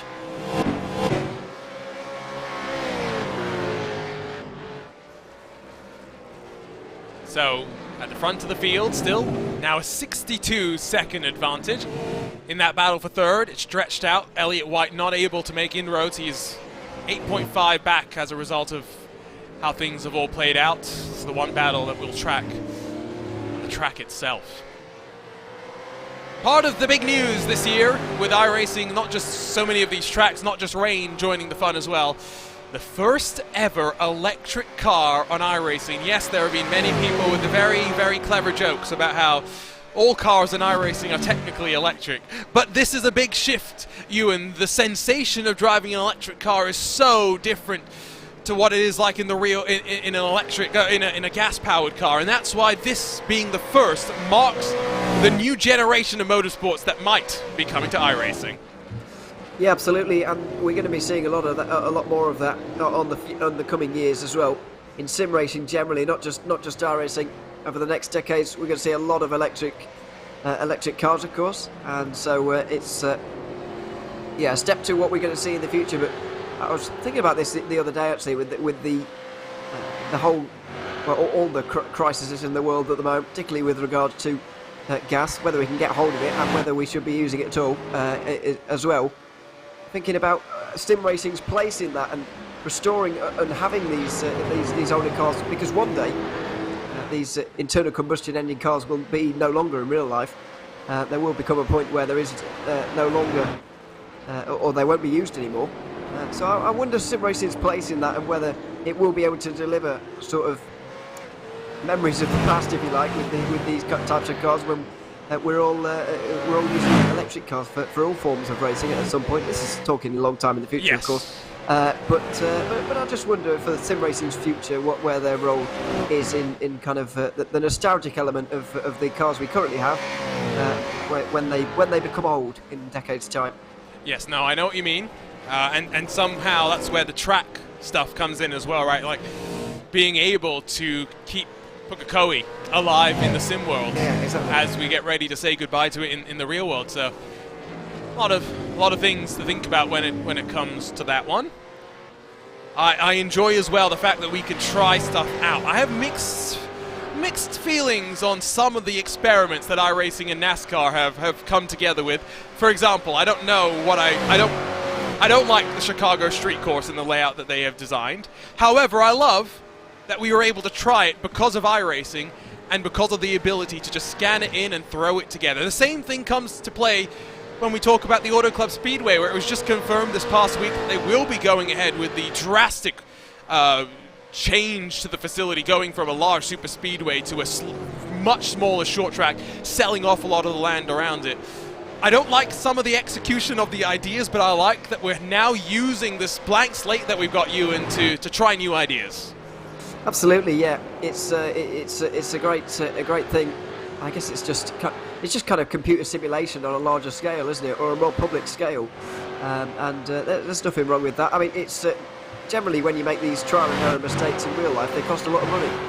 Obviously, I'm not saying it's free to do it with iRacing either, but it's certainly less expensive than to build a whole new racetrack and find out actually this is terrible, and we should never have done this. You know, then what you're going to do with the whole racetrack in the real world? You know, so. Oh no. Oh dear. The Octagons Racing guys have taken a tow back to pit lane, and it comes on the heels of another issue for Talking Door Racing. So we'll turn it back in time, and we'll go look at a couple of these moments very quickly. We'll start with Talking Door Racing. So it's up into turn 2, and they're on the grass. Oh, 2 tires on the grass, the left side. Oh. And then clobbered into. Not much that could really be done on either side of the equation there. Not really. I mean, the Talking Door Racing car was just having a spin of its own. The car in behind taking the racing line. This is Trapagee SimSport entry, the 14th place car. So that's what happened to Lagalas, and then we check in, not fortunately with Paul Kovic, but with the Octagons Racing Esports. And it's the same quarter, not the same issue. Oh my word. That's the tightest squeeze I've ever seen, actually, from that car trying to get through. But yeah, I mean, wow, another spin, and it seemed a little bit careless, actually, from this. This is the onboard shot we all wanted to see. Goodness me, how has he seen that gap and gone for it there? Wow, very good avoiding driving there from Full Send Racing. Unfortunately, they are 13 laps down on the overall race leader, so it's not going to matter too much for them, unfortunately. But good for the highlight reel, I suppose. Yeah, it seemed a little bit almost careless from Mikel Lamoureux there, who just seemed to get on the power too early and then do nothing to almost rectify that. Just went around in a very lazy spin almost, then straight back to pit lane. I think that's their day done as well. I think so. Unfortunately, this late stage, there's only so much that you can recover. It's getting close for Elliott White to drop off the leading lap. Not far behind would be Norhoff in the Hydro Race Racing Forces entry. Plenty still left to play for, even if it's bragging rights for 3rd and 4th. To just be able to say they finished on this leading lap. Let's have a quick cycle through the field, Ewan. And let's do a quick ratings for these liveries. Okay, so let's start with your race leader. I'm going to give him a 7 out of 10. It would be a 10 out of 10 if this was an original livery, but this is not an original livery, so it just gets the 7. I'm still going to go for a 9. I don't care where it's come from and who made it or or any of that. That's a bit careless of me, sorry. But yeah, I mean, it's a very nice livery, and I wish they would bring it back to IMSA as well. But I do too. Yes. I'm just saying, if Falcon is listening, reach out to me. We'll figure out how we can get you part of the IMSA Esports Global Champ. Oh no, that's not going to happen. But we'll figure out a way. PGZ Motorsports. I like this one. I always say you can do stuff in the sim that you couldn't do in real life. I don't think this is a livery that would ever see the light of day, unfortunately, in the real world. I'll give this a solid 9 out of 10. Well, I'll scale it back a bit and go for a set. No, it's still a very good livery. I'll put it a 7, maybe 8. See, I'm just trying not to get in trouble with Pablo's Discord. You got to be smart here. Oh, they don't know who I am. It's all right. It's a good livery though. It's one of the better ones. Ewan_O'Leary on Twitter. Don't forget. We've already sung the praises of Not me. We've already sung the praises of the Hydro Race Racing Forces one. I love the little details on the front of this one. I'll give it a 9 again. Yeah, I'll go with a 9 as well. The kind of pink highlights as well go really. Normally pink doesn't go on a race car very well, unless it's like entirely pink. You've seen the Artifact Racing livery, right? I've seen many. But it's hard to do pink liveries right, and fair. They've put the pink highlights on there very very well. Arnaud's competition do some good pink ones. Anyway, I was just thinking about Arnaud. Yeah, here's 0 out of 10. Yeah, unaccepted out of 10 actually. Yes, no, you get negative points for not even trying an attempt. Precision Racing Esports, by the way, have indeed now dropped behind. Kovic scored as 1 lap down. Not a huge surprise to say that one. We'll give Precision Racing a bit of a message in our private Discord as we get ready for the Precision Racing League. I still don't know how we pronounce this team name, and therefore I feel obligated to give them a high score. Paya Circa Racing, maybe? Close enough, but yeah. Apologies if I got it wrong. I mean, I know a lot of people are gonna love it, but I don't think it looks very good. I don't know. It's just a personal taste thing, isn't it? Like yellow as well is not nice to look at, in my opinion. He's trying to make this like a certain candy covered car without getting in trouble, so I commend him for the effort. 7 out of 10. Devon. Oh, I'll go for 3.5. Oh, wow. You are going to not make any friends. This is a Valvoline livery. Quite traditional, quite stunning. Now, it would be an 8, but I'm going to knock it down to a 6 just because they put their own number on the side of the car, and it's the wrong number. Yeah, that does lose points. Yeah, it's not a bad livery. Not one of my absolute favourites, but still a 6. Not bad. Yes, no, it would be higher if they had, you know, done it without the logo, the number on the side. Now, Javier Soto is still behind the wheel of this car. So either we're going to see a driver change in about 8 laps time, or he's going to do this race and disqualify himself and still finish inside of the top 10. And regardless of what that does to my score on the livery, one side is looking pristine, one side not so pristine. It's still a 10 out of 10 livery for me. I absolutely love it. I don't really know why, because it doesn't have any features that I would normally really like on a livery. It just works. Apparently you just like Repsol. Well, maybe, yeah. I don't even know what that is, but yeah. Well, no, obviously I've seen them on sponsors before, but it's I've never like seen being them with Zach in real Sweeney. life. He doesn't know tracks, you don't know racing sponsors. Well, I don't know what they sell. I've seen them, obviously, but I'm not interested in what they sell. So clearly they're not spending their money the right way. Clearly that's what we're saying. We've already commented on the Hydro Racing Forces livery, so we'll switch on over to... Wow! Oh, goodness. When did they lose a rear wing? This is recent. It must be. Yeah, and the unfortunate thing is to open up the curtains. I forgot to clear the disk space on my second iRacing PC, so we're not going to be able to go and pony around the replay like we would have been able to do a little bit earlier on. Instead, I'm going to have to rely on my friendships with Dan and Arturus to figure out what happened to them. I have no idea. Because this must be recent. We saw them fairly recently with all the bodywork intact, but then again, they're still going quite quickly. They're not going slowly. Let's see what their last lap time was for them. 2:07.3. So what is happening? Who needs downforce apparently, huh? Well, it's probably quite fast here with no rear wing, but yeah, I mean, wow. Okay. Still, so to go back to the actual topic though, because clearly this race is at a point where we'd rather rate the liveries than talk about the race. I'll give this another 7 out of 10. Understated, but classy. Well, I'm going to go for a 5. Only the black and white. Maybe there's a splash of colour. They got the yellow on the roof. Well, yeah, but... or the bonnet. It's a circle, so it's not much good. Yeah, it's not a bad livery, though. I don't mind looking at it. All right, I tell you what, I have been told exactly which lap this incident took place on, and therefore we are going to be able to go and figure this out. It will take us probably a moment or two, so you can now see the car without the rear wing, which is an indication we have found the right section. We jump 40 seconds back, we see the rear wing, we know what's going to happen. It's the ATR, Argentos Team Racing number 6 car that they're trying to work their way past. Ingersoll ran behind. Is it 2 into 1, or is this self-inflicted? Off the road, and then slight bit of contact. Wow, that's underwhelming.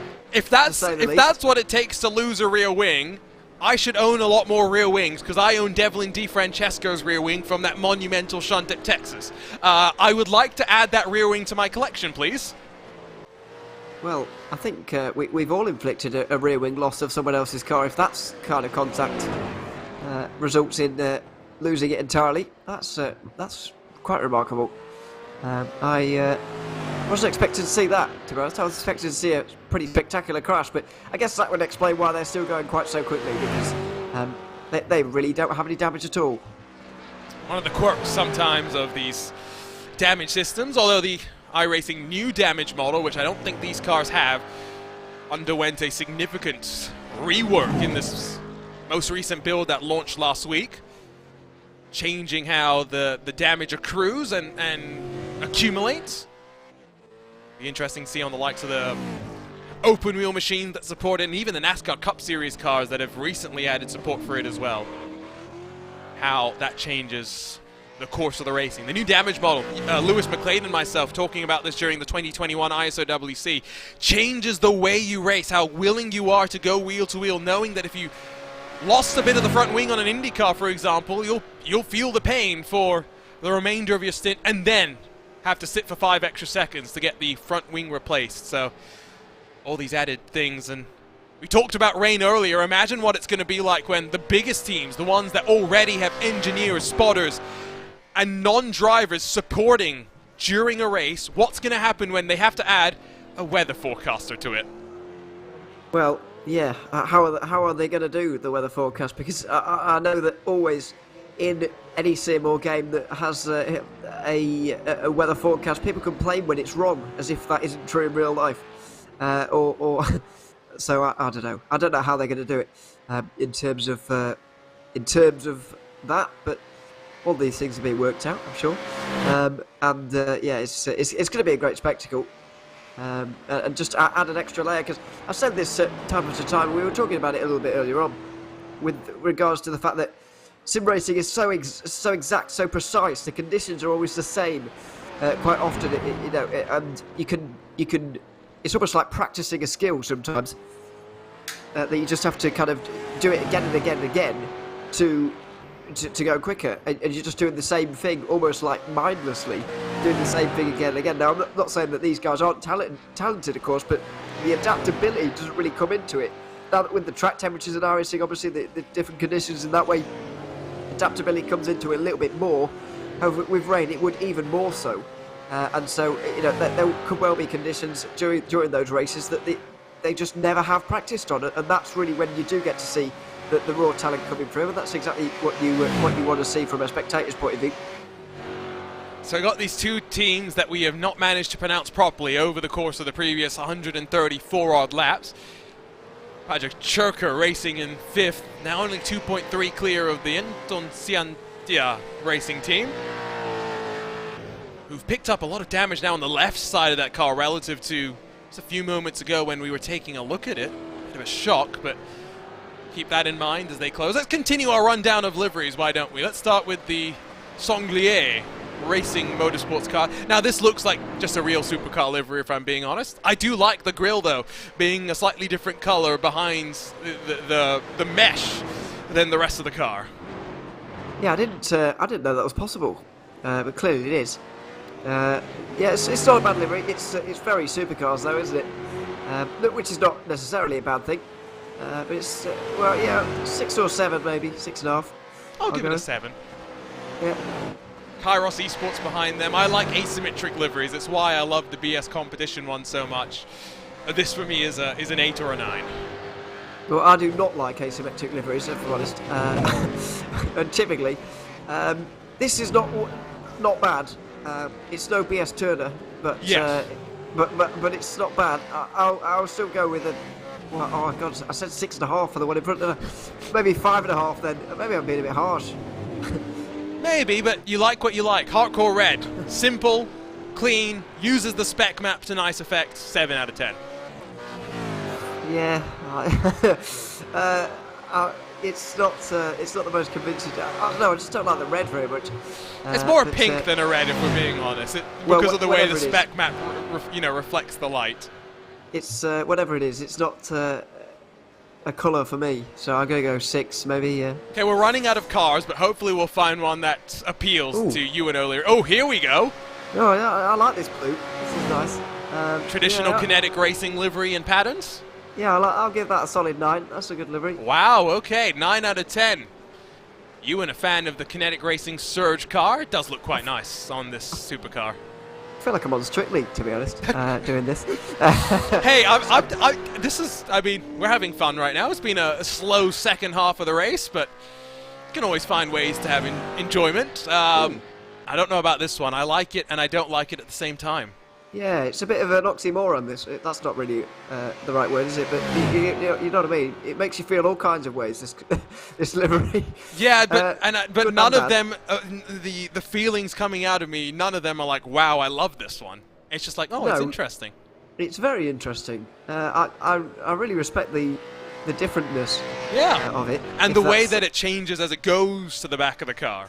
Yeah, exactly. Yeah, it does fade a little bit too late on in the car for me, but 6, anyway. 7 out of 10, 6 out of 10, somewhere in between. Seven seems reasonable to me. All right. So now we're getting, of course, down to those 2 laps down, by the way. So these are cars with a bit more damage. Talking Door Racing. Based on your comments for the hardcore red car, I'm assuming you're not a fan of this either. Well, yeah, and this yellow as well, which has become quite popular in this field. Don't forget that yellow is the colour of RaceSpot. Yeah, I know. Yeah, but RaceSpot yellow is a good yellow. This is not RaceSpot yellow. There you go. That's a good way to put it. 6 out of 10.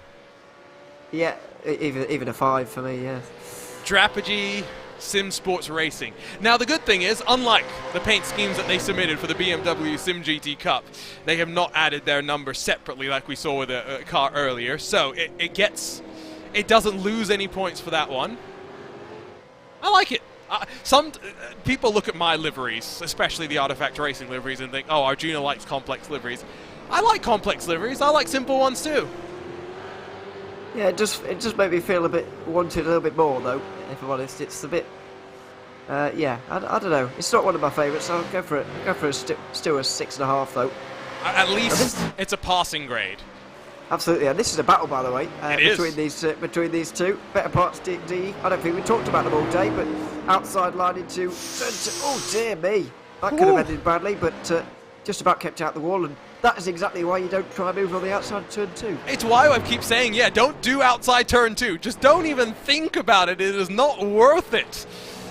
Some a little bit more brave than others. We cannot show the next livery for various reasons, so instead we'll head over to a team that struggled today but continues to persist. True endurance racing spirit from the ATR Argentos Team Racing number 6. Black and blue, understated black as well, with the way the spec map kind of doesn't reflect any light. It's a dark car.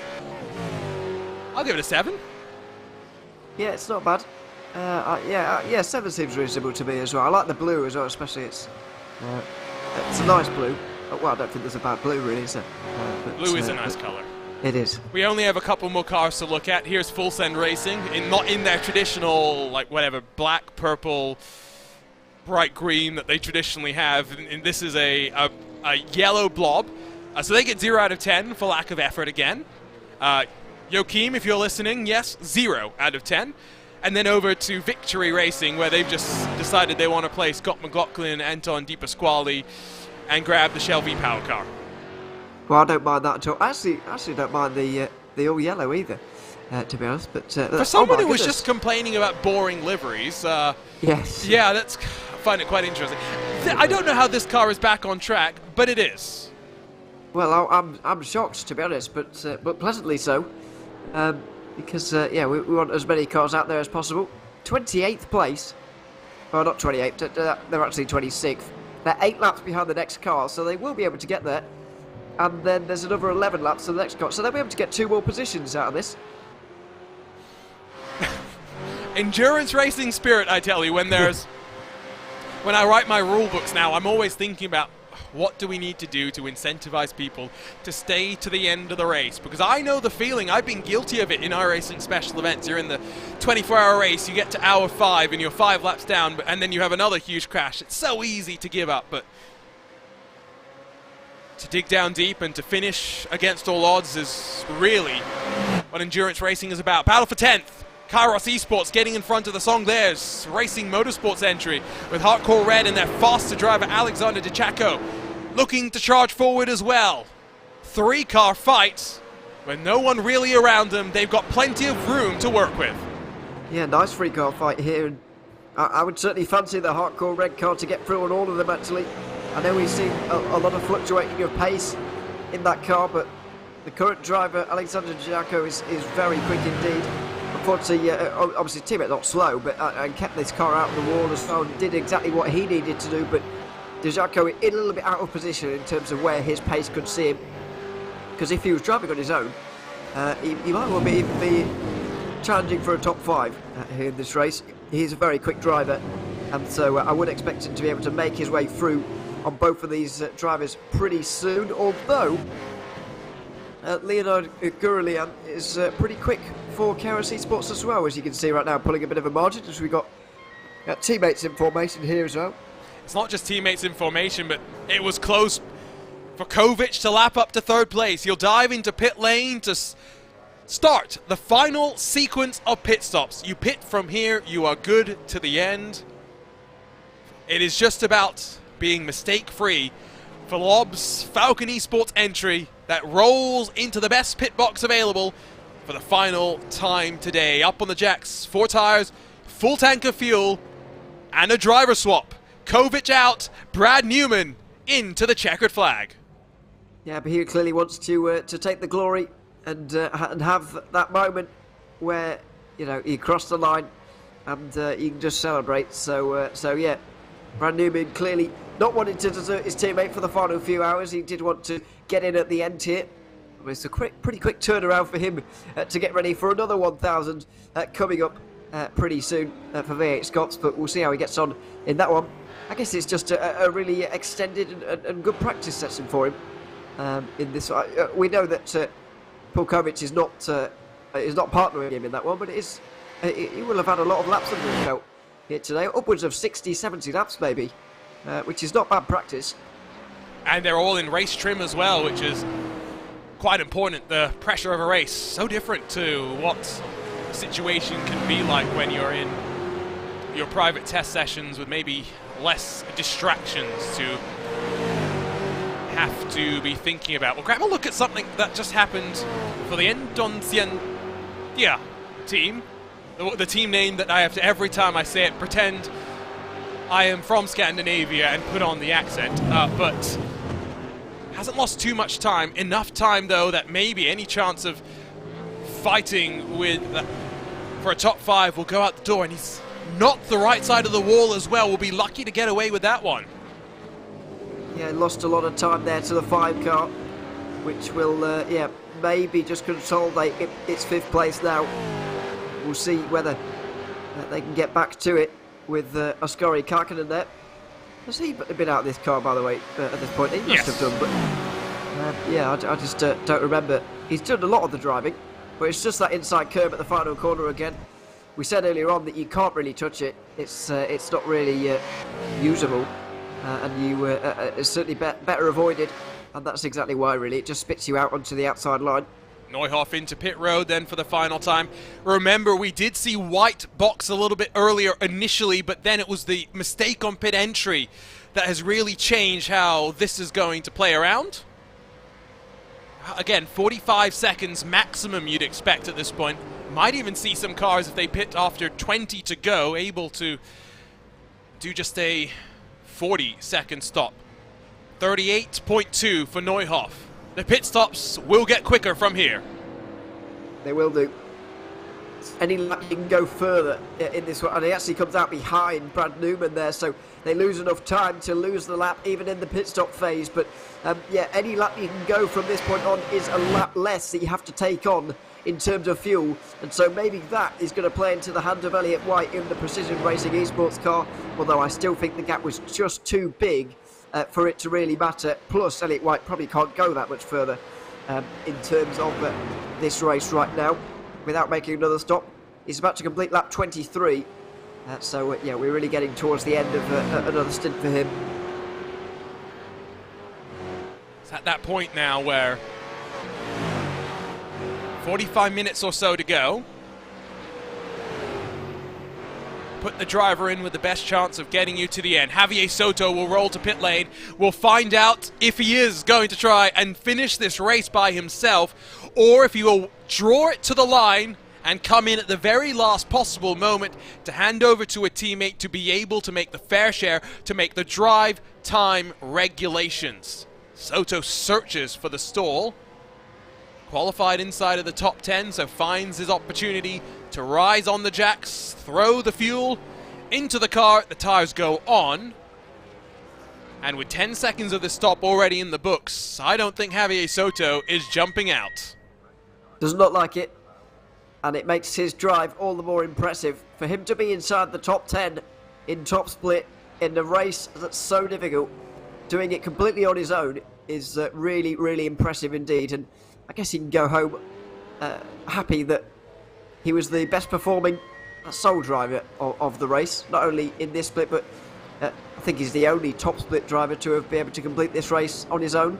Find out at the end. Yeah, we'll find out at the end for sure, depending on how many people get disqualified. The easiest way to pick things apart in this sort of a race. Well, that doesn't mean they necessarily did it on their own. They just didn't do enough laps. True. Or anybody else didn't do enough laps. Yes, but if you don't meet the drive time and you have multiple drivers, you've really made a big mistake because it is not that hard. No, it really isn't. I was thinking about this earlier, actually. Much as a 6 hour... Oh, dear. Yep, I was off the road. The Victory Racing car had been struggling all the way through the chase to even get back to pit lane.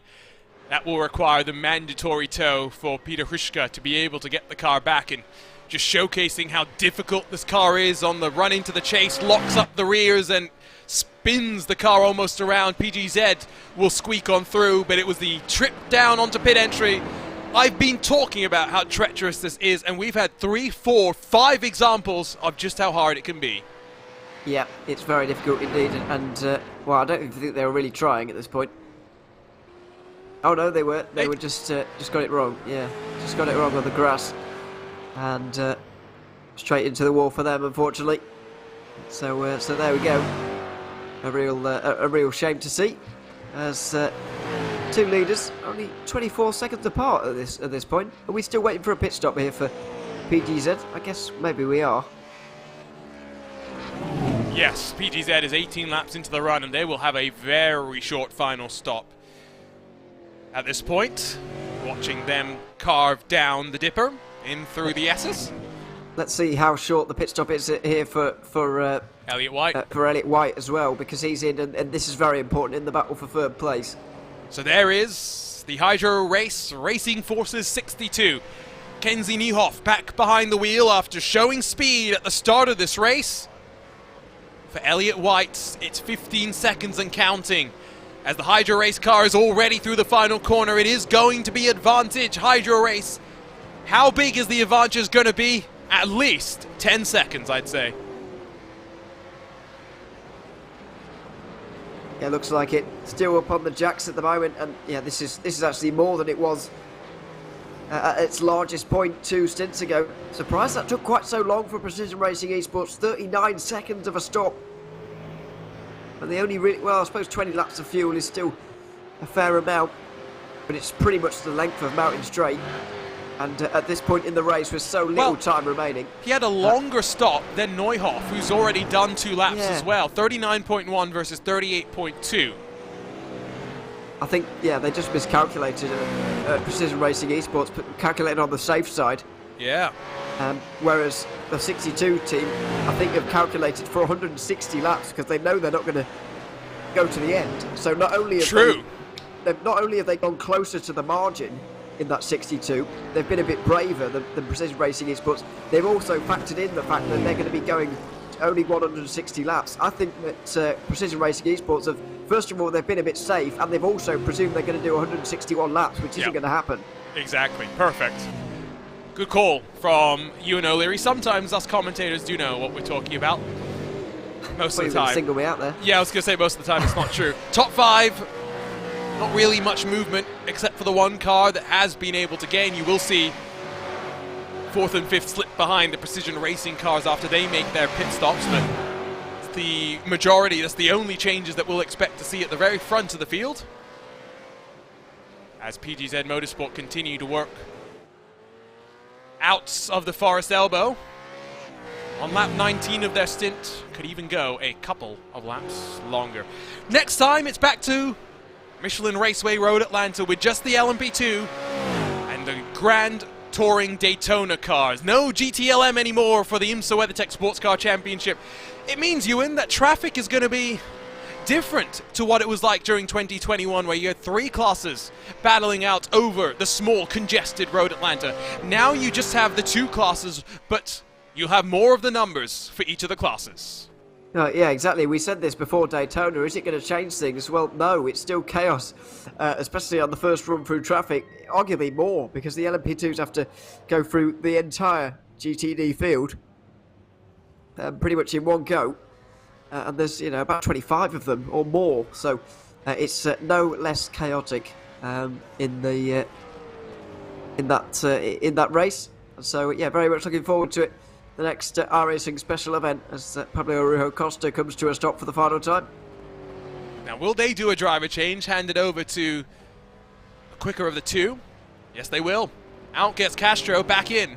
Sam Ward, who put that car on the outside of the front row at the start of this iRacing Bathurst 1000.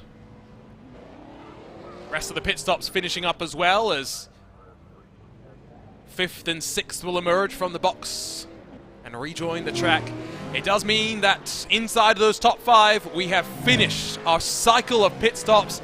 It is now just about the next 19 laps of survival to get to the end of this race. And it really is a case of just survival at this point for a lot of these drivers. Neuhoff got his lap back, by the way. He is on the charge. Oh, wow. 206.5 last time compares to a 207.8 for Newman in the Lobs car. But again, consolidation for Newman. It's academic whether 2 cars finish on the lead lap or just the 3 cars. It will be the victory that very much is the focal point in this one.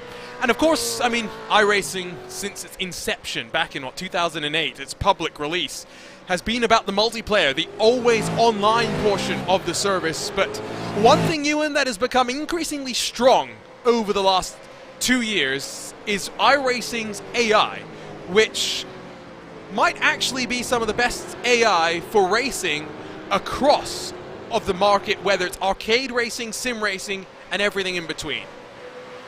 Yeah, I need to try it out for myself, to be honest, because I've never actually driven with them. But yeah, I have heard they are very good, and yeah, I know that a lot of work has gone into them as well to make them very, very good indeed. I guess it's people wondered, obviously, at the time it was announced about why would you have an AI, because you know, really, really good AIs behave like humans, and we already have human racing on iRacing, so they kind of wonder what the point. But I guess it's that kind of accessibility to race whatever you want, whenever you want, with AI who, you know, will be there.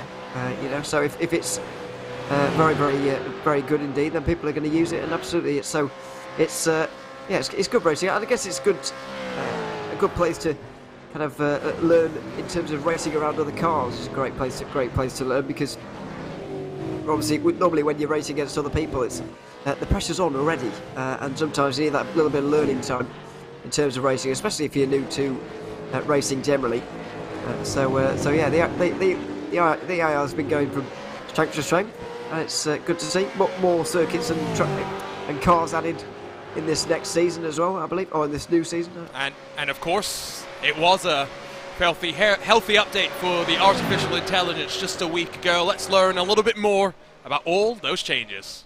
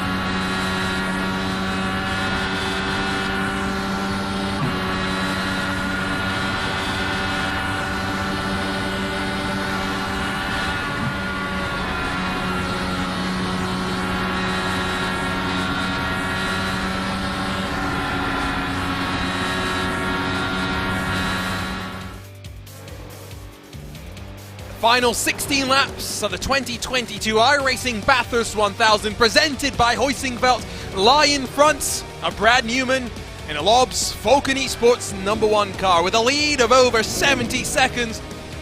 It's been the dominant force of this race, surviving the mountain with just a scratch on the right rear.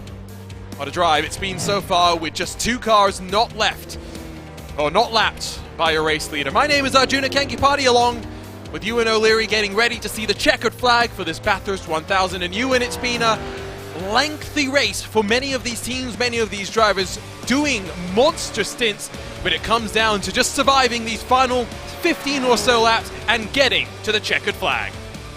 Yeah, that is the aim at this stage in the race. We've been talking about it all day, really, with regards to survival, because that has been the story of the race for some, but very much so at this end of it now. It is just about completing the laps that are remaining, and yeah, we're seeing a lot of that so far. Few battles still going on. The battle for 8th place still pretty close as they go on to 15 laps to go now, but even so, the mountain has told most of its story. Just a final few pages to go. Just those appendixes, really, if we're being honest, with most of the things being sorted. One battle we'll watch is Javier Soto in the SimRacingPro.com number 81, trying to fend off the Zekarol Esports 128, but with Soto having driven this race to this point by himself, in a race requiring 2 drivers, as soon as he crosses the checkered flag, he will be dropped down the running order in the blink of an eye. Zekarol Esports had a moment where they had a bit of a love tap from behind. The iRacing gods did not smile down on them. They have lost the rear wing. They have lost part of that rear structure as well that would support the wing itself. As we were mentioning before, they have not seemed to have slowed too much. To be fair, these are not cars known for being massive aerodynamic beasts. No, they aren't, but certainly losing the whole rear end would normally affect you quite badly. But anyway, doesn't seem to be too much of a problem for them at the moment. It has been a very nice recovery from them. It just made you wonder what they could have done without Condolis' spin earlier on in the race, because just because of the way they've gone through the field in the latter portion here now, you know, it does suggest that they maybe could have been challenging for a top 5, but even so, a top 10 finish is very respectable indeed, and it will be 8th, no matter whether they do get through on Javier Soto or not. So 15 minutes works out at basically exactly 30 minutes of racing left, so if drivers are tired, no matter where they are around the world, there's only limited time to hold on. For those in Europe, for example, this is of course a race that started right in the middle of the day for some of them. Depending on how far to the east you are getting closer to those midnight hours. One of the benefits that we often talk about when it comes to the longer 24-hour endurance races is the fact that you can plan your driver schedule using driver locations to ensure that no one is forcing their body to adapt to a cycle that it's not necessarily accustomed with. Ewan, I mean, we do similar things on the broadcast, right? You can have commentators from Europe start things off, then maybe move to Australia, finish with, then go to commentators from the US, finish back up with commentators from Europe, and everyone has worked normal working hours. Yeah, absolutely. Although sometimes we do still end up doing strange hours in the night. Yes, like me waking up at 5 in the morning for today. Yeah. Or me finishing at 8 AM at Daytona. But anyway, yes. That was your fault. Anyway, just a joke. Sorry. But anyway, yeah. I mean, it's one of the things. I mean, I don't think if these things weren't challenging, then I don't think some people would be here. To be honest, the challenge is part of it. No matter what kind of side of the fence you're on, if you like.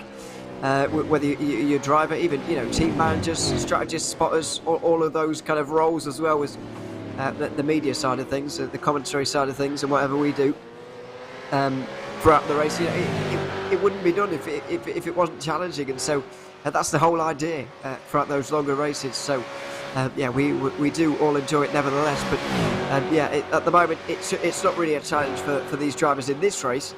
because yeah, it's only just approaching 8 o'clock in mainland Western Europe at the moment, so it's not too much of a stretch here today. Swap around between the 63 and the 15 on the run into the chase as Strategy Racing gets in front of Talking Door Racing in that battle for 15th position. We are seeing Hardcore Red require an extra trip down to pit lane. This is going to drop them outside of the top 10, you know, and there's not enough time for even a driver as rapid as Alexander is behind the wheel of this car to work back into the top 10. Well, you say that a Hardcore Red car did still owe us a pit stop. This is their sixth stop of the race. They've just been running long here today, so they're going to take on pretty much half a tank of fuel here, maybe a little bit more, and then they'll be on their way. So wouldn't expect this to be too much longer than 25 seconds or so. We'll see how much further they drop down as well. Where's the 317? Still 50 seconds down the road, so I think they are going to hang on to 10th. Oh, well, Hardcore has not started. Hardcore has just started rolling. So they will have track position over Kairos Esports. Another battle to watch, though, as Kairos, big old snap of oversteer for them. I just saw on my monitor out of turn number 1. And the battle well and truly on. DeChaco trying to hold on to a top 10 finish in a car that started up inside of the front 2 rows of the grid. Kenzie Nijhoff. We talked about his speed and his aggression in the opening hours of the race, and well, he's turned up at the end with exactly the same mindset. Has been able, in fact, to gap Brad Newman, has pulled almost 5 full seconds on the Lobs Falcon Esports car. By no means am I insinuating that if this pace was around for the entire race, the 62 would be contending for the race win, but at least signing off with this sort of a display for Nijhoff and company heading out of this one, there's plenty to be thankful for. Yeah, absolutely. I mean, I think a lot of these teams at this stage are going to be pretty thankful for the race they've had, in terms of, you know, it could have gone worse, I suppose, is the mindset for a lot of them. So yeah, I mean, it's still a respectable result to be on the podium for Nijhoff. I think it would have been a stretch for them to go any further. They can't be disappointed and be kind of mulling over mistakes they made throughout the race, because I think pretty much anything they would have done today wouldn't have closed that 50-second margin for second, and it certainly wouldn't have closed the nearly 2 minutes to Lobs Falcon Esports. So I don't think they can be too disappointed with how they've driven. I don't think they've made any glaring mistakes, so, you know, there's not too much to be disappointed about. And inside of the top 3, right, there's been no movement. They're going to finish where they qualified as it stands right now, which I think is a good indicator that maybe for once qualifying pace was indicative of race pace. A lot of the time that's not the case. We've seen that across of everything that you and I have covered, Ewan. But in a car like this, especially when qualifying setups can be so different from race setups, it is a little bit interesting to see that at the front. Yeah, I guess so. I mean, the qualifying pace has certainly been shown throughout the race by Lobs Falcon Esports, there's no doubt about that, but in terms of PGZ and the Hydra race, I think this race has been more settled with regards to their actual stints and the way the drivers have interacted with one another in terms of their pairings.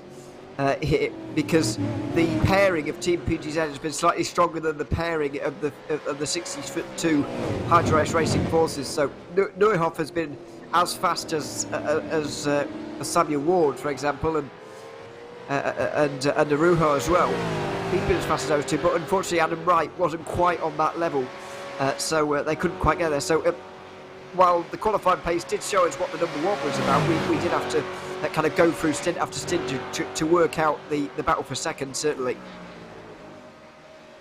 We check in with Sim Racing Pro and Zekarul. Through the chase they carve.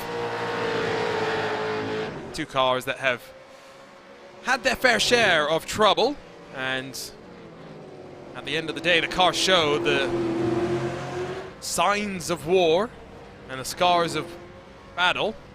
Bit of a lock up there from Soto. Zekarul and Dandrakia not forcing it.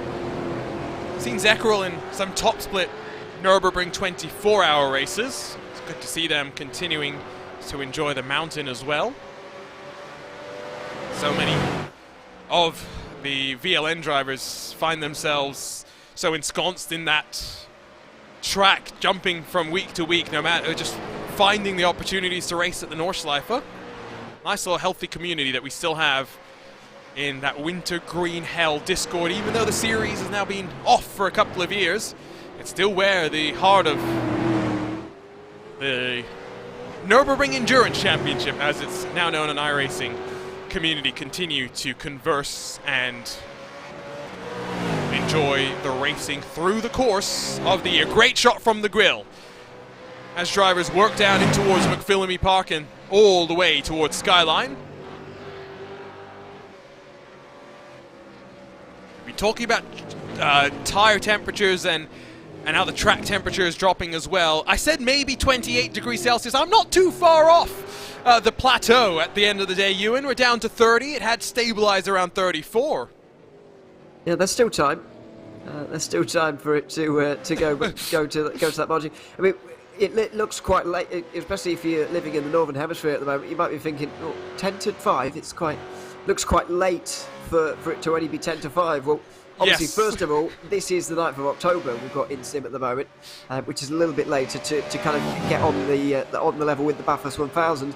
But also because we are in the Southern Hemisphere at the moment, everything is upside down, including these seasons.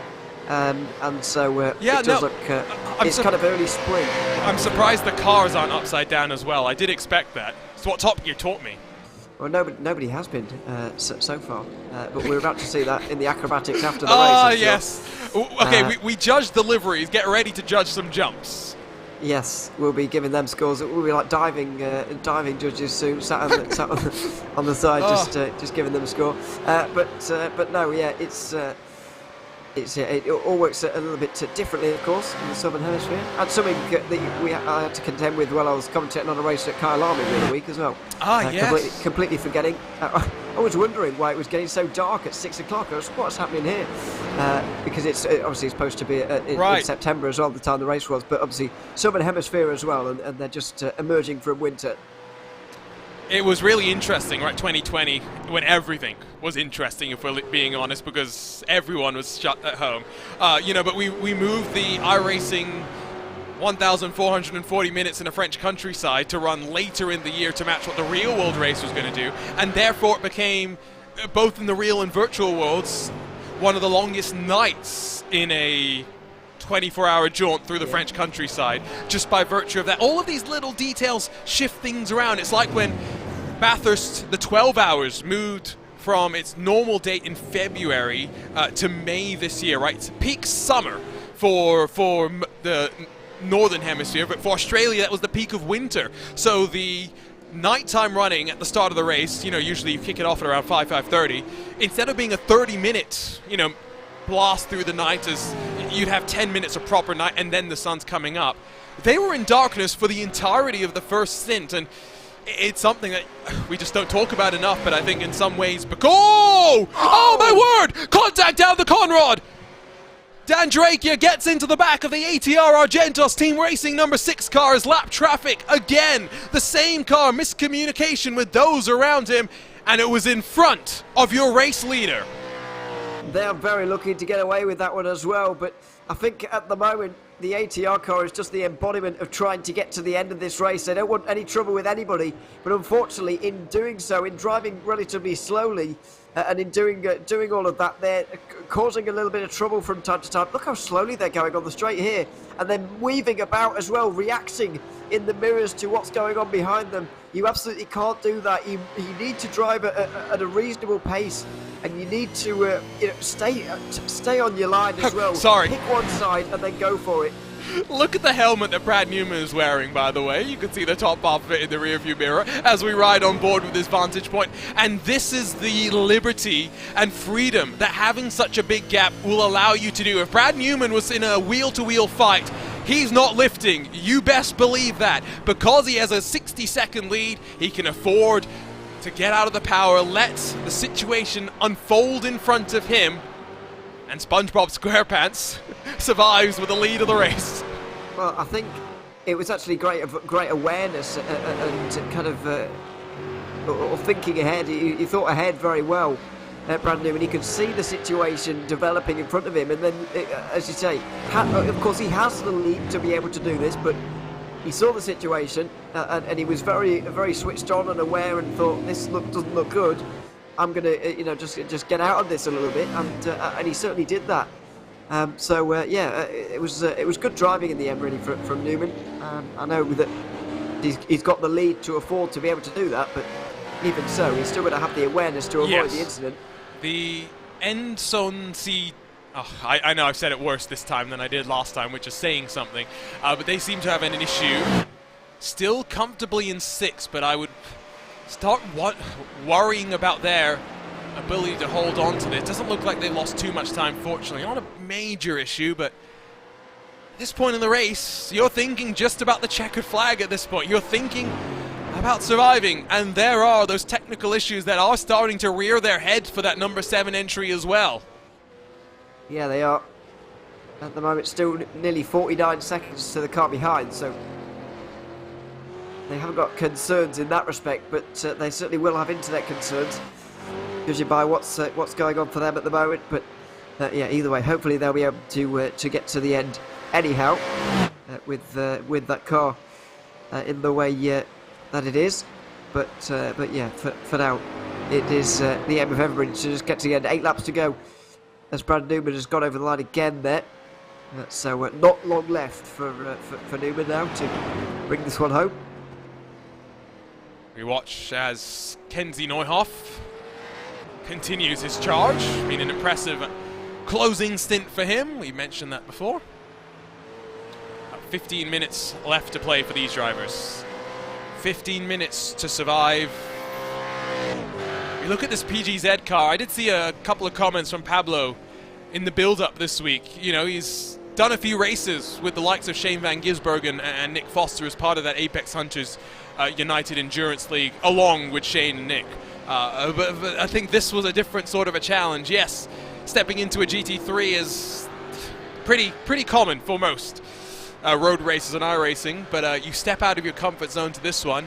Wasn't sure he was going to race, and I tell you what, he may not be as quick as Sam Ward, but Pablo by no means was a slouch and out of his element here today. Yeah, I really don't think he was very much slower than Sam Ward at all, really. And that's a 10th here, a 10th there. Yeah, it wasn't too much. To be fair, Sam Ward is in the 2:05.8s at the minute, even at this end of the race. So yeah, it's pretty difficult to match him. But yeah, it's all about trying to do something you're not used to, I suppose, do something a little bit different. I know Arujo does do a lot of GT3 racing, as you say there. A lot of road races on iRacing do quite a lot of GT3 racing, but he certainly does, and he's very good at it as well. Yeah, he steps out of his comfort zone a little bit. Obviously, he did this race last year as well with Govan Keeney. The two of them were running second before they crashed, so this is almost like a bit of revenge, a bit of retribution for them, maybe. Redeeming themselves a little bit after crashing out from second place last year. Well, I regret to inform you that the rough run for ATR continues. This time it's on pit entry. And unlike in the real world, they won't be stranded in the kitty litter.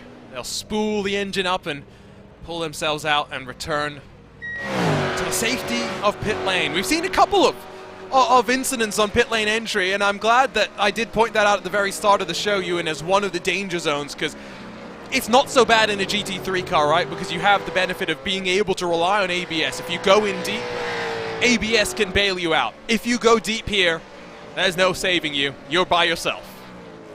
Absolutely. You've had it, really.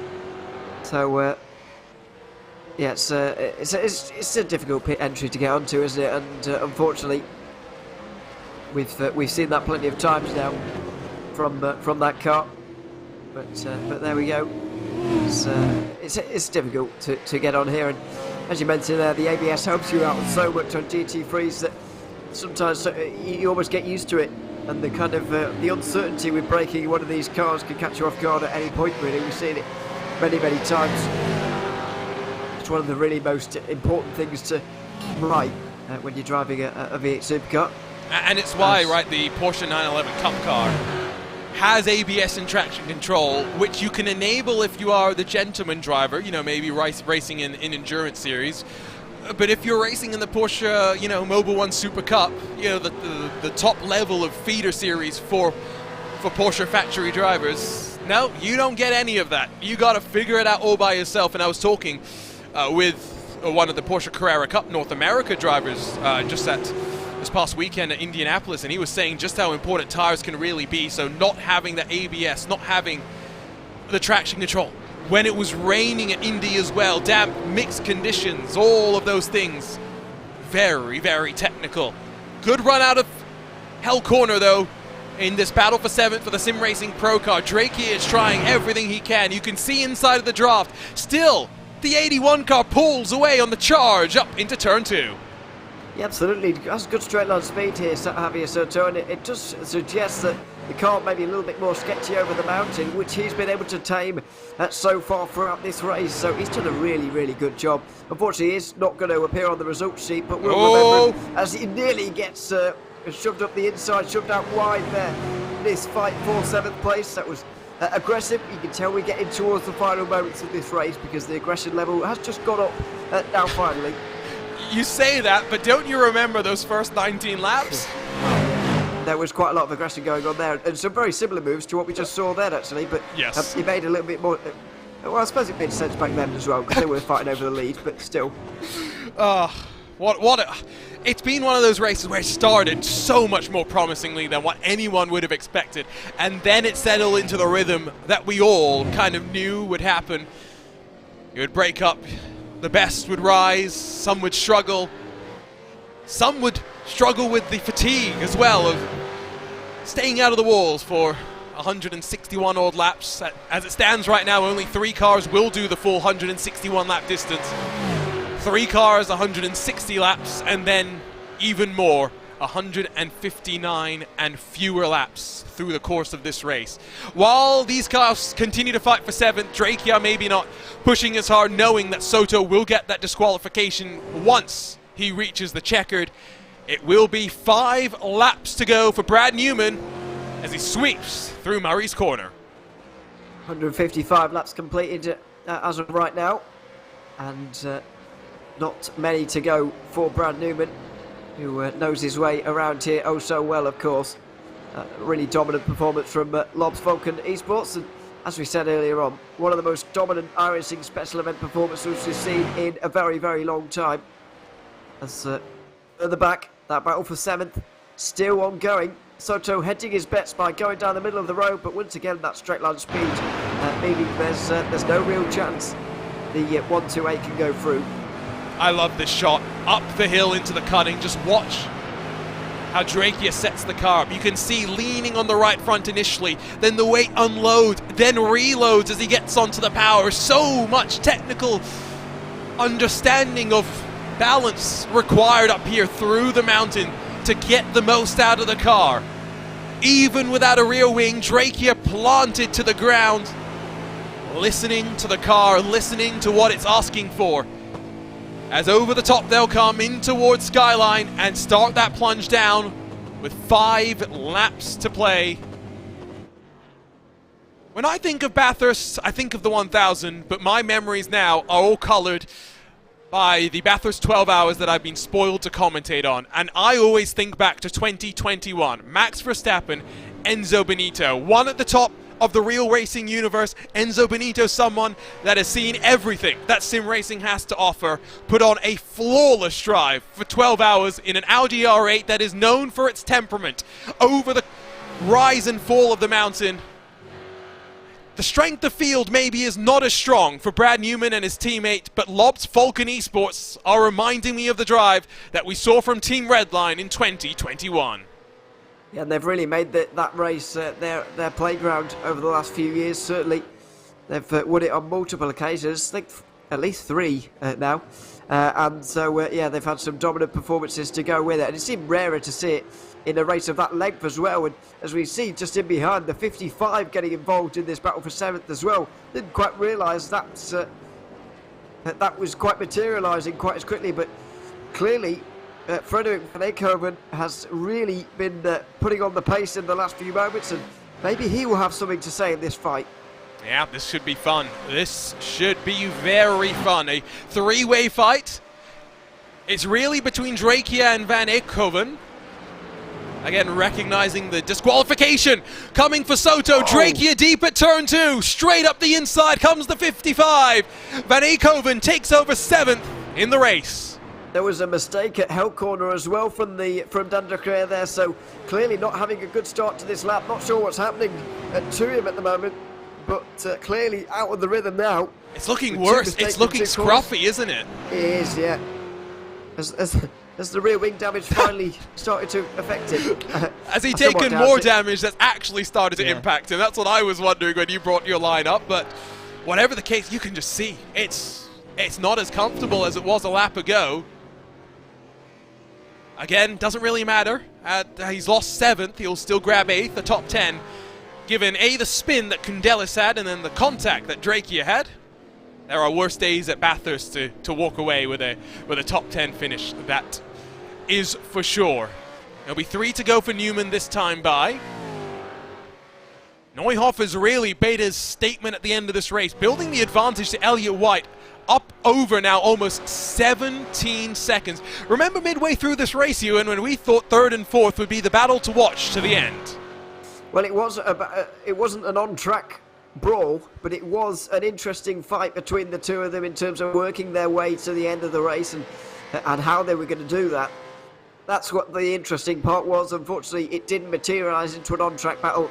In the end, it was Kenzie Neuhoff who had too much for Elliott White, really, rather than anything else. It wasn't really settled on strategy. It was settled on pure pace, and Neuhoff had enough to grasp that podium. But a 4th place for Precision Racing Esports is still not bad for them, especially considering Elliott White has done most of the driving in this race. He's done over 130 laps in that car. I still think Olivier would have done a few more, if not for the incident at the end of his stint, right, where he looped it on pit entry. I can't assume the plan was for him to just do the one stint, given how strong a driver we know he can be across of different cars. And it is a factor that they will be thinking back on, of course. Well, you say that, but Elliott White did 3 stints before and 3 stints after, so I do wonder if they placed him in there, just do that one stint in the middle to kind of give Elliott White two even-ish, 2.5 hour stints. I know what you mean.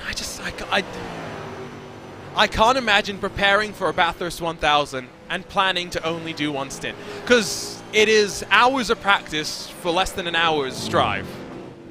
Yes. Well, yeah, but it all depends what's going to deliver your team the best result. Fair. That's what you're practicing for. And as bizarre as it sounds, if that means you not driving the car, then that's true. Then that's the way it has to be. I remember in a 12-hour race when I was sharing a car with a couple of other people, we realised that I think I only got in at the halfway mark or at the 4-hour mark or something, and I did 2 hours, planned to do a couple more later on, and realised we weren't going to win the race if I did another 2-hour stint, so somebody else had to step in for that. So it's all about planning your car to get to the end of the race as quickly as possible, whether that means you driving or not. Here comes a move down the inside, fired by the 55. He did go into the grass. He won't slow it down in time. He'll run his way the long way through the chase, and all that hard work, Van Eekhoven has to do it again. They come to 3 laps to go. And he's just thrown away not only a chance at 7th, but the actual 8th place there in this race now. Only 2 laps to go. He's not going to get back to those 2 without a really big battle or an incident. Oh, it's 2? You're right. Yeah. Only 2 laps to go. So, yeah, there's not enough time. He's thrown away 7th and 8th place there.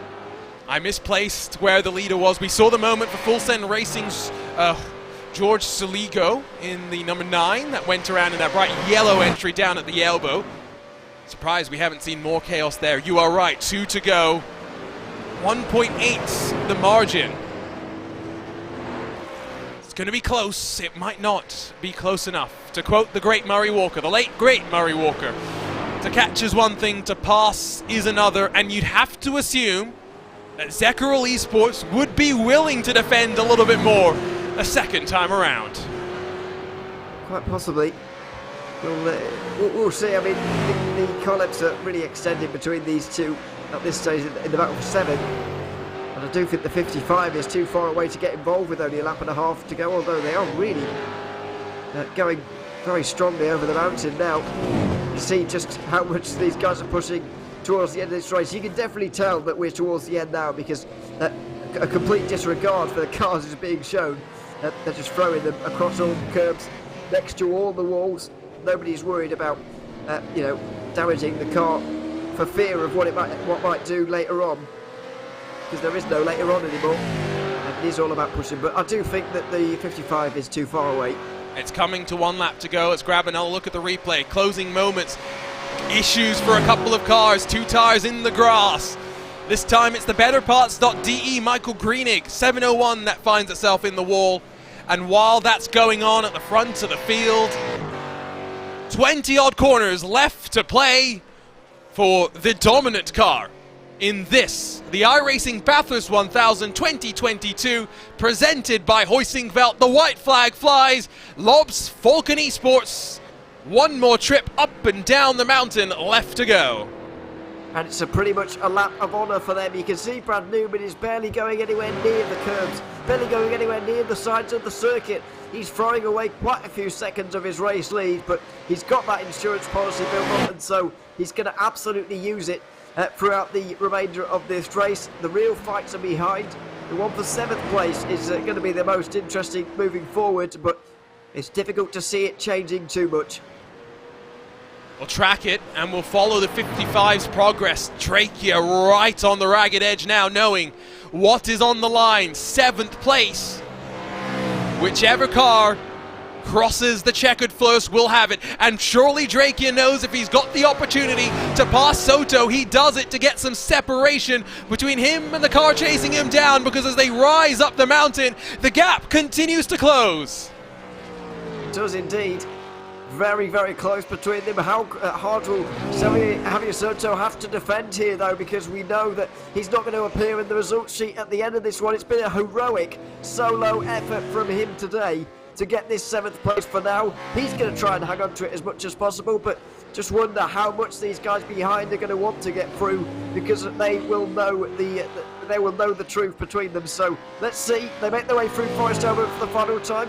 He's certainly close enough to have a bit of a go. Oh, he's lobbed it! Spin in the background out of the elbow, down the hill, the 55, trying for all he could to get up into 7th place. Tried a little too much. It will be academic then what happens in front of him, because Trachea will take 7th with the disqualification. But 161 laps. It is a test of survival up and down the mountain. For some, they rose to the occasion. Some stood above the mountain and towered tall, the fastest drivers on the track. For Lobs Falcon Esports, they played games at the start. They dominated after that. They run themselves to the victory line of the Bathurst 1000 2022, presented by Hoisingveld, winning by over 50 full seconds. They're well-earned burnouts for Brad Newman and his teammate. A very, very deserved win for these two, and there it is. Burnouts already. Even at the final corner for Brad Newman, he was already celebrating. He already knew what was coming up. So, another great result for those guys. Lobs Falcon Esports never in doubt, really. I think they only failed to lead very, very few of those laps. It was a completely dominant display. It was all on the cautions where we saw, or rather the cycles of pit stops, where we did see the switch arounds, and hopefully drivers stop doing their burnouts for long enough to remember there is still a Bathurst tradition left to do. One car already forgets about it. As we wait for the cars to streak across the line to get us finished. Team PGZ, Sam Ward will be thrilled with his performance, bringing that car up into 2nd. Kenzie Niehoff in those closing stages was able to get back onto the lead lap and pull away from Brad Newman, the race leader. And don't forget what's at stake for Newman. Victory in this iRacing Bathurst 1000 in just a matter of hours. He will do this again for the V8 Supercars Online Bathurst 1000 live on SimSpeed TV to win the most prestigious sim race in all of Aussie sim racing. A fun day of action. Bathurst always entices drivers from around the world. And now we wait to start the jumps, to start the end of race tradition that has become a sim racing staple.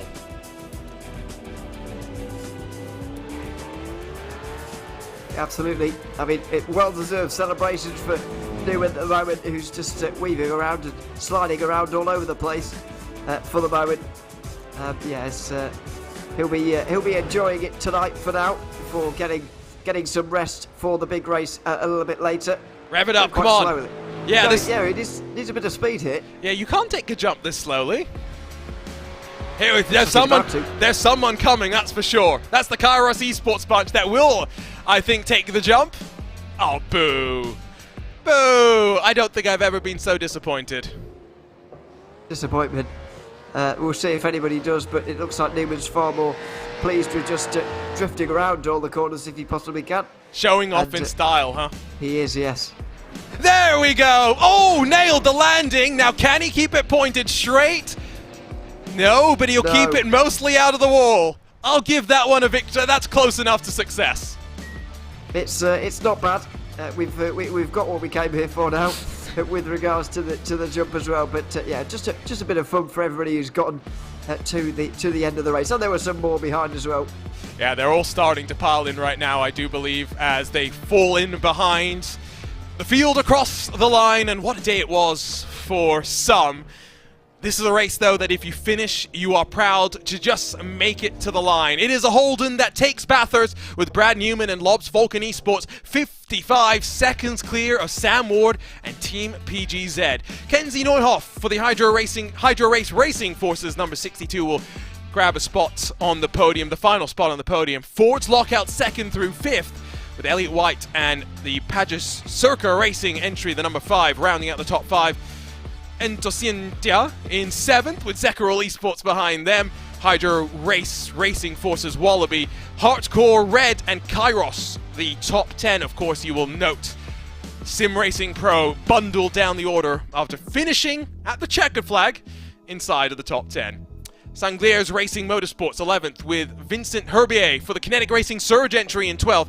Apex missers did miss a few Apexes, but hit enough to get to the end of this one in front of the Drapegy Simsport Racing team, who were 3 laps down. Talking Door Racing and BetterParts.de 3 laps down, while, yes, VB Long NEC 6 laps down at the end for their Holden. ATR Argentos struggles, 10 laps down for them, 18th, with George Saligo in the Full Send Racing 58 19th, in front of the Victory Racing number 20. Cycle through the final field then. Lamreau for the Occitans Racing Esports car was up in the mix at points, but retires along with the Ingersoll Rand Team Garage 69. A couple of moments for them, including one at the top of Skyline, a big old hit. Similar kind of incident saw Black Eagle Sim Racing retire from the race. Minor incidents through the course did see plenty of damage. The likes of Bigueras, ZM Sim Racing, ProDrive Esports, as well as Team Yaro Via, all claimed victims at some point or another. Those final T names not meeting the fair share, scored as not classifying a single race lap here in the iRacing Bathurst 1000. I'll look top to bottom at the race results, and we'll give it a couple of moments and hope to be joined by some of the drivers before we bid farewell. But let's recap the action then, Ewan. A fascinating race at the mountain once more.